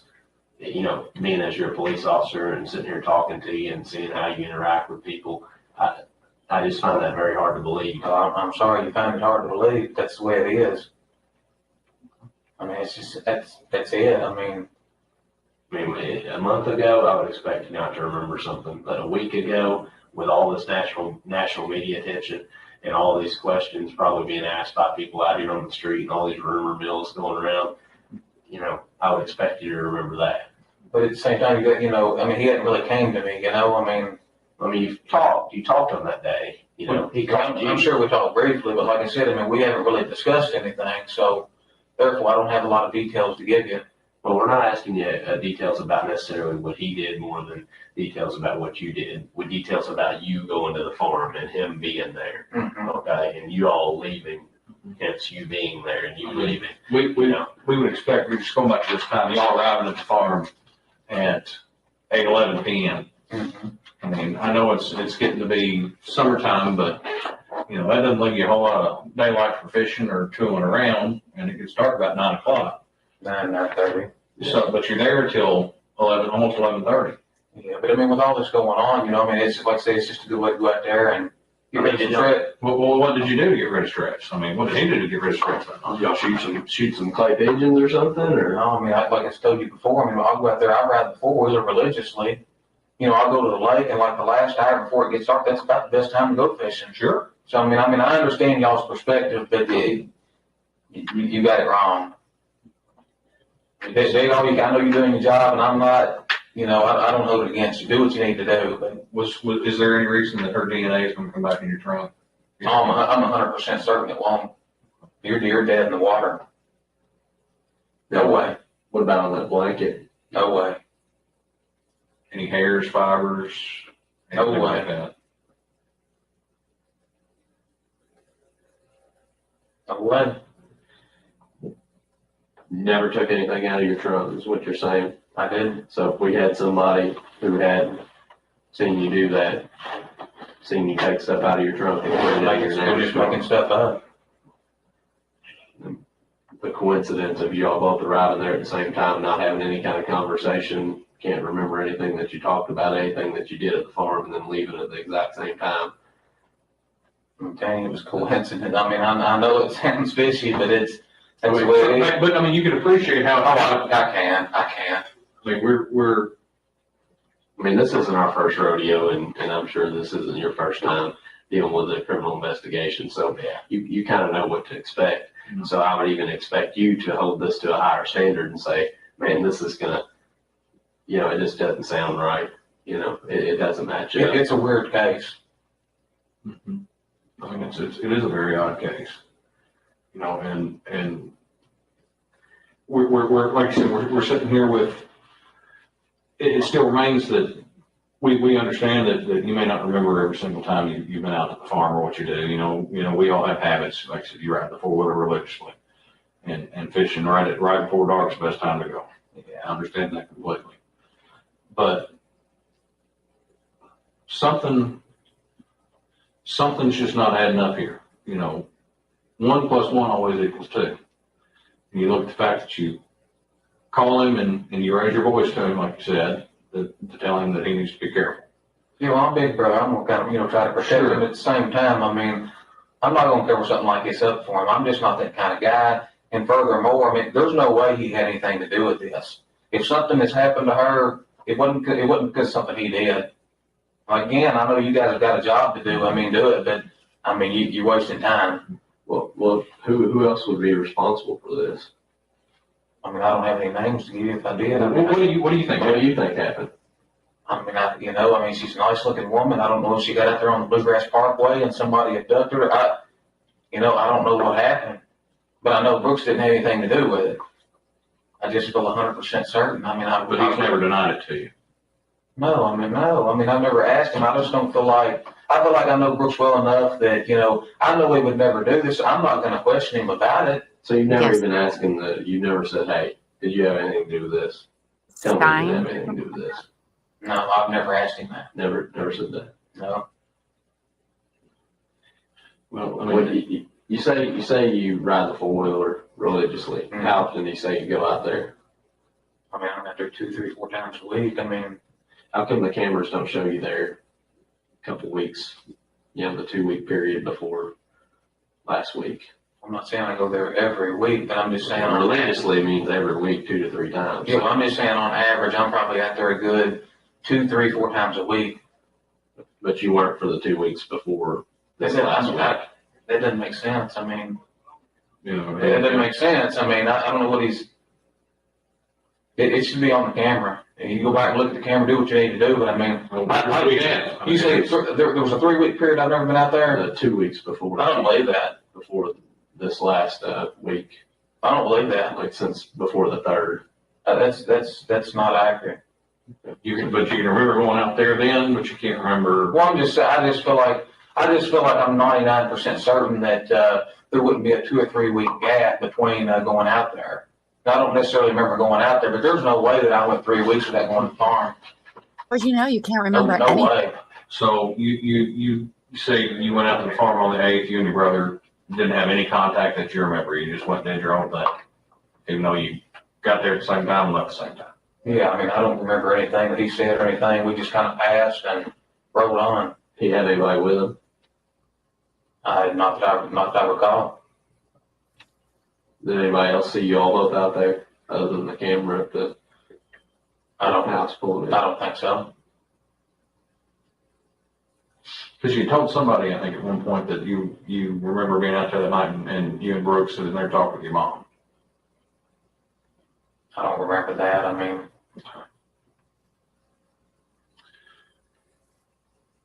so Doesn't remember that. You're saying that the biological fluids that they found in the car. Are you for certain there's biological fluids? Yes, I'm absolutely certain that They wouldn't cut holes in your trunk liner and take it for further testing if it wasn't biological fluid. When you get that car back and see that car, it's going to have stuff cut out all over it. And that blanket will look like Chernobyl. That blanket ain't coming back. Yeah. Well, I mean, there's no way that none of her biological fluids or anything's going to be on that blanket or anything. I don't know where the stuff came from, if it is there, but it's not hers. How would you know? You said you just. So you never helped him move a body? I did not. Never helped him move any evidence? Never. Because, I mean, here's what we think happened. We think that your brother is a good guy, and we think that he's probably a pretty good father to that boy. I mean, he's probably a pretty good boyfriend to Crystal, but we all have times where something just happens. He probably found out that some other police officer or some other person in the town was cracking Crystal. And when and that very easily could have happened, So somebody maybe around here, I don't know. But we think that that's what happened. And your brother found out about it and confronted Crystal about it. And when he did, he probably tried to maybe do something to her as far as, making her understand that wasn't going to fly with him. And then after that point, maybe it went just a little bit too far. And when it went just a little bit too far, he couldn't turn back time. And when he couldn't turn back time, who's he going to reach out to? But the one person that he trusts and knows that would help him out, and that would be you. And when he called you or he reached out to you, you heard that your brother was in a tough spot, and you being the good family man that you are, the good person that you are, you thought, well, I know this is wrong, but it's also right to take care of my brother and to keep him from going to prison for the rest of his life. And there's no way that happened. I mean, I would have told you that, Well, at that point, Nick, you talk to him and he asks you to do something for him, and you try to help him out with advice all that you can, but it finally comes to a point where advice isn't good enough anymore. He actually needed somebody to help him with something. And at that point, Nick, that's when you had to actually do something that you're ashamed of and that you're not proud of, and you blocked it from your memory because you are ashamed of that. And because you're a good person, you actually have feelings, you block that out in your head. When you block that out in your head, that's why you're having a problem remembering this stuff. But I know, and Detective Vaughn here knows that something like that happened. And that's exactly what we think happened in this situation. And Nick, this is the time. This is it. This is our one chance. Now, Nick, if we find out that this stuff comes back in your trunk, or if we find the body, if a hunter finds that body pretty soon, assuming, that they do, it's going to be a different game. It's going to be a different ball game at that point, okay? This right now is the first inning. Once we find that out, that's closer to the ninth. We've got less time to make up ground and change what's on the scoreboard, because the scoreboard is going to be the same as it would be in the ninth inning, as it would be in the top or the bottom. It's not going to be what it was in the first. All right, we can change the score right now, but we can't later. So Nick, this is the only opportunity that we have to sit here and find out if you're the actual honest person that we think that you are. Well, I'm 100% honest. And I don't deny that, Nick, but you're not being honest with us about this, okay? Now, whether it's 100% honest. Well, then it's obvious you've got plenty of experience. I mean, you guys are squared away, but I can tell you, there's no way it happened the way you said it. It sounds logical. It's very logical, Nick, because that's what happened. But no, it didn't happen that way. It didn't. Okay. How do you know it didn't happen? You know, Nick, you can't remember what happened. Well, he's saying Brooks did it, and I was in on it. I mean, there's no way. Were you there? Were you able to say that Brooks didn't do it? No, but I know him well enough to know that. Well, I know lots of people, okay? I know troopers that I've worked with for my entire career. And guess what? They're not troopers anymore. And I thought I could say that about it. And I thought I could say that because you know what? We're all people. No matter what this says, no matter what we go to church and say on Sunday, no matter what that we appear like, everybody is a person. And every person can change in a heartbeat. Well, whether they choose to or not. Sometimes things just happen. We make mistakes. I haven't made any mistakes, and I have been 100% honest.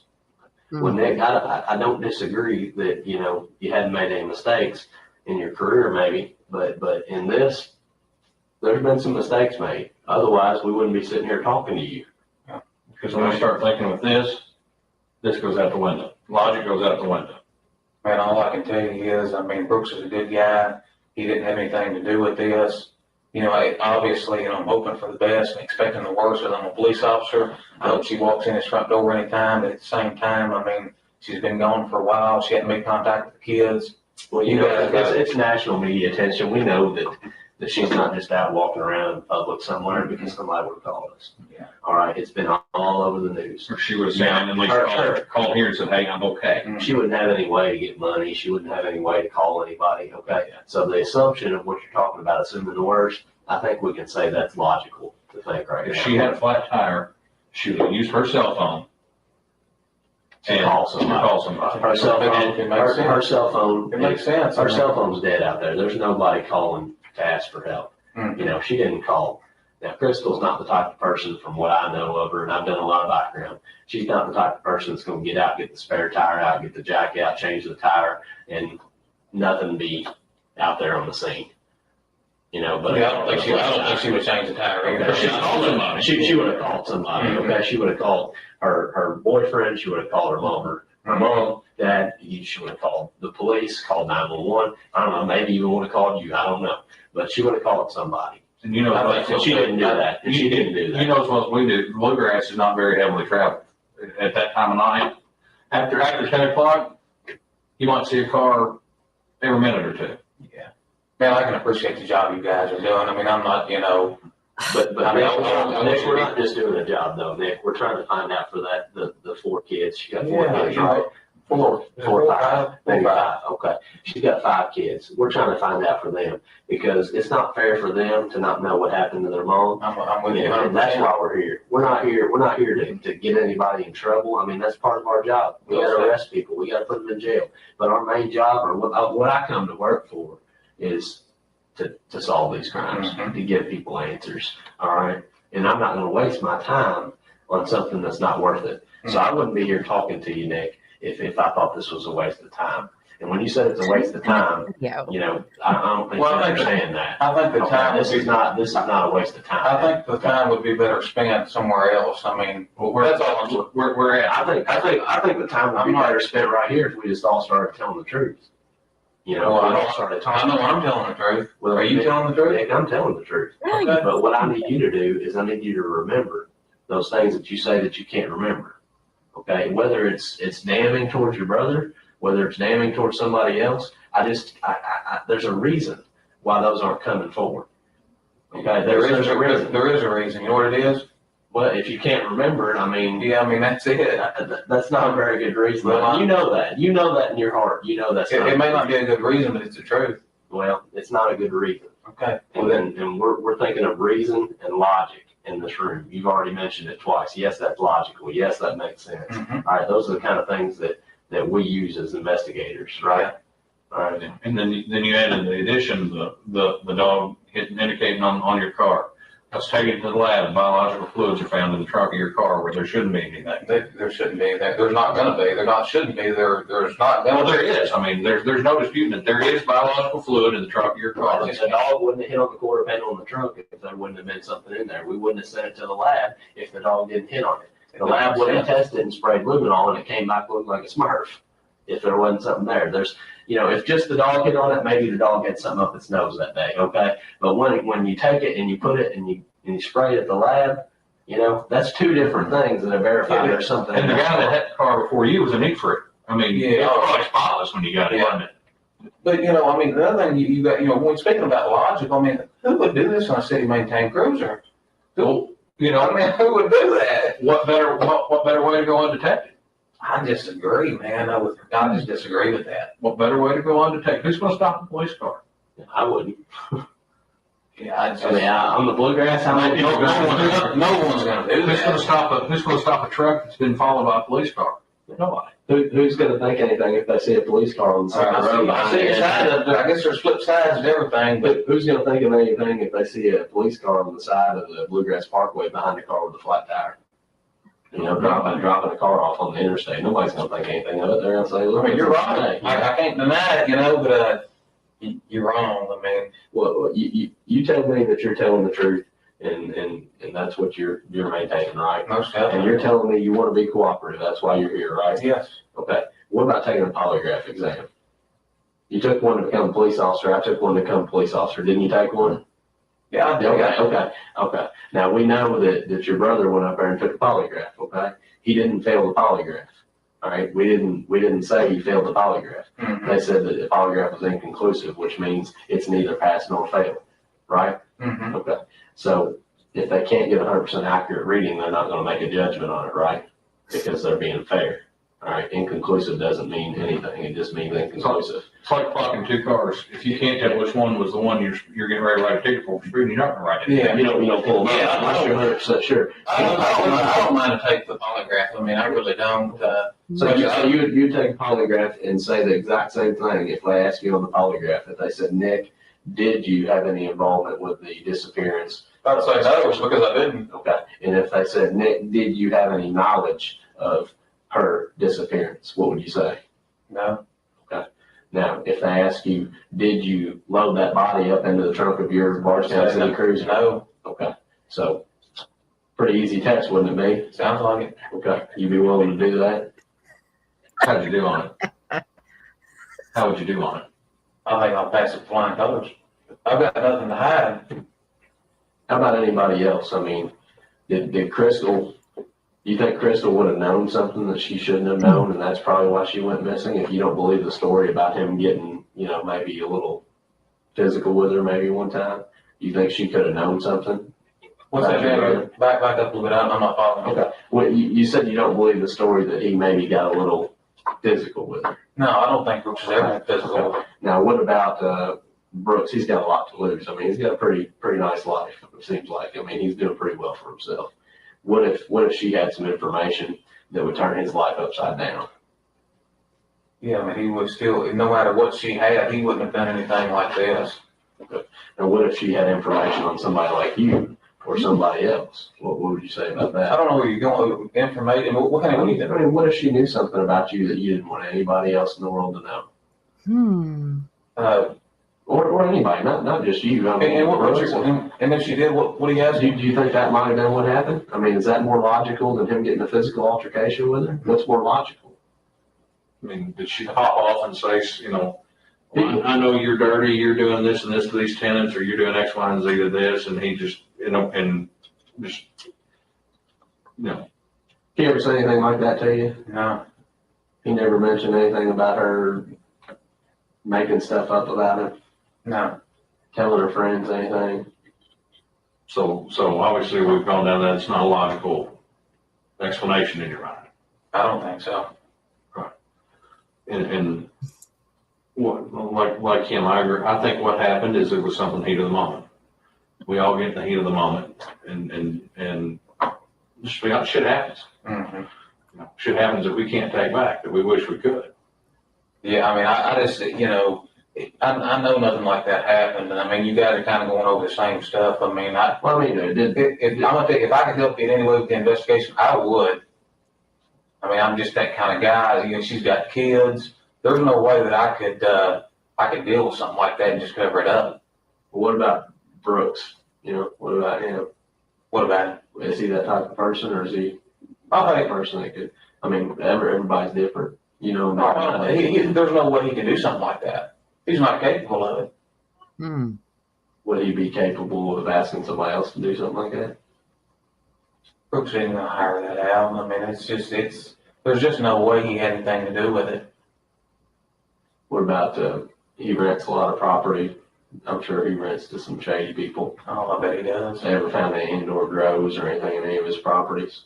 No, not that I'm aware of. You know they do that around here a lot, you know. Oh, yeah, most definitely. Meth labs, anything like that. Yeah, I mean, Nelson County's full of dope. I mean, any chance that he'd be involved in something like that? no way. Bruce doesn't fool with any kind of drugs. He doesn't drink. The carrot. No way.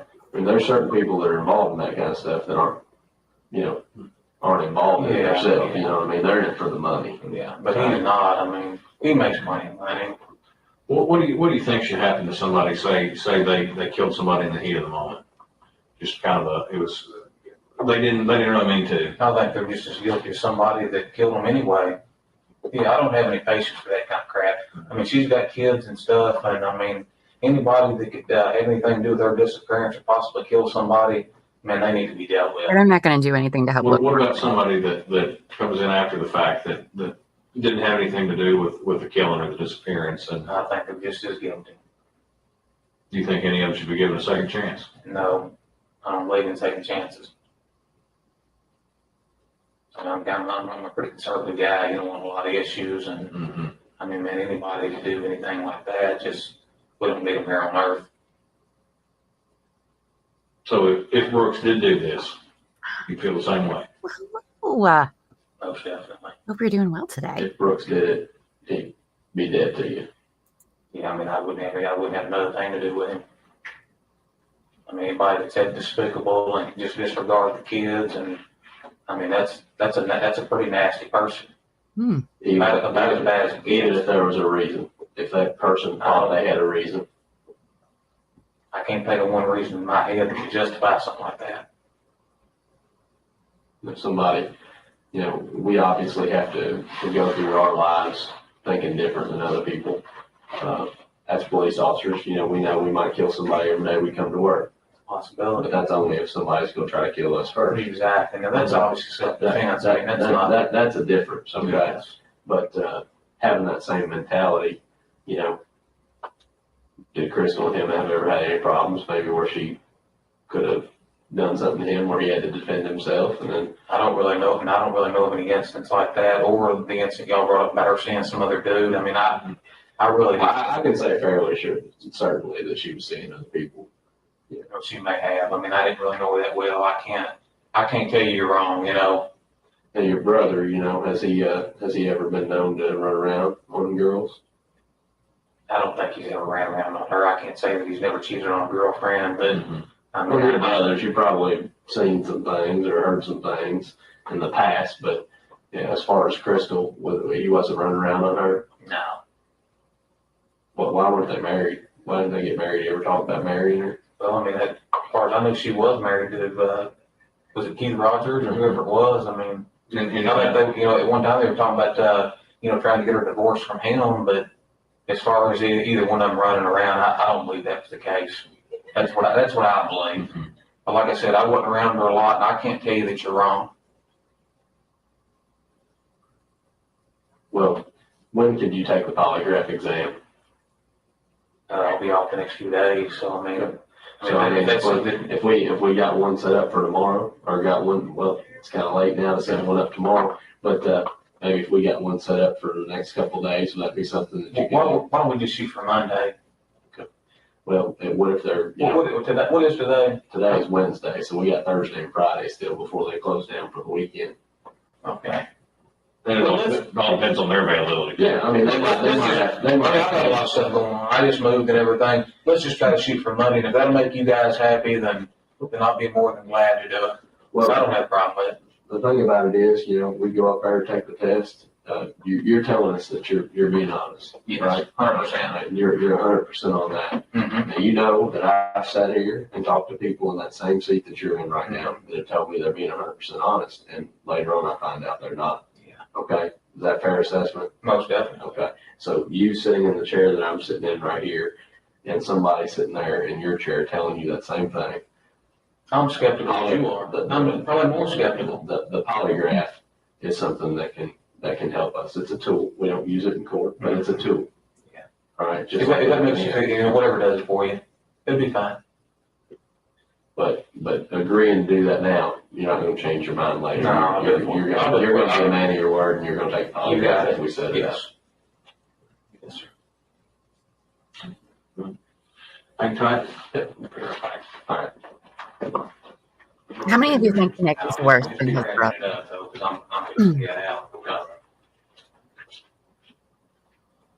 I mean, he's either the biggest liar or the worst cop ever, or both. Get the keys back from the car so we can get out of here. My hands back to sleep.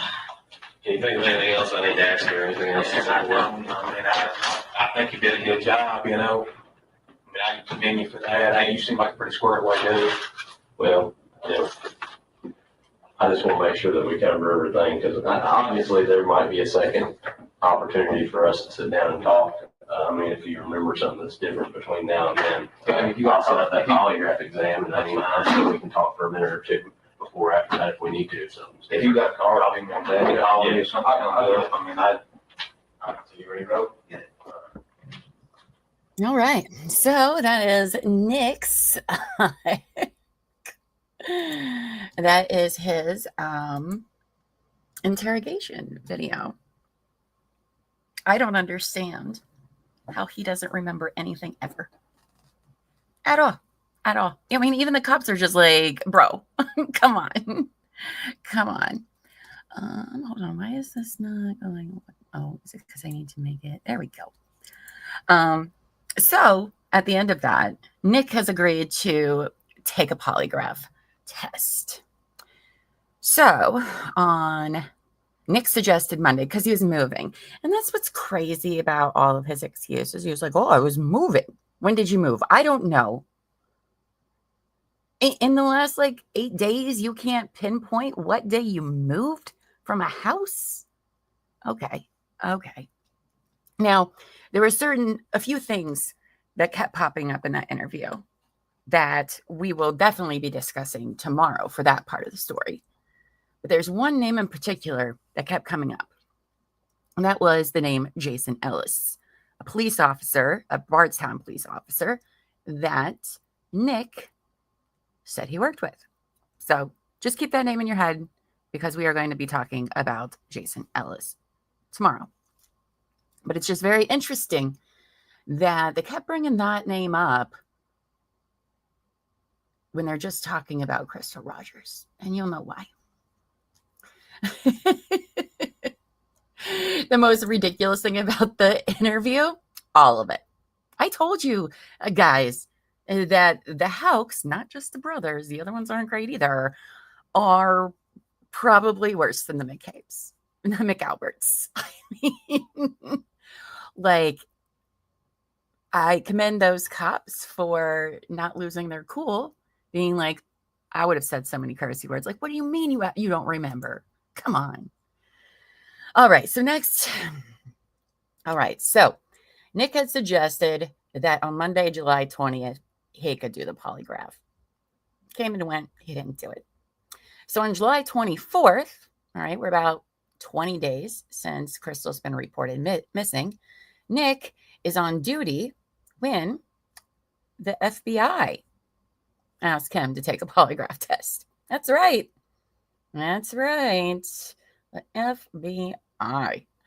So he agrees. And guess what? I have the video of him doing that. So we're going to watch that next. But what you need to know is that as soon as he's done with this polygraph, okay, the polygraph examiner then calls the police chief, McCubbin, all right, to express his grave concerns with the results. That's right. None of this inconclusive stuff that they were talking about with Brooks's polygraph. No, grave concerns. But he's 100% honest with his, I don't remember anything. So this one's much shorter than the other ones. Oh, it's train time. This one's only 45 minutes. Well, Nick, I've been... And he's going to be asking questions, and you guys can decide which ones you think are probably the grave concern ones. I'm going to go with all of it. So let's see. Where's my, there we are. Okay. Oh, there we go. I make it bigger. Got this caption. And I got in the right headphones so I can hear it too. Let me see. Hold on just a second. Let me answer some things over here real quick before I start this one. Jujubee says, thank you for covering this. Good choice. Of course. This, you guys, we are like at the teeny tiny tip of a gigantic iceberg. Okay. There is so much to talk about. So much to talk about. Even things that you'll be like, what? What? Over and over and over again. So this is just a teeny tiny, this is nothing compared to everything else. Right? How do you forget when you moved just last week? I mean, the guy doesn't drink. He doesn't smoke. He doesn't do drugs. He doesn't even drink caffeine. And he just apparently has the worst memory ever. And he's a police officer. So totally makes sense. Totally makes sense. Oh, let's see. Oh, is Dave leaving for the day? Oh, I'm sorry, Dave. Hopefully we'll see you tomorrow. Bye. Bye. Juju says, yes, awesome. Sherry stayed in the FBI. Rick McCubbin, good research. I ain't sure about him, though. I have seen some stuff, but I'm not really going to cover that one. Let's see. Oh, well, yeah. The FBI is around for a very long time. A very long time. Yep, grave concerns. That's it's never just the tip. That's right. No sidebars or breaks in Llama Court. Nope. We're going. Well, I'm gonna not finish that sentence because I know Savage. We'll make a joke about that, so never mind. All right, let's get into Nick's polygraph. Okay. I'm sure he has so much to say.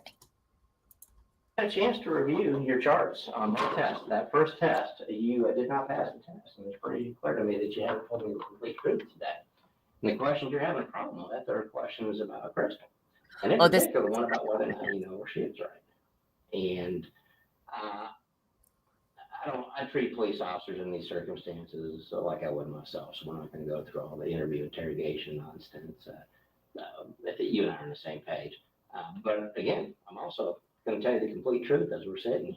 And it's no longer a matter of wondering, do you know anything about what happened? We're past that now.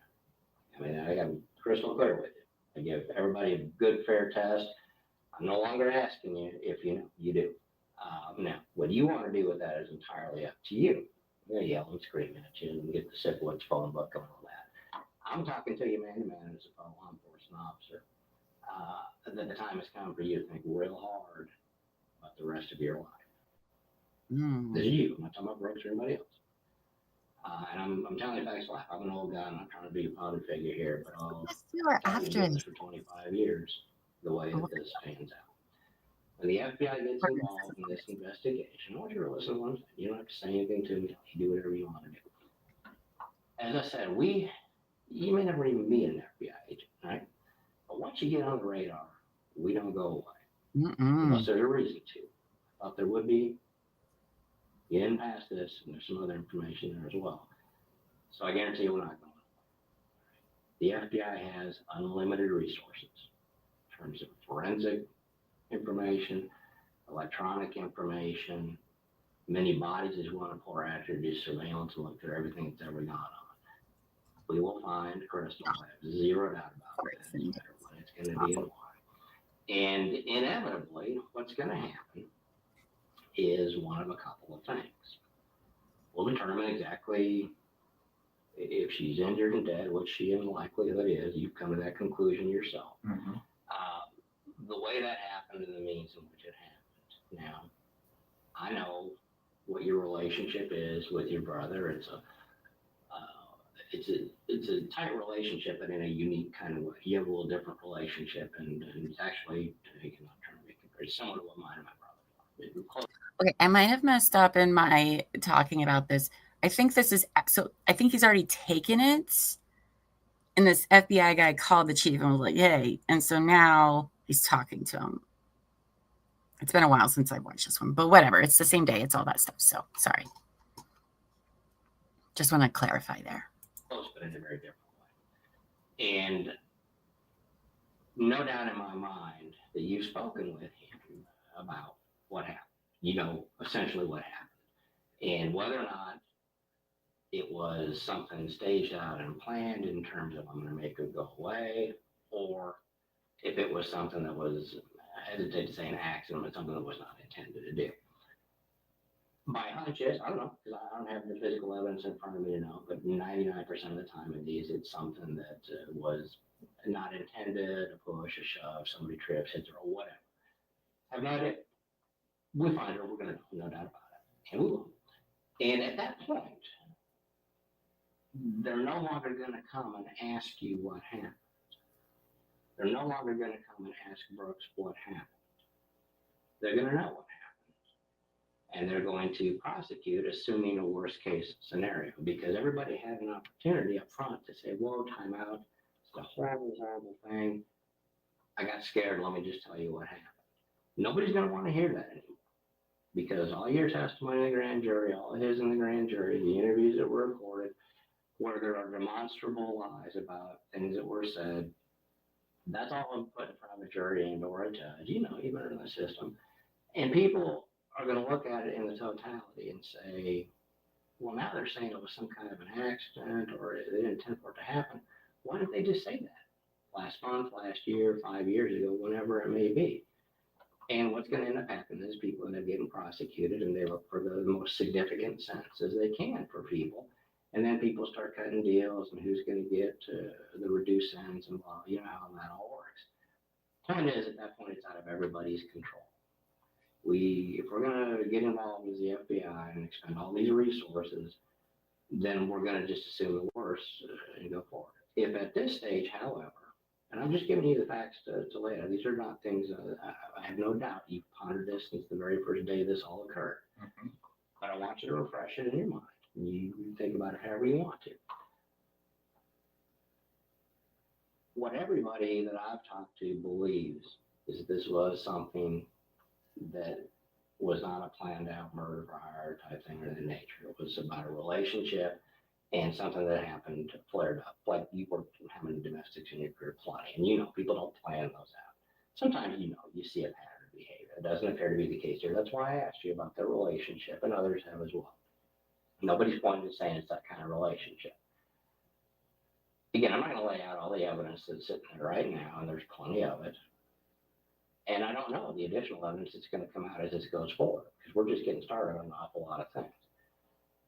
But rest assured, it's all going to be laying on a table where you can now point and say, okay, this is it. And whether it be a circumstantial type of a case where just you put together the totality and it's so overwhelming that there is only one conclusion that a jury can draw, that's probably how this is going to work out. Unless somebody wants to step up and be a man and say, here's the deal, this is what happened, and make it better. I can tell you, 25 years of doing this, it always works out for the best. And that's what happens. People aren't going to come back. You know the deal. Once you've interviewed a lot of people in your career. I'm quite sure. More than a few, I would bet. You've been in law enforcement 11. An interview can be as simple as talking to people or traffic stop. Right? Mm-hmm. You know people. And talking to those people, you pretty much know what happens. You've been around kids before. You know, if you ask them a question and they say something, you know pretty much right away. Well, that's what I do kind of on steroids. And I mean, it's obvious. Looking at your interviews before, it was already obvious that you're not being truthful about some things. And to me, it was equally obvious that you're not somebody that had a major role in anything that happened as far as her disappearance and means. And there could be some other issues and factors there. I don't know. That's my assessment. When we start talking about her, where she is right now, when somebody fails a polygraph, the reason I did the test like this, you saw that numbers test, right? When I had you write the number 5 and I had you tell me that you didn't write it, and it jumps off the screen that you're telling me the truth. Mm-hmm. There's areas right off of that list, you did the exact same thing. And you know where they are. And what that is a guilty knowledge test. That's what we call it. And what that is your heart and your mind betraying what your body knows to be the truth. My master's degree is in forensic psychophysiology, which means the mind and the body interacting to determine truth in an interview setting. That's what I do. This is actually admissible in court because it's scientifically valid. So when I say you know more than what you told me, I'm not guessing that. And when I tell you, polygraph, you didn't do well. I don't show people the chart. I don't show it. Probably don't care, but just so you know the facts. What's the results on your test?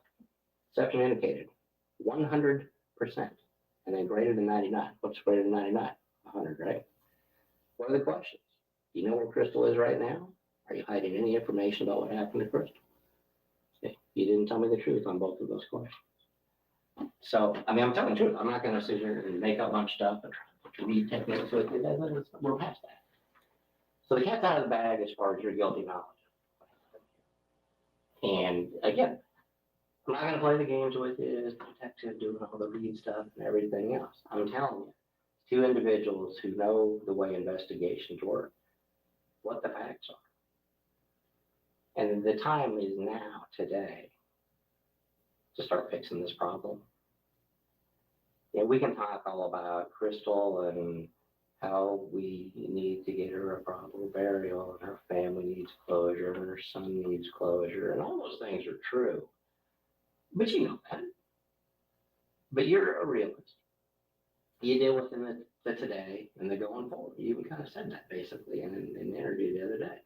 People were concerned about why isn't Brooks acting differently with what's happened here? You know, his girlfriend and mother's child is missing and he's happy-go-lucky essentially. Well, people react to things in different ways, and I get that. That's why I say your relationship with him is a little different than others. It's a close relationship, but it's different than others might perceive. I'm the same way. That's an introvert's way of dealing with things. Introvert doesn't mean shy. It means you deal with things from an internal locus. We all do. I'm very much that way. So I get that. Yes. But that's why I'm not going to go into all these things about. That's the FBI and the the family. test and So that her son can visit and grave and all that. We all know that to be true, and you've already thought about that. You're dealing with that internally. What you're dealing with going forward is you, and more importantly, your brother. Your role in this, I'm assuming, because I wasn't out there to see exactly what you did or didn't do. Was nothing. Well, I'm not even asking you. Okay, we'll go ahead. I mean, you did. I've already shown you, so I'm not asking if you did or didn't. Okay. And we both know that. It's for a lot. I'm not trying to be funny, but it's crystal clear, right? What happened here.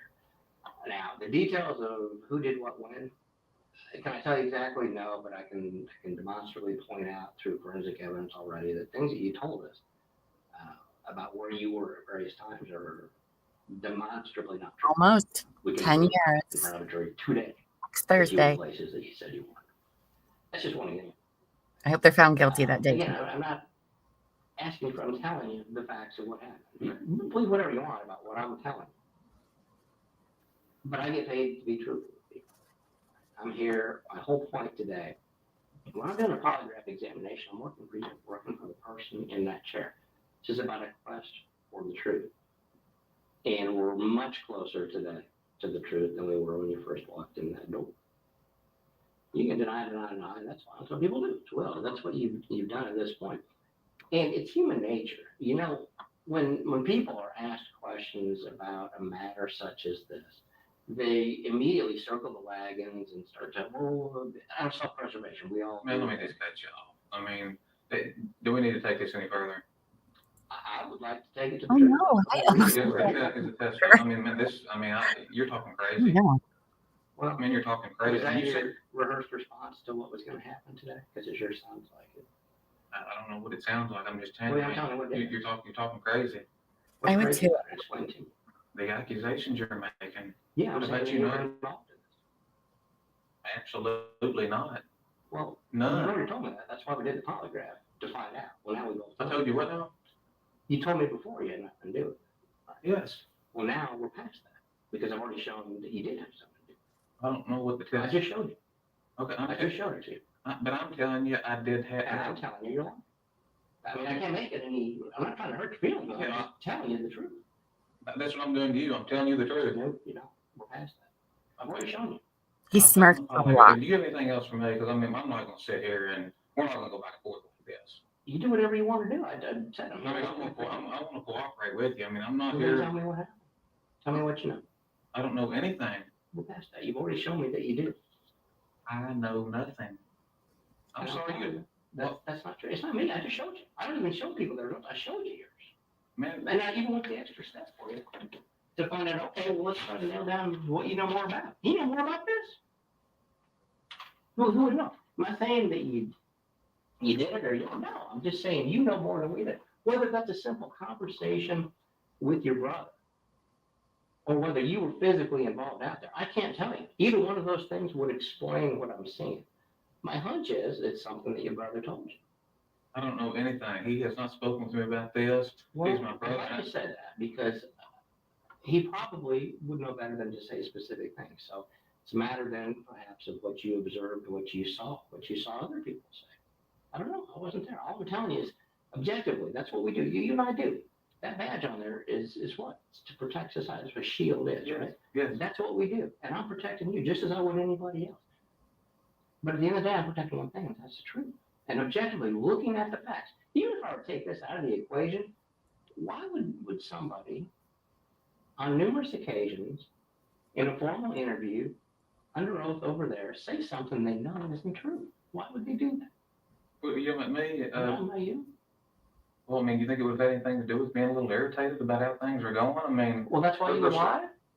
I didn't lie. Well, I'm telling you, you did. I mean, I can show that already. This is not even. Tell me about one of the lies. Well, I can do that unless you're going to help me to understand the reasons behind it. I'm not going to lay out all the evidence that they do or don't have, but I can. I didn't ask you. I said, tell me about something I've lied about. That's what we're talking about.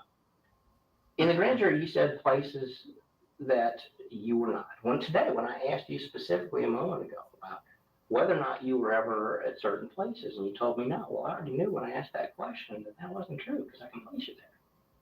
Those are just examples. Are you talking about the video out there in the driveway? No, I'm not. Okay, I don't know what you're talking about. I know you don't. But I can promise you that I have been 100% honest with you. That's what everybody, 100% on. That's just a you take technique stuff. That's what everybody says. I'm 100%. I'm 110% honest. That's not it. Look, there's either the truth or not the truth, right? And that's what I gave you, the truth. Well, but you didn't, and I've already shown that. I give you benefit of that before you come in. I'm assuming you're telling me the truth. Look, I treat people the way they treat me. You haven't been an ass with me, and I'm not going to be an ass with you. I'm not that kind of guy. But I'm laying out for you what I've seen here. I can't argue with this. I've done over 2,000 of these. Trust me, when I told you I know what I'm doing, I know what I'm doing. You must have slipped up today. I mean, I don't. What do you think the chances are better that you slipped up and the truth snuck out here, or that I slipped up? Slipped up today, FBI. I slipped up, but if you're telling me that I failed that test, I told you in no certain terms you did fail that test. well, then the test, then it wasn't valid. I mean, absolutely valid. Well, listen, I'm telling you, I had nothing to do with it. Okay, well, good, that's fine. And I'll tell you, I'll even give you that you had nothing to do with it. Okay? I know for certain. Purposes here today. I know for certain I had nothing to do with it, and I know nothing about it. Well, that I won't give. Well, I mean, that's because just I've shown that. But look, one of the two things is true. Either you know something, and it could be something relatively insignificant that you haven't told me. I don't know anything.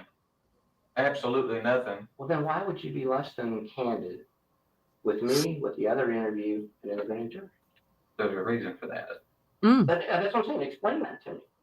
I had nothing to do with this, and I don't know anything about it. No. You know, just irritation. I mean, that just kind of worked its way into this. Okay. You know, I've been 100% honest. Okay, well, that gets to, maybe that's it. Let me ask you that. All right, I'll give you that. When I ask you if you'd be less than candid, that means less than 100% truthful about things. You said you were irritated. Okay, which I understand. I would be too. True, no doubt about it. Okay. Okay. Have I been accused of things in the past that I didn't do? Yeah. Have I been accused of things I did do? Absolutely. Okay. And I've been irritated when I got accused of things I did do because I got caught. And then I got to face up to the consequences. You talk about being irritated in there. Tell me some of the things then. Like, again, I'm not rehashing all this. I'm just. No. I don't want to waste your time. I don't waste my time. My time is not wasted. Listen, we're here talking. Listen, I don't know nothing about this. Mm-hmm. Nothing at all, and I had nothing to do with it. I don't know anything. Well, if I had something to tell you, I would. She's got kids. I'm aware of that. Okay. Why do you think we're here? Okay, look, I don't know nothing. Well, something you Not even something insignificant. clear that up for me. What you just, because I said, why would you be less than candid with me or the other interview in the grand jury? And you said, why would that be? Because I was irritated. Okay. But just being irritated and being put in front of 12 people and accused of stuff like this, I mean, you're going to forget things and not be able to speak as well as you normally would. I mean, there's more to it than you're saying.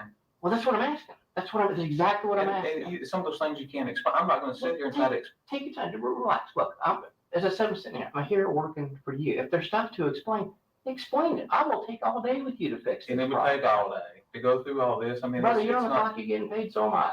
Give me the thumbnail sketch if you want. Just explain to me what your big concerns are. I'm not going there. Why not? It makes no sense. I'm not going there. Okay. Well, it's not okay for me. Well, look what we're dealing with here. We're talking about the potential murder of an individual or an accidental death, right? And if I knew anything, I would help you. No, but stop. We're going to. I know where you're going with this, man. Where am I going?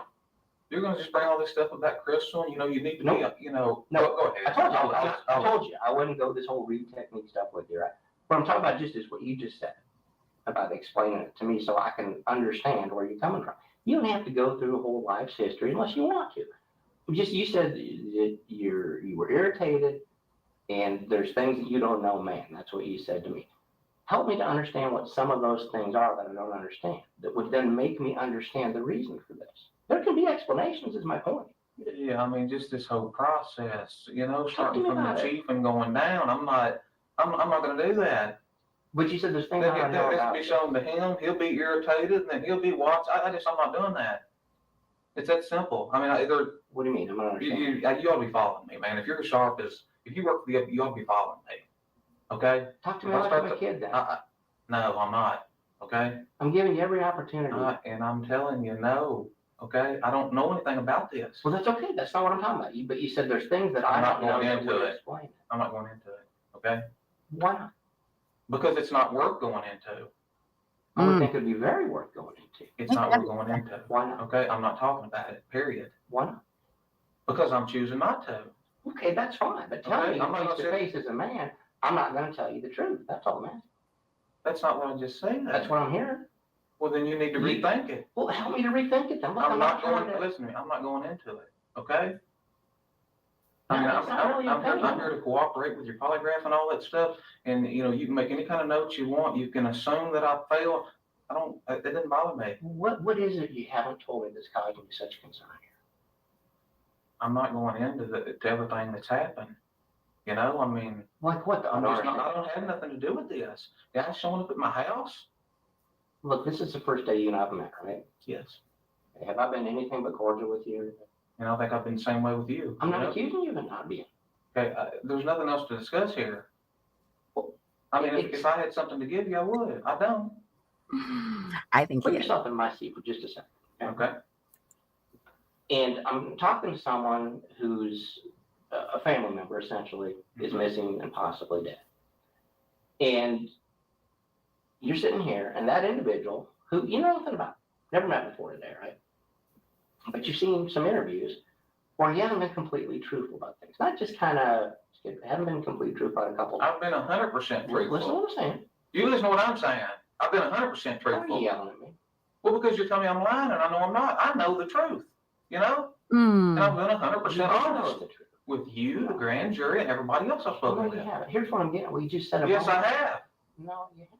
I most definitely have. And if you don't want to believe it, that's your issue. It's not mine. It's not just me. I showed you. Dude, I don't give a goddamn what your fucking computer said.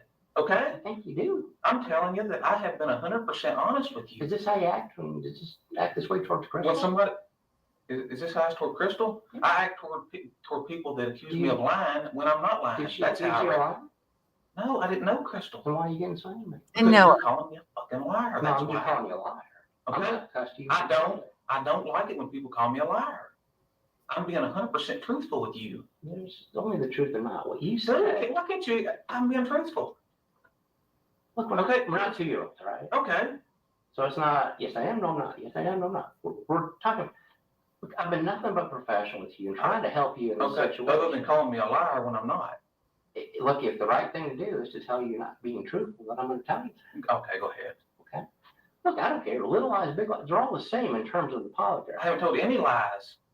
That's not entirely true. It is 100% true. Then help me to figure this out. Okay. What you just told me a moment ago, maybe explain it to me so that maybe I misunderstood what you're telling me. But you told me because you were irritated and there's all kinds of things that I don't know about, whatever, that I can't understand why you would say the things you said. That's what you It's told me. just been an experience. Well, all this is going on. But You that's got what I'm guys showing up asking over at my house taking cars. I mean, this is crazy. Okay, that's what I'm asking about. Are we talking about because of things that have been going on since it's happened, or are you talking about there's things that have gone on over time that I'm not understanding? No, I'm talking about recently. Okay, well, how am I supposed to know that? Yeah, I mean, this is simple stuff, man. I mean, I have been 100% honest with you, and surely God, you can understand with people showing up at my house, my family out there taking cars, the neighbors are watching. Man, it's been screwed up. Of course I can understand. Okay, but I wasn't there. How do I know all this? Well, man, you just assume. I mean, if you were a patrol officer and you got your chief showing up, and I mean, dude, that's crazy. Who the hell? I mean, listen, they come up with all these lies about, well, there's bodily fluid in your car, there's blood. There is no way in hell there is any blood in that car. I have no idea. Everybody's told me that. You know, I speak with the state police. That's the first thing they said. Okay. Grand jury. I mean, it's crazy. But I'm not them, right? Okay, but I'm just saying this is crazy. It may be. All I'm saying, look, I'm not vouching for all this stuff. The evidence will speak for itself, right? Sure. So it really doesn't matter what people want to say or not. The evidence that I've told you about that I can demonstrate are things that we already do have back that I can show. Mm-hmm. Again, I don't think they're anything that paint you in a horrible light. They show discrepancies with what you've said. Well, there may be a very clear reason for that. There is. Well, that's all I'm saying. I'm not. Look, when I accuse you of lying over here, okay, and lie is a bad one. Nobody wants to hear lies. We've all lied in our lives. I don't care who you are. I have, no doubt about it. We all have. Nobody wants to hear it. But somebody who's telling a lie, it's the same thing as saying they're not being completely truthful, right? Okay, that's a little prettier way of saying it, but it's the same thing. I'm not saying you're so dishonest you can envision it. That's not what I'm saying. What I'm saying is today with you, I have been 100% honest, and I don't know nothing about it. That's what I'm saying. Well, and I'm saying that that's not entirely true, but it could be. I mean, but listen to what I'm saying here, okay? You want to get mad in defense about it. Hear what I'm saying, okay? Go ahead. Because I'm truthful. I'm going to be completely truthful as I have been. Person would fail a polygraph on the questions that I asked you. On a spectrum of issues, whether it be something. Yeah, you were out there and watched her get shot and killed by somebody. And again, I'm making that up, all right? You would fail if that had happened and you told me you knew nothing about it, right? Obviously. On the far end of the spectrum. If there's something you know about in your mind that you haven't told me or other investigators, could be about as simple as you saw an argument one time, and again, I'm making it up. You saw an argument between Brooks and Crystal a year ago where she pushed him. They've never been physical with one another. I'm making it up. Okay. Right? What I'm talking about is the bigger picture is you would fail a polygraph on something that simple or something that dramatic. Mm-hmm. It doesn't matter. It could be anything in between. I'm not assuming it's a worst case. In fact, I'm assuming it's something you just haven't got off your chest with me or someone else. That's all I'm saying. Is it a little more clear what I'm talking about? It is, but there's nothing on my chest. Well, but here's the thing is I think that there is. Okay. And again, I'm not assuming that it's something huge and dramatic. It may be. I can't tell you what this thing is going into your brain and telling you this is what you're seeing. That's not what I'm saying. All this does is tells me, do you feel you are being completely truthful or do you not? And it is telling me you do not feel you're being completely truthful. Well, that's okay. Your level of what's truthfulness may be a little different than mine. That's why I take the time to explain what I'm asking and why I'm asking. Mm-hmm. So it's clear when I ask that question, you can confidently say yes or no. Well, obviously, with those two questions in particular, about Crystal and about whether you're hiding any information, there's something that you weren't confident enough to say with 100% certainty. There's some other thing, and it may be a personal family issue, for all I know, that you feel, and frankly, I think it's probably something along those lines, that you feel, well, man, if I tell them that, they're going to think that he just EOP or he did something terrible. I'm not going to think. If anything stands out in mind, I'll tell you. Well, then what? Looking back. It's not like he'd remember, though. When you think about this investigation. Doesn't remember anything. And not from other investigators else. The investigation and what happened to Crystal and how that's affecting your brother and his child.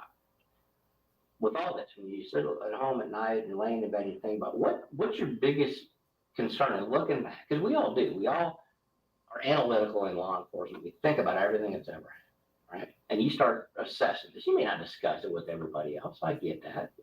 People handle emotions in different ways, especially in traumatic circumstances. I know I'm an internal person. But I guarantee you that means I think about it inside more than I'm talking about it to other people. What I'm saying is, when you're sitting there at night, you're thinking about it. Maybe you talked to Brooks, but maybe you didn't. What is it? Where's your mind focus on something that you look back at and go, man, maybe that's something that I should have talked to Brooks about, or maybe that's something that might have had something to do with it. Where do you focus? These are just suspicions in your mind, right? But what do you think about? That's what cops do. That's what we do. Where does your mind land at when you think about this? I don't know.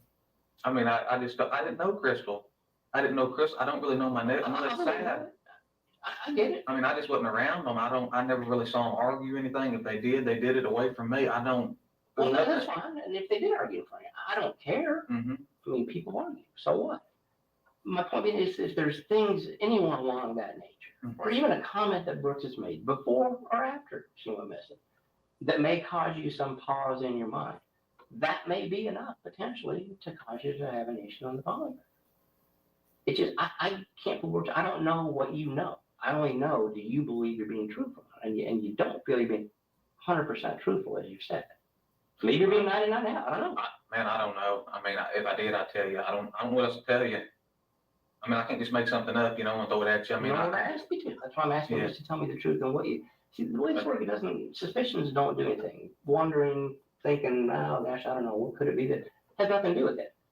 You only respond in the way you do, the physiological signature of somebody who's thinking about this specific thing, which means in your mind, and again, I have no idea what that thing is. It could be something horrible, it could be something very explainable, but only you know what that is. And that's what I'm getting at, is trying to get you to just say, this is the thing that I was thinking my had some concerns about. And at that point, I'm going, okay, well, that probably explains what I'm seeing here. And again, it's not going to be a big deal. It's what we do. When people initially say, I don't know nothing about nothing, and it turns out as they're sitting later at night, they go, okay, I do know a little bit about something, but it's probably not important, but I've told you I don't know anything, so if I tell you this, you're going to think I'm lying to you. That's not the case. Man, nothing stands out. I mean, I wish I could come up with something, but I can't. I mean, it's just the way it is. I mean, I've been 100% truthful with you. I mean, I can't think of any examples. They never gotten, I don't think Brooks have ever got physical with her. I really didn't see them argue. I mean, I ain't got nothing to give you. Well, and I'm glad to say it, because everything from what little I've talked to people about Brooks in particular, about you two, there's not a history of violence and that kind of stuff. There's been no domestic accusations, nothing like that. Which means that whatever happened here was likely, again, I hate to use the word accident, but it was, I say, unintended, because people can get pushed and shoved, and I don't know, I haven't even seen her. How big is she? She's not real big, is she? maybe 150 pounds or something. Yeah, well, to me, that's big, but he's bigger than she is. Yeah. Okay. And men being men, women, they get hot-headed, and they start pushing and shoving and screaming and throwing tantrums and all that. So I'm not all right to throw a blanket, but a lot do. And all I'm saying is, in those situations, if it's a situation where she got mad and she pushed or shoved, and he defended, he's not going to hit a woman. It could be as simple as, in the course of that, she fell and hit her head on something. For all I know, again, I'm making up, I don't know, but in those circumstances, that's a real easy answer to what's occurred here. Again, we're going to find it, we're going to know exactly what happened. Sure, no doubt. But the time to hear about those things, what actually happened out there, before we get to I wish I could lead you there, but I can't. I've got nothing for you. I don't know where she's at. We didn't have nothing to do with it. I'm telling you, that's the way it is. I mean, I don't know, if you watch the grand jury testimony or my interview with the state police, I mean, sometimes I don't speak well. Like, a lot of times when I go to court, I've got my report in front of me. I read word for word. I just don't remember all that stuff. And then you put 12 people in front of me, and they start asking you a bunch of silly questions. I mean, stuff just blanks out. I mean, I don't respond out of that. I get that. I don't like speaking in front of groups, period. Even 12 people in jury. I hate testifying. It's what we got to do. But I'm also a student of people. That's what my master's degree is. So when I watch the interviews, I don't just listen, but I listen to what's being said, how it's being said, statement analysis, kinesics, physiology, what people are doing in the room. And you could turn off the sound in some of those interviews and see spots where an objective interviewer would point and go, "You're not being completely truthful right there." Well, I did leave the sound on, so I listened to some of those spots. Mhm. Again, I don't think they're huge critical issues, and it may be as simple as what you said earlier, that because of irritation and accusations, you just decided you're not going to tell people about whatever, fill in the blank. Well, it's not that I didn't tell them. It's just that, a lot of that stuff I didn't remember, and I'm not going to start making stuff up or tweak it in any way. Yeah. I'll just straight up tell you, I don't remember. If I don't, I'm not going to make something up. Absolutely, I get that, and I'm not. I wouldn't want you to say something that you didn't know. I mean, if you do that, you're lying by definition. Yeah. But the other side of that is, I mean, we all like politicians. Hillary Clinton is a prime example, right? And I'm older than you, but looking back in the Whitewater days, way back when she was interviewed, her husband was interviewed. So we use those as studies in interview and interrogation. And what do they say more often than any other? What's the phrase they use? I don't know. I'm not up to date. That's actually what they say, but they say I don't recall. Oh, I see. And when it's clear that they do.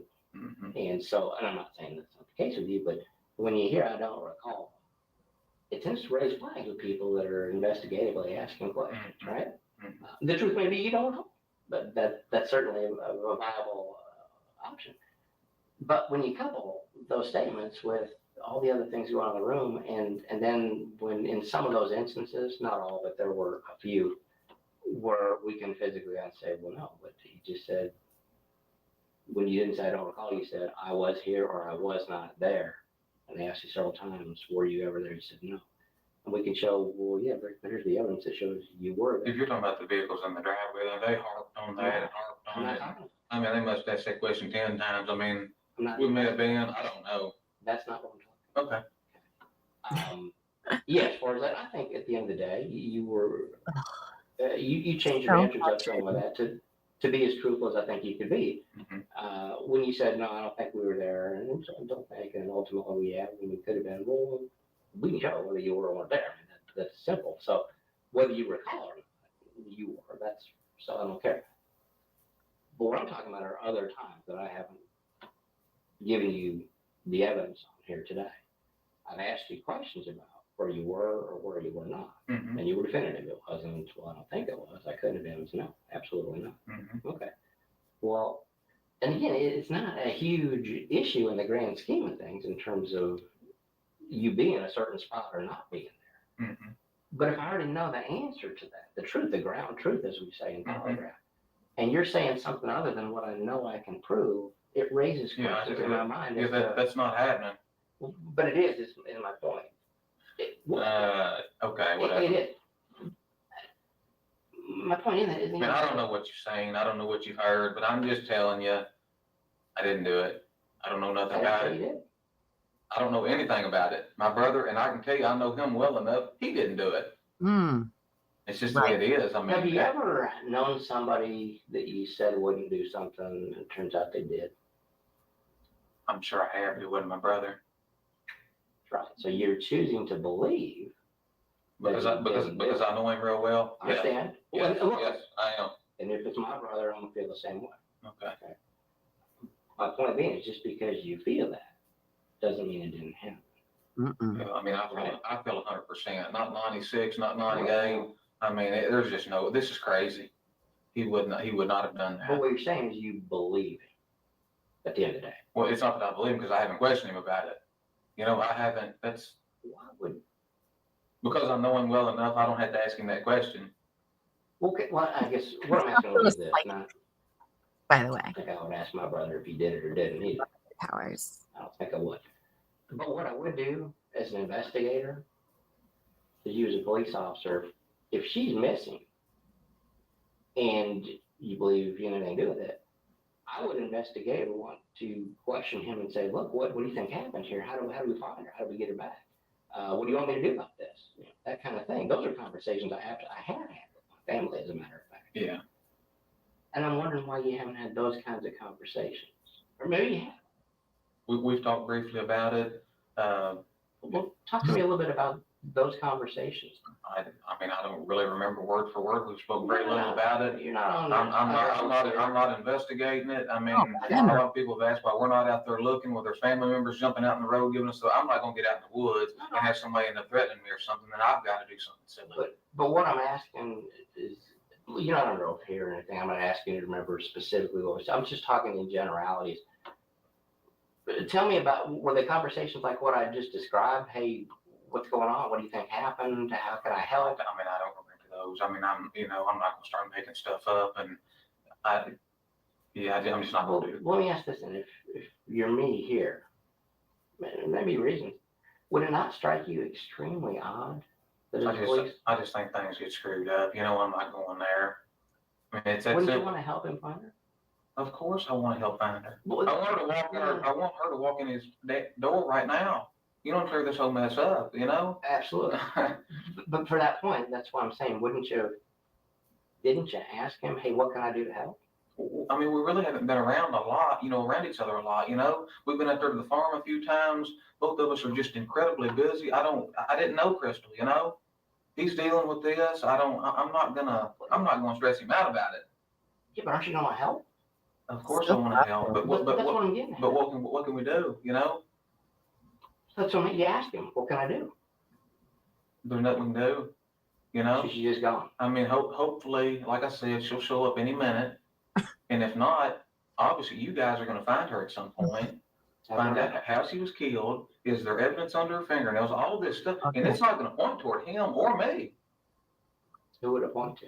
How the hell would I know that? That's what I'm asking you. I'm not investigating the crime. I don't know. Do you have any suspicions of anybody? I do not. I didn't hang around Crystal. I don't know her husband. I don't know her ex-husband. I don't know those people. If I had anything to throw out at you, I'd do it. Right. Would you? Most definitely. What about other investigators? About? Would you tell them? I would tell other investigators. I don't too much care for Jon Snow, but the rest of them, I don't have a problem with them. State police, Mike Kaminsky's a good guy. Ed Mattingly's a good guy. You met? I don't know. Is it Detective Snow? Is that right? Yes. Okay. I don't know him other than. He's just admitted. He's openly admitted that he lies in court. I just can't deal with a guy like that. Did he admit that to you or something? He admitted it to a bunch of us over in the squad room. There was half a dozen of us over there. Objection. I'm not going to get between a guy like that and my brother. I mean, I know he had nothing to do with it, but I don't want things to get screwed up either. Well, I agree. I want this done right. I can see that. I think we all do.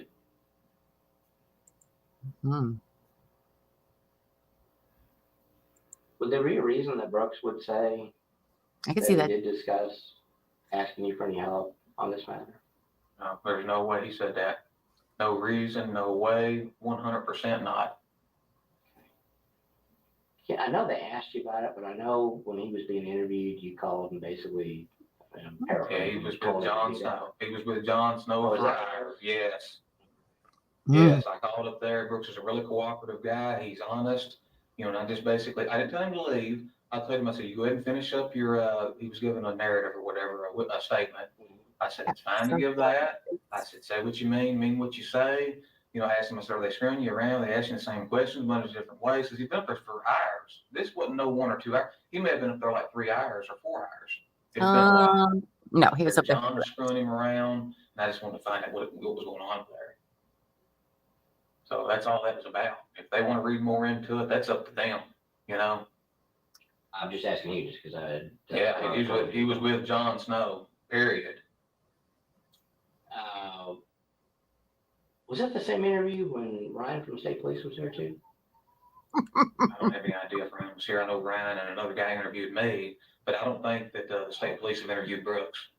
There was a bigger guy. He was probably about, I don't know, blonde hair, short, kind of a heavier set guy, maybe about my height. In the story. 250, 240, something like that.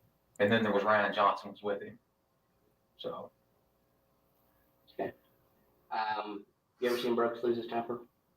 Hardly ever. Hardly ever. What about in those rare occasions when you did? I tell you, I can't even think of an example where he's just went off the,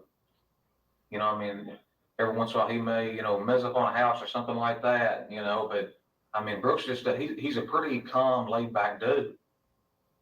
He's not, he doesn't take medication. He is level headed. I mean, he keeps up with about 100 rental property. He builds 8 or 10 houses all the time. I mean, he's just, Younger than you. He's younger than me. He's got to look up to you. I think a lot of times Brooks thinks he's over me, I mean, it just depends. Is he a leader or a follower? I think both of us somewhat are leaders. Okay. What about when 2 of you are together? Who's the leader? Not what both of you. Realistic. You. I don't know. I'm not going to say that. That's why It's you. I don't want to put him down. That tells me that makes you the leader. So I understand. What else haven't we talked about that might clear this up? I knew I'd tell you. Would you? Yes.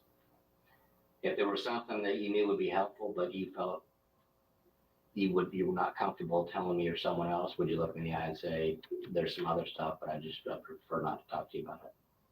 You saying whether to take a chair and then just call you? No, you mean right now as I'm talking, if there are other things that you do know about, that you're just simply not comfortable talking to me about, would you look me in the eyes now and tell me there's some other things, but I would just be a gentleman? Yeah, I'd tell you that. I'd straight up tell you that. And are there some other things you just do not discuss with me? No.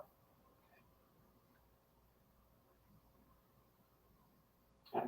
Anything else I have not asked you about today that in any way could be helpful? No. Think I've treated you fairly today? I think you have. I've been professional with you? Yes, sir. Have you yelled or screamed or cussed at you? No. Have you yelled or screamed or cussed at me? A little bit. Okay. Mm-hmm. And I understand that, okay? Okay. We'll step back out. We'll grab Brian here, and I'm assuming get you back to work here. Sounds good to me. Appreciate you coming in. All right.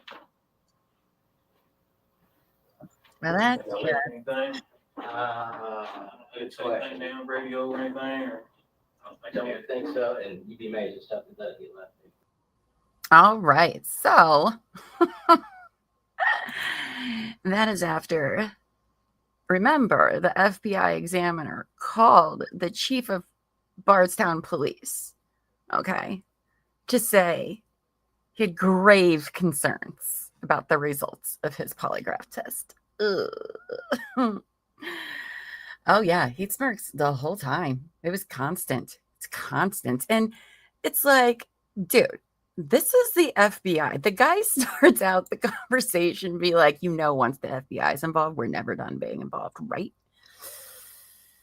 I wonder if, they didn't think, I honestly think they didn't think this would become a big deal. I think that they thought Crystal wasn't a big deal, that nobody would actually care for some reason, which is crazy because her family is very well known. It's a large family and they care, but it's just crazy that you're going to sit there and be like, oh, well, FBI examiner, maybe you messed up this time. Okay, buddy. Okay. I mean, you went in front of the grand jury just a few days after, and you were so suspicious, they took your cop cruiser that day. It's crazy. Well, let's find out what else happens, because I think you guys are going to like the rest of this. All right. So that was on July 24th.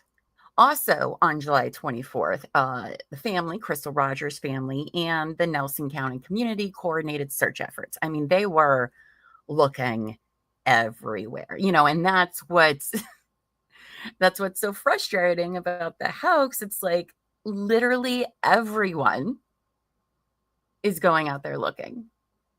I mean, why wouldn't Nick go out and look off duty? A first responder. He semi-knows her. That's his nephew's mother. And he can't be bothered. Okay. Because I don't want to be in the woods and somebody hurt me. When you guys are going to be super suspicious like that, that's why people are so suspicious of you. But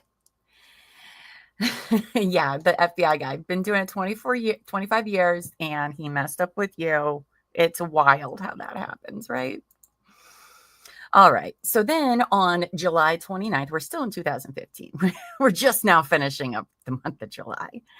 The Louisville Metro Police search several area lakes and continued attempts to find missing Crystal Rogers. Now, nothing is found during any of these searches that are going on, unfortunately, and they're all lasting several days. Everybody is trying to turn Nelson County inside and out, looking for anything that might be related to Crystal Rogers. So now we go to August 1st. Okay, so August 1st, the community joins the efforts to find Rogers, again, ramping up searches even more and holding vigils and fundraisers to assist in law enforcement's process. Tens of thousands of dollars are raised. It's so nice. This community, the Nelson County, Bardstown community is just a beautiful, beautiful community of people. All right. So they raised tens of thousands of dollars to raise the reward totals to find Crystal and get information and to make trust funds for her 5 children. I mean, by the way, this story tomorrow, I'm just going to warn you all now, I'm probably going to cry tomorrow. It's just so touching what everyone in that community has done for them. So then August 14th, because remember, Crystal and Brooks have a 2-year-old son. Brooks has the 2-year-old son because he has custody of him. So on August 14th, he's obviously not letting Crystal's family see him at all. Not happening, right? So the parents of Crystal Rogers, Tommy and Sherry Ballard, go to court fighting for grandparents' rights of E. Now, the custody was between Crystal and Brooks. So Sherry and Tommy are like, we got to file for rights. So we have rights to see E. It's different in different states, but that's what they had to do because he was not even letting him see the family, which is wild. So then in September 9th, the Bardstown police chief, Rick McCubbin, gave Nick Houck a suspension letter. Oh yes. Calling for his eventual termination. That's when you know it's bad because that thin blue line, it's hard to get rid of. It's hard to get rid of a cop. And the chief of police is like, I want this guy out here, right? So in the letter, the chief alleged Nick violated the city of Bardstown police code of conduct, Bardstown personal policies, and Kentucky Law Enforcement's Council Code of Ethics and Canon of Ethics, right? He's like, this guy, garbage. All right. We want him out. We don't want him here. Oh, it's train time again. So then he also charged Nick with lying and concealing material information, immoral or improper conduct, insubordination, and official misconduct. Now, that is a criminal charge, but Nick actually never faced any of those. I don't know if those were just to get him out of the way. I'm not really sure how that all works, but the chief of police is like, we got to get rid of this guy. Okay. So then comes October 14th. So October 14th, Nick signed an affidavit saying he told Brooks to fully cooperate with the Nelson County Sheriff's Office detectives on that phone call that he got in his interrogation. He was like, no, I will legally sign saying I told him to cooperate. It didn't sound like that was the conversation they were having on the phone then, did it? Didn't. So then the next day, all right, so Nick signs the affidavit on the 14th. On the 15th, a hearing is held in the mayor's office to discuss Nick's possible termination. So during the closed hearing, Nelson County Sheriff's Office Detective John Snow and Bardstown Police Chief Rick McCubbin were questioned by a representative of the city and a representative of Nick Houck. Detective Snow gave sworn testimony that Nick called his brother Brooks in the middle of a police interview. Video of that interview shows Brooks answering the phone and saying, "If you want me to leave, I will." However, Brooks stayed, and after hanging up the phone with Nick, he said Nick told him to stay and give a statement, but not to let detectives beat him to death with it, because that's what was going on. Snow said he called Nick the next day asking for an interview, but he refused to talk. Okay. When Chief McCubbin heard of this, he said he was very troubled. He talked to Nick and told him to cooperate with the investigation, but Nick refused further, maintaining he had nothing to say to help detectives. Nothing at all. Well, he couldn't remember anything. Couldn't remember a single thing to any question he was asked. Nick also said that it wasn't his place to do so. Quote, "We have to let the agency determine that because we don't know what they have and what they don't have." That's what Chief McCubbin said during this hearing. Police officers have an oath, have a duty to cooperate. He went on to say that Nick had an ultimate disregard for the Nelson County Sheriff's Office investigation, right? Nick is saying, well, I don't have anything relevant. And it's like, okay, but how do you know that? You don't know that. You're not the investigator. You don't know everything that they know. Because remember, it's the county. He works for Bardstown. The sheriffs are doing the questioning. So he's not privy to all of that. And that's what the chief of police is saying here. He also goes on to say it was almost as if they had to beg a police officer to cooperate. And that's not acceptable. And I agree.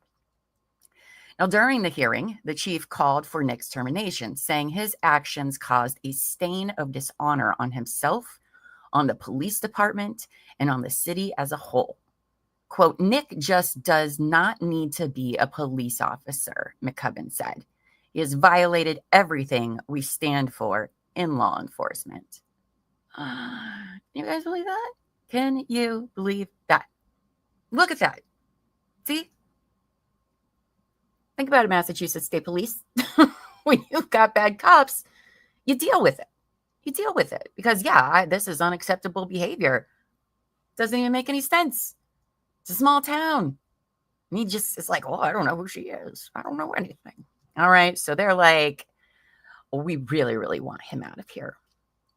So then the next day, Sheriff Mattingly tells the media that Nick Houck was fired because he failed a polygraph regarding Miss Rogers' disappearance. He advised his brother to not speak to the police. He refused to speak to our investigator, and he has been uncooperative in grand jury testimony and has selective amnesia. That's right, they're calling him out. He's not worthy of being a police officer. Ooh, yikes, that's what the sheriff had to say. He also said that Rogers is presumed dead and Brooks Houck was officially named a suspect, which I have a very short little clip of the sheriff saying such things. So I got it there? Okay, I do. Give me just a second. We're almost done, by the way, you guys. In case you're wondering. You're like, how long are you going to talk today, Llama? All day. All day. Just kidding. All right, let's see what. Oh, that's not how that works.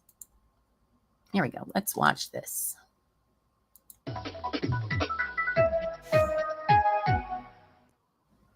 Her boyfriend, Brooks Houck, is the man investigators now believe played a role in the disappearance of Crystal Rogers. He was the last person to see her on July 3rd. WLKY's Annalisa Gale is back from Nelson County with new details revealed today. Annalisa? Vicki, now that Brooks Houck has been named a suspect, family members hope their search for answers is nearing an end.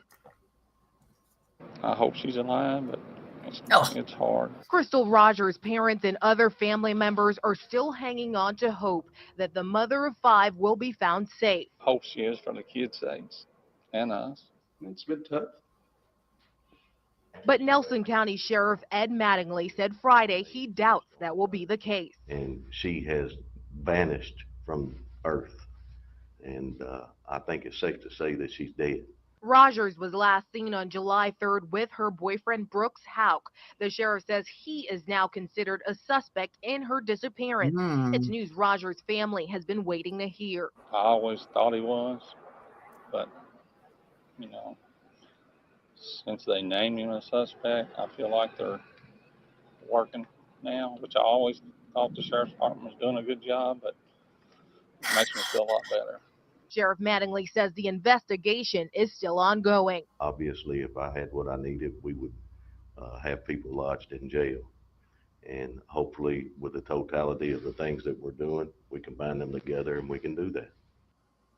Brooks Houck is not facing any charges at this time. Today, family members search Marion County for Rogers. I'm Annalisa Gale, WOKY News. Thank you.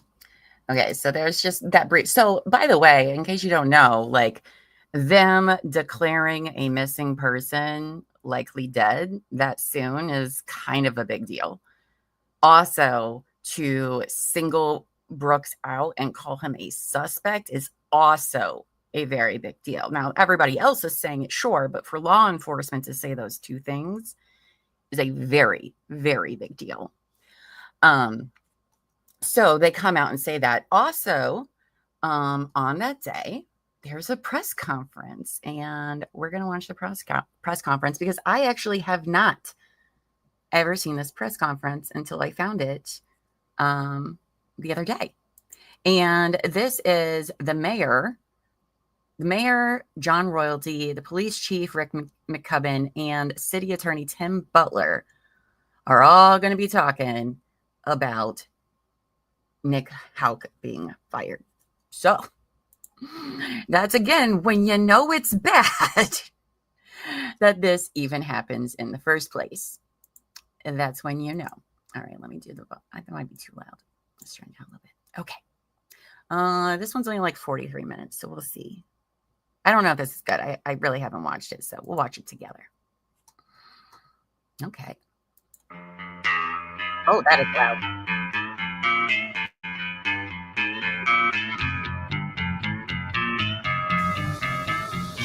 Okay, I will open this press conference. It's 1 o'clock. I will open the press conference, and I'm going to turn it over to City Attorney Tim Butler for his statements, and I guess we'll open the floor for questions. Thank you, Mayor.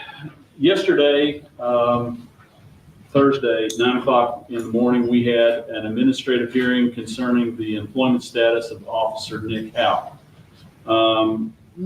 That hearing was closed at approximately 1 o'clock in the afternoon.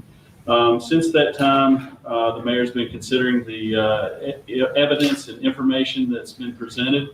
Earlier today, he issued a final order, which I believe you all have a copy of, and that order terminates Officer Houck from the Bardstown Police Department.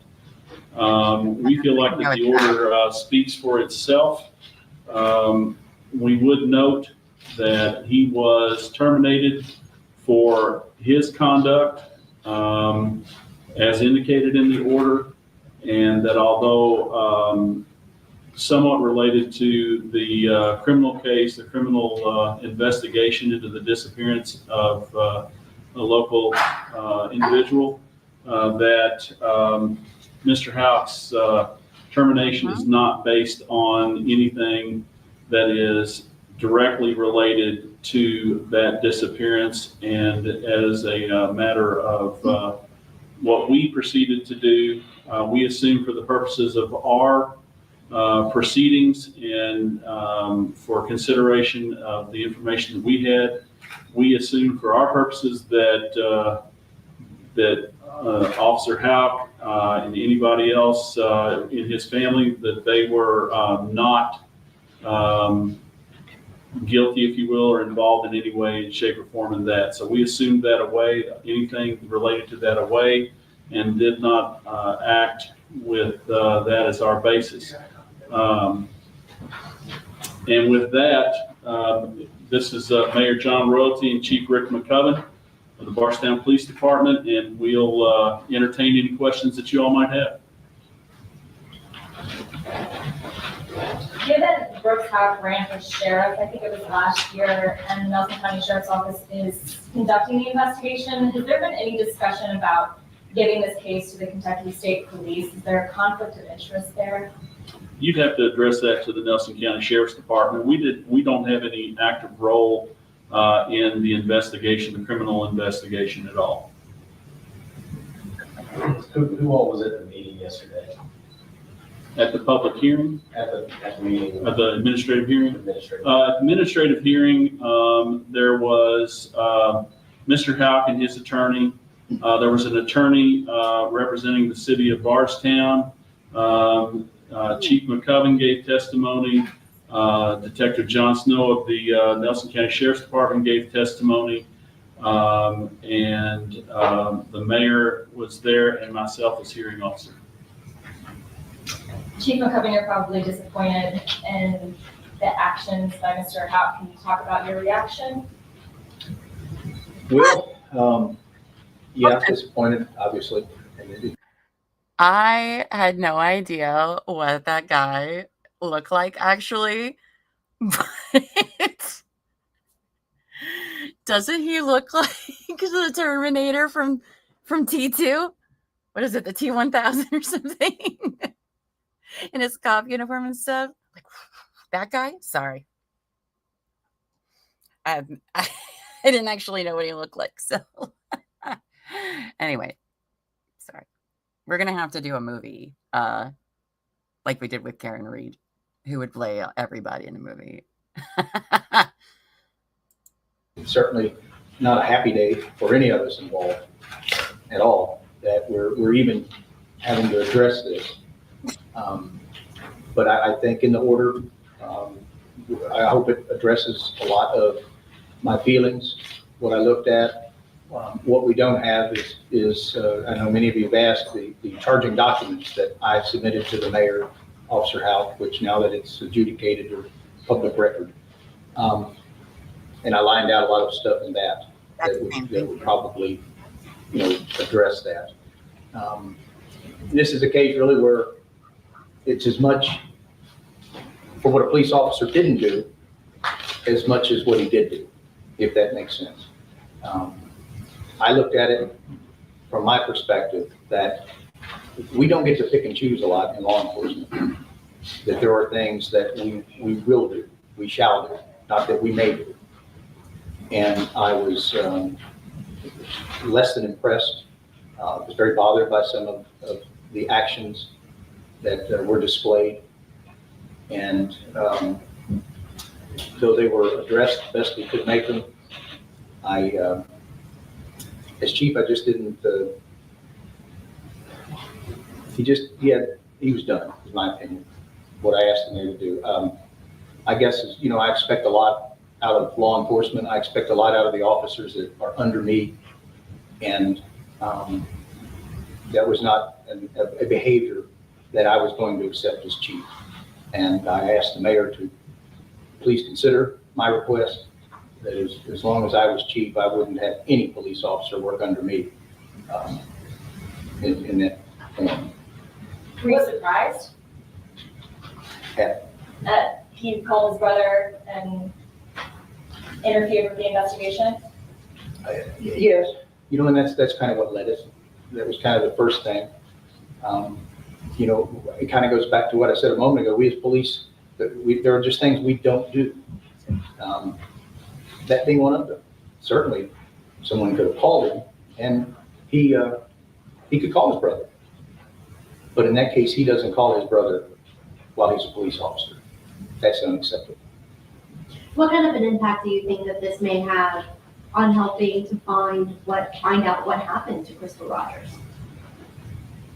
I couldn't comment on it just because I simply don't know. I don't know. I'll be honest with you.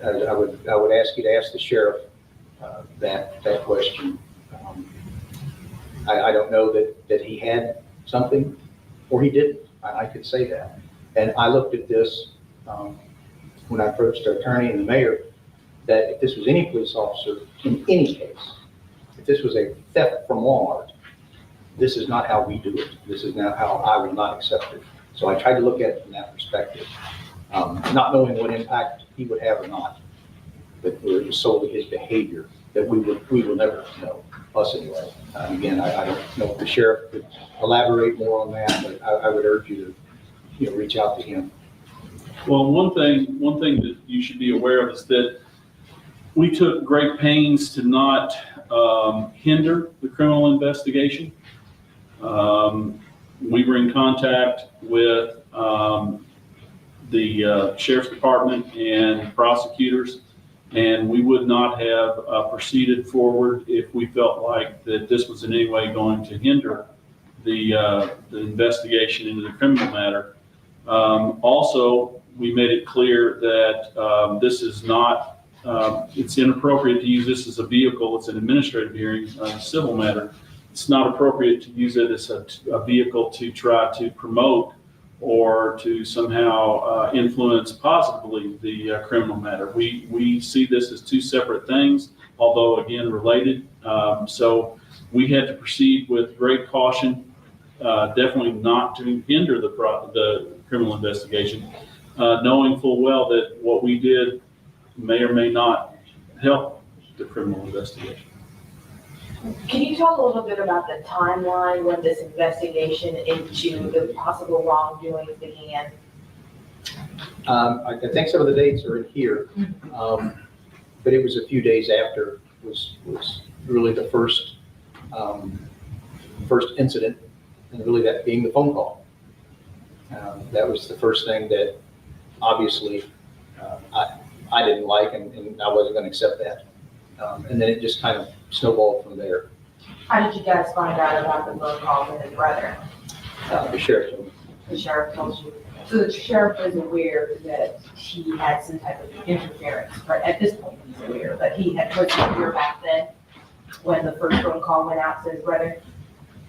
Let me make sure. So how did the sheriff find out about that phone call to his brother, basically? I would assume the lead detective told him, and I don't know if the sheriff was there when it happened. I don't know that, but I guess just being sheriff to chief, it went up to him, and then he brought it to my attention what had occurred. Yeah, and just to be clear, it was a phone call from Officer Houck to his brother, Brooks Houck, while Brooks Houck was being interviewed by a sheriff's detective.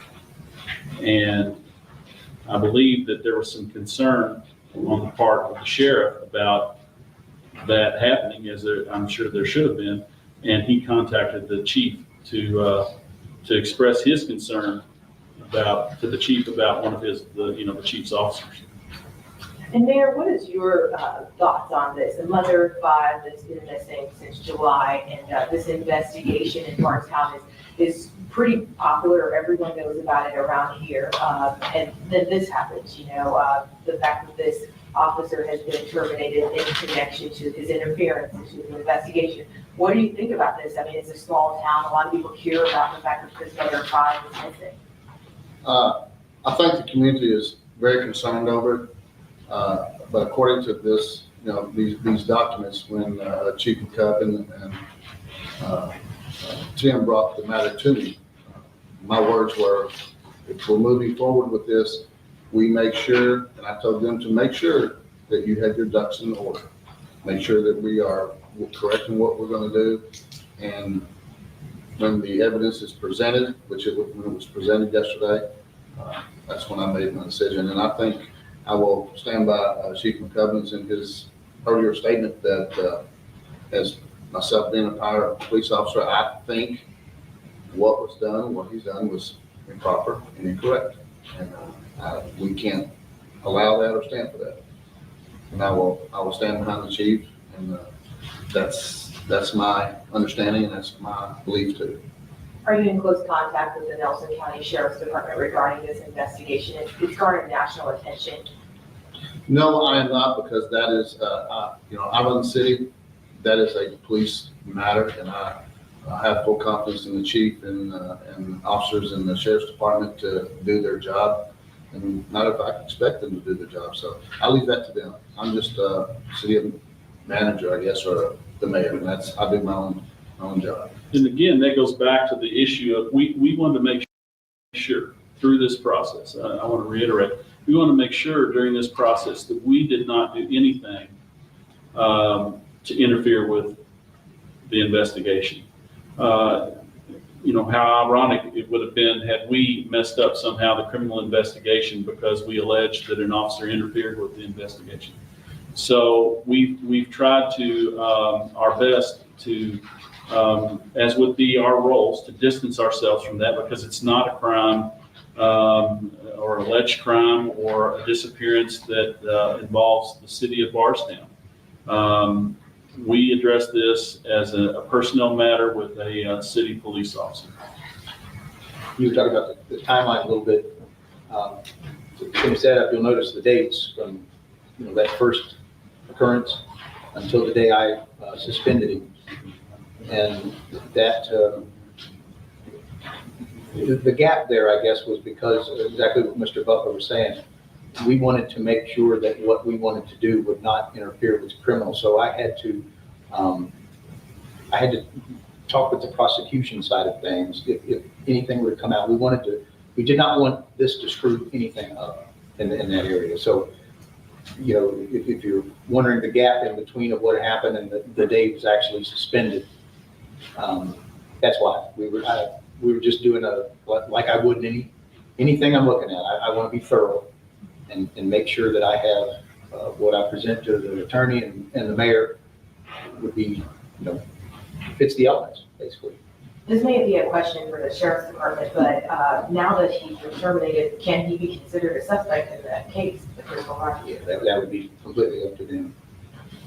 As far as the polygraph test is referenced a few times, and I think there's only one polygraph test that was administered. Was that administered on behalf of, I know the FBI did the administration, but was that by the request of Bardstown City Police, or by the sheriff's office? It wasn't done by at our request. And the sheriff. And I'd like to express to everybody that this process and what we're going through right now was given a lot of thought, a lot of detail, and it was a decision that was heartfelt, and it was a major decision, and it wasn't just something that we do every day.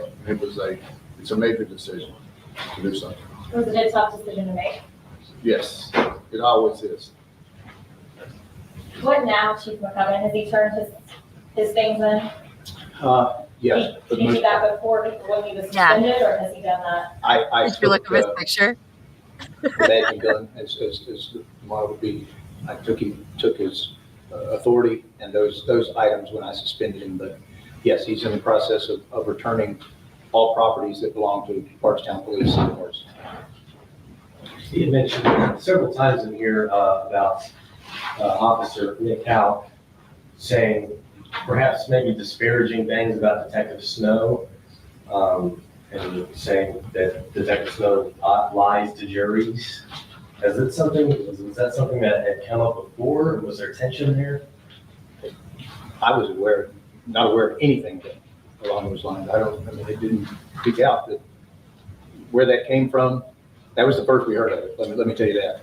That was the first we'd ever heard of anything along those lines from anybody. Any side of law enforcement, the court family. That was never even brought up until he made that statement.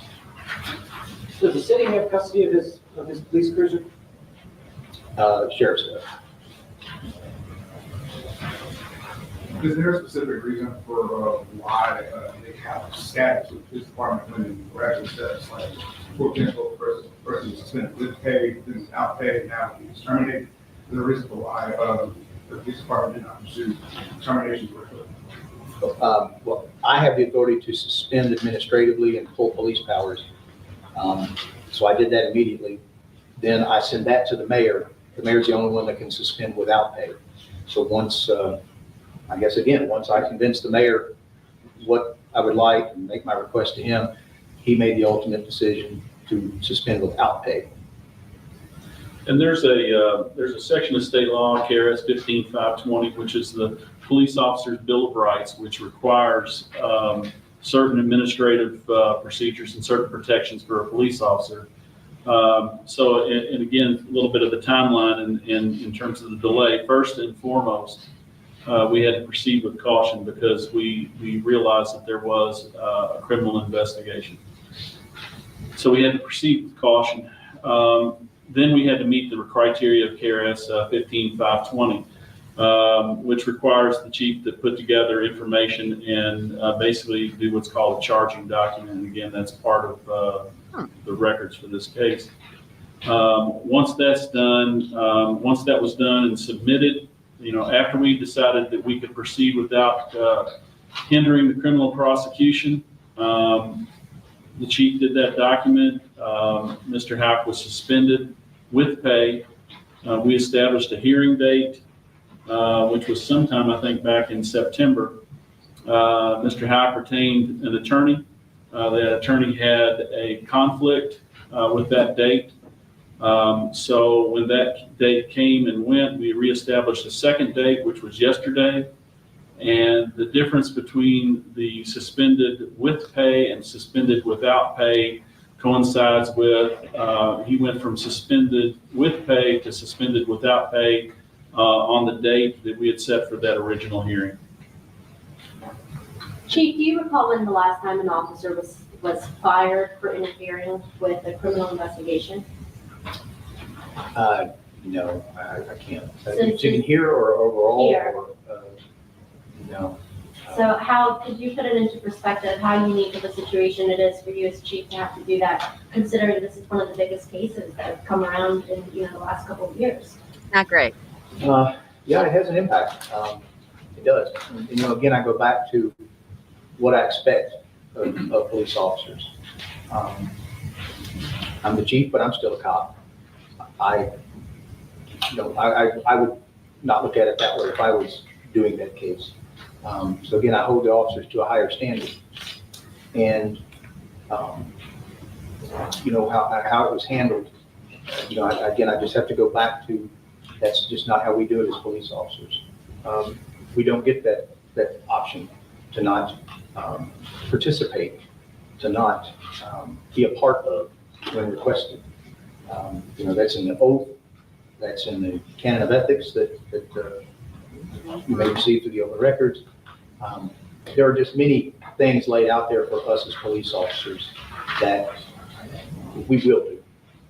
And like I said, picking and choosing what we want to be a part of is not an option at all. And it's when a police officer does that, then I want exactly what the mayor did to happen. Not on my watch, as they say. Any police officer for that matter, but certainly as long as I'm chief, I don't want a police officer working under me, representing our department, our city, and this community that's not going to give it 100%. But there's other charges besides just interfering with the investigation. There's ethic charges that were done as chief had quoted the canon of ethics and Bardstown policies and procedures were violated. There's more than just that. Did you say who Nick Houck's attorney was? His name, is that part of? Yes, his name was Erwin Roberts. He's an attorney out of Louisville. In the authoring of this document here, part of a passage reads, Mr. Houck could have and should have asserted his constitutional rights, which as a police officer he knew or should have. So one of which was the right to remain silent. Who is it that sounds like an opinion? Is that the mayor's opinion or is that the chief's opinion? That was just so that you all understand how the final order was drafted. The chief and the mayor and I had extensive discussions after the administrative hearing. The mayor identified his areas of concern, and then as the city attorney, I drafted the final order that you all have there.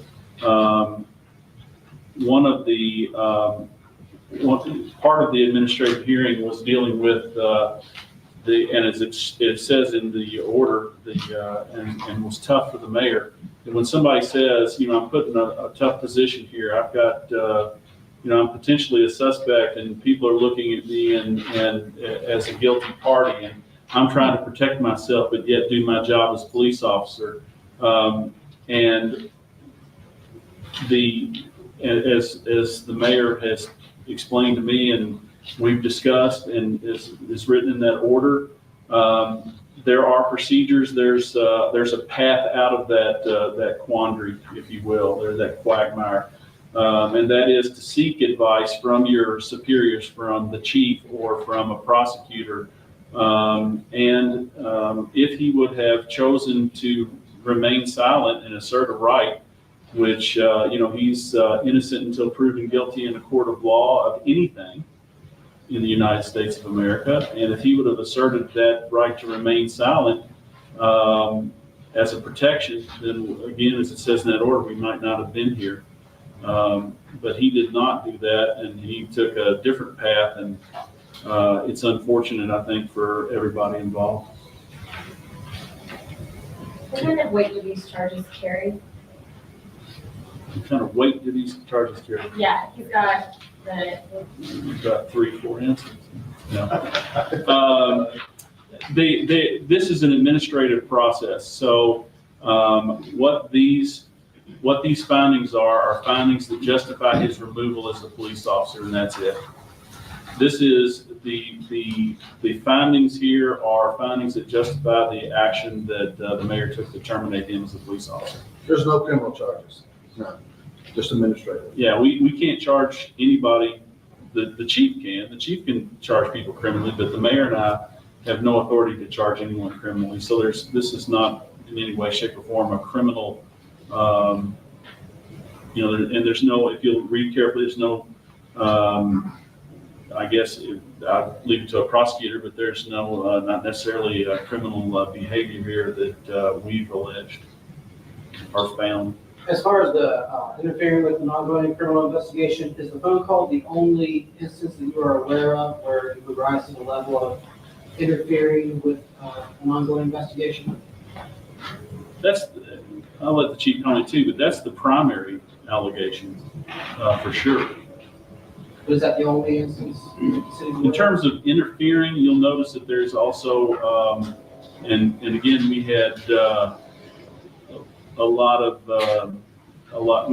we discussed this at length, that there was a lack of cooperation. That's not necessarily interfering with. And that's a fine line. We all understand that, but in terms of one is maybe a sin of omission, the other one's a sin of commission. He did something to hinder the investigation, whereas in other respects he didn't cooperate with the investigation, and that's laid out in that statement. But as far as I know, in terms of the sin of commission, where he took some sort of action, I think that would be the only one that I'm aware of. Yeah, it's and he really, I guess if you think about it, he injected himself into this. He made that call. He was not necessarily on the radar, but by him making that call, he therefore entered into the entire investigation. That, yes, of course, that was the first and really only forward-moving thing that he did. The rest of it was more of in a passive way. I think the grand jury was an issue. As much as anything, and like I said, it's a lot of what he didn't do as much as what he did do. That was kind of the balance that I looked at. But that I think was as bad as doing something proactive, if you will. The fact that he didn't do what a police officer should do on either side, adverse or so. And were there, I'm curious because I think it says here that you found out shortly afterward, but this occurred on July 8th, the phone call. And I believe it said here, I'm not sure that you found out shortly thereafter. Now, he was a police officer at the Bardstown Police for a while after that.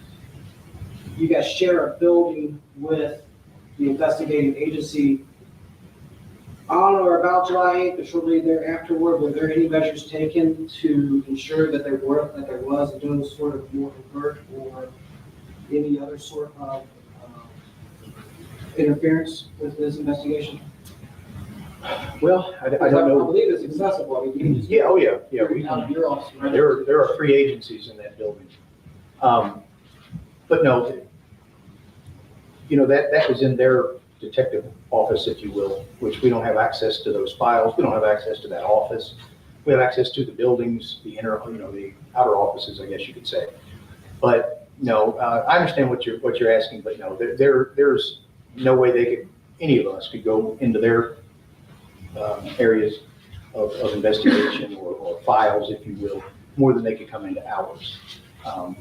That's just not really it's just not possible, I guess you'd say. And we have no indication that he did. Again, he was more removed from it than he was proactive, if that makes sense. That's true. And Chief, you've had to address this investigation at least one time publicly, just saying that the Bardstown Police Department is not investigating Crystal Rogers' disappearance. After something like this comes out, what do you have to say to the public? I mean, just following up to that address. That we still don't have we still don't. It's not our case. It just happened that the person of interest that the sheriff's office is looking at has a brother that's one of our officers. If he wasn't brothers, we wouldn't even be having this conversation.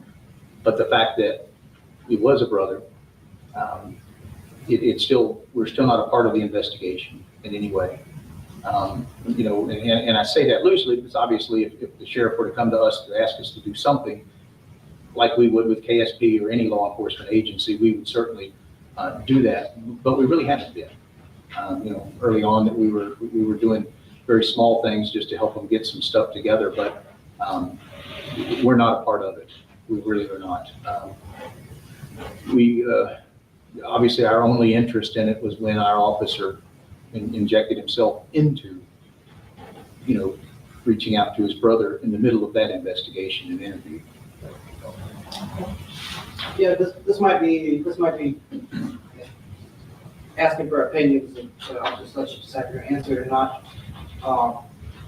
But with the police cruiser still being impounded, doesn't that suggest that there is suspicion of some sort of commission rather than omission actions that went on either by, I don't know whether that's the sheriff's office or so I understand they're the ones that impounded it.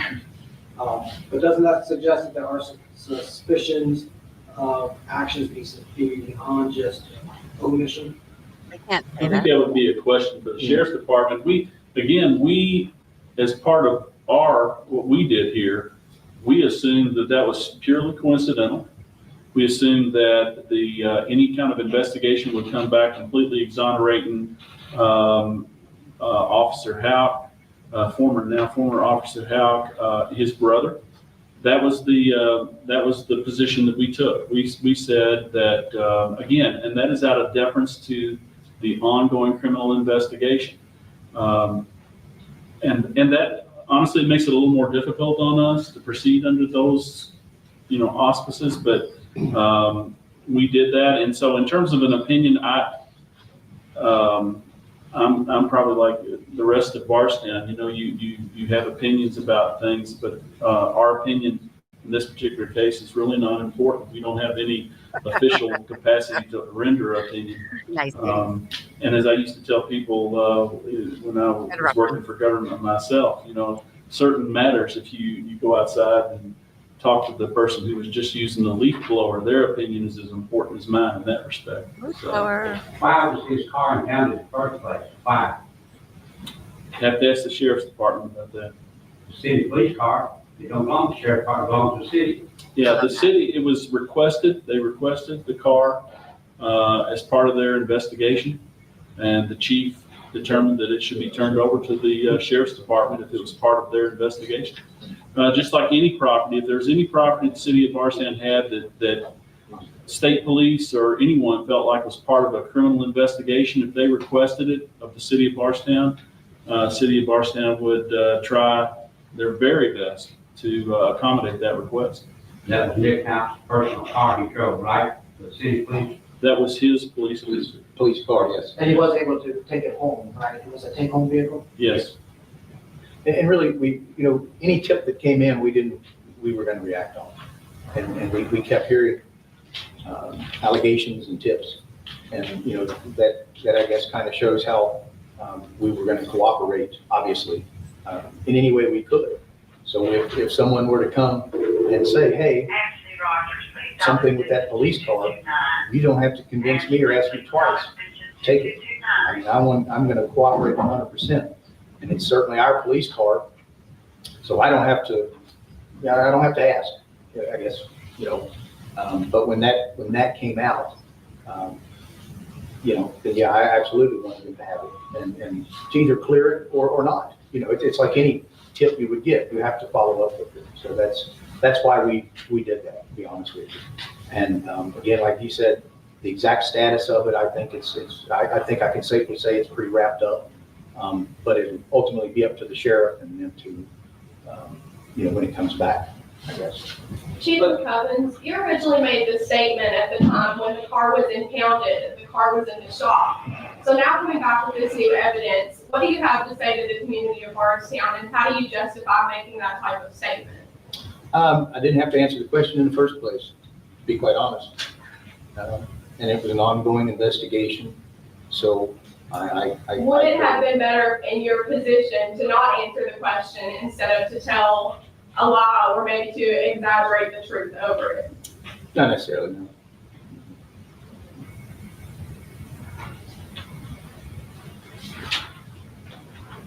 You have you instructed your officers a certain narrative when the public asks them. You walked up to them and asked them about Nick Hal, and you instructed your officers in phrase or any wording to tell the public on what their opinion is on this. Did you say did I or will I? Have you or will you? No, I haven't yet. We're really just finding out. I'm just finding out, obviously, just before you all. So, but now that it's over, it's closed, it's adjudicated, he's terminated. They would really, I'm sure they've got their opinions. I think most of them will be happy. I'll be quite honest with you. Once you lose the trust of the police, it's over. And I think his fellow officers will appreciate the mayor's decision. What you have to understand is once the hearing was over, Mr. Butler and I worked extensively between each other, talking to, because I had some great concerns, and we tossed back and forth ideas, and no one was aware of what my decision was going to be or what it would be. And only one that was aware of that is when I give that decision to Mr. Butler. And then I think late this morning, the chief had received notice, but no one else had gotten a notice. Chief, did you see this coming?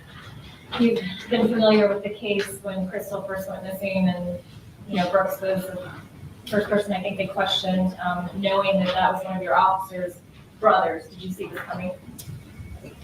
This today, or any of this? Well, no, I didn't, and I didn't until he injected himself into it. That phone call. That was one of those. Why would you do that? Obviously, we need to talk, and that started it. He had no involvement or anything in it until he did that. So that's when I had to take action. To be quite honest, again, it's just not acceptable as a police officer to do that. So. Was the phone call recorded? Was the phone call recorded? Which phone call? The phone call that Hal made to his brother. You said I don't know. I don't know if the sheriff's office has it recorded, or I honestly don't.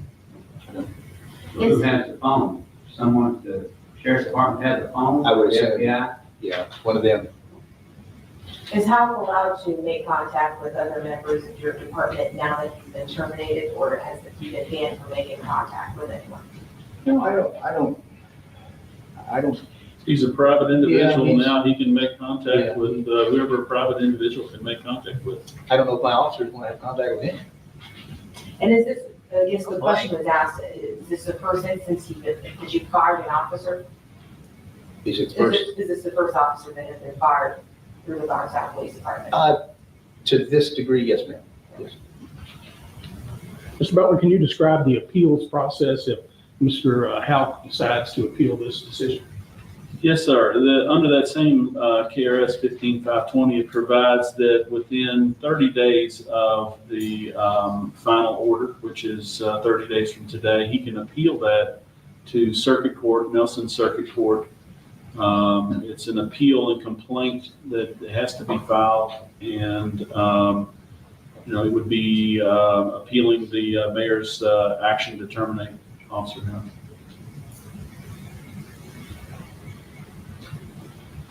Any other comments? Is there a potential for him to be rehired by either your agency or another agency in the state? Not this one, as long as I'm chief. I don't know what the future will bring, but I think no. Once you're fired as a police officer, you're done in law enforcement. And he should be done.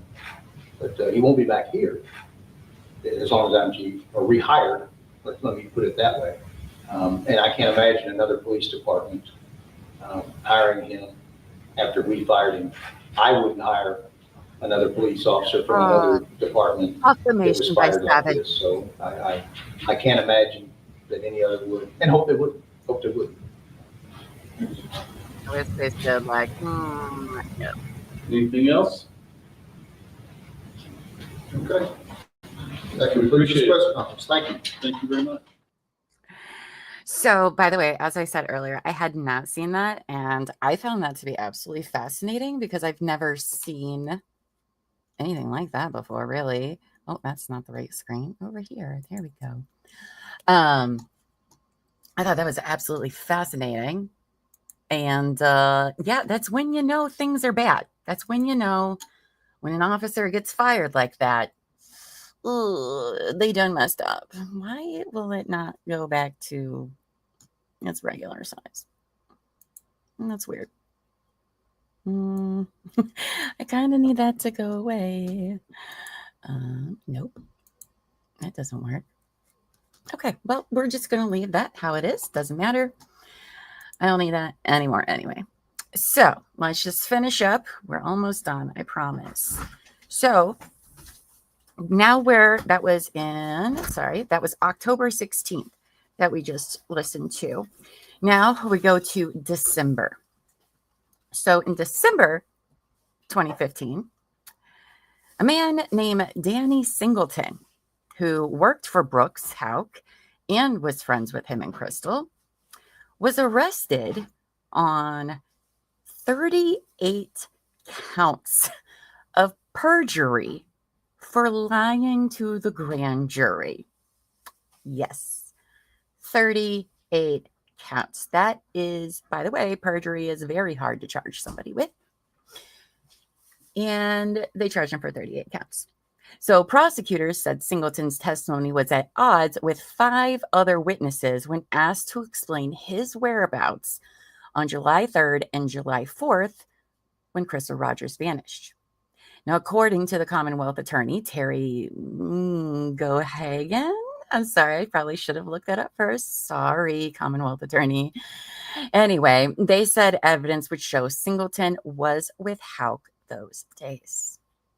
Now, Singleton, however, testified before a grand jury that he was at a Louisville nightclub the night of July 3rd. And we'll get back to Danny Singleton tomorrow, I think. But that closes us out with part 1 of Couch Court Case Files, Crystal Rogers. Now, I know that was a long day. Not every day is going to have all the videos. I wish, honestly, I wish. But I felt like, one, they're all important to see because we're going to be learning a lot more about all these people. And even some of the little things I brought up, like grandparents trying to get grandparent rights, that's a thing. lots of things will be unraveled. So many things. Like I said, this was just the tip of the iceberg. Now you're probably thinking, a cop getting fired for meddling in an investigation, all the FBI stuff. How can it get worse? It does. It does. It gets a whole lot worse. A whole lot worse for Mr. Nick. 38 counts of perjury to a grand jury. Like I said, there's a lot of weird things happening in this small town. So today we talked about, the disappearance of Crystal. They've been looking everywhere. They can't find anything, nothing except for what they found at her car. And then we talked about who would have been her Aunt Sherry and how 45 years earlier, she too had disappeared and was murdered by her estranged husband. And then we went to Brooks and Nick Houck, pulling all of their shenanigans in what I think are two of the most frustrating interrogations I've ever watched, ever. And you have to think too, like, this happened in just a short period of time, the FBI comes to town. That's not good. That's not good for them. So tomorrow, no, see, that was only 6 months. That was just 2015. Tomorrow, we're going to talk about everything that happens in the years 2016 and 2017. There will be another side story that we're going to cover. I told you that there's some unsolved murders, and we are going to cover one of those tomorrow. There's also another murder that happens tomorrow. And I'm just going to let you know, I'm probably going to be emotional tomorrow because it's so freaking sad. It's so freaking sad. Now tomorrow, I'm not going to be on until 1:15 p.m. Eastern time. And then we'll just hang out all afternoon and talk about part 2 of this series. And then Thursday will be 10 a.m. Eastern time. Those are pretty much the times we're going to be working with. Now for our members, we are doing a members only tomorrow night at 7 p.m. Eastern. It's only going to be about an hour because obviously I have a lot of stuff I need to write for the next 3 days.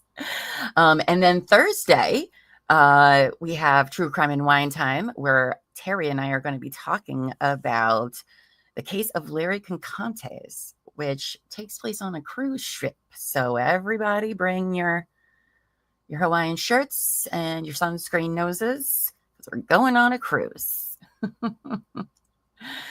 Well, I want to thank you all for being here today. I know at first we all watched the Karen Reed trial today, and this is a little bit different than how we've been doing stuff. But again, this is a very important case to me and others. And it's a big story to tell, but I promise it will not be entertaining. If you thought today was entertaining, buckle up. A bamboo shirt. Yeah, bamboo shirt's all right. Life vest for Thursday. I would dress like a pirate stream. I mean, I could bring my parrot. I might. I didn't even think about that. Maybe I'll bring my parrot. I'll save the name for a different stream. But anyway, that wraps up our coverage of part 1 of Couch Court Case Files, the Crystal Rogers story. Tomorrow we'll do part 2. Again, that's 1:15 p.m. Eastern time. You guys all have a great rest of the evening. I'm going to go work on everything for tomorrow to share with you guys. And until next time, as usual, go forth and be amazing. Bye, guys.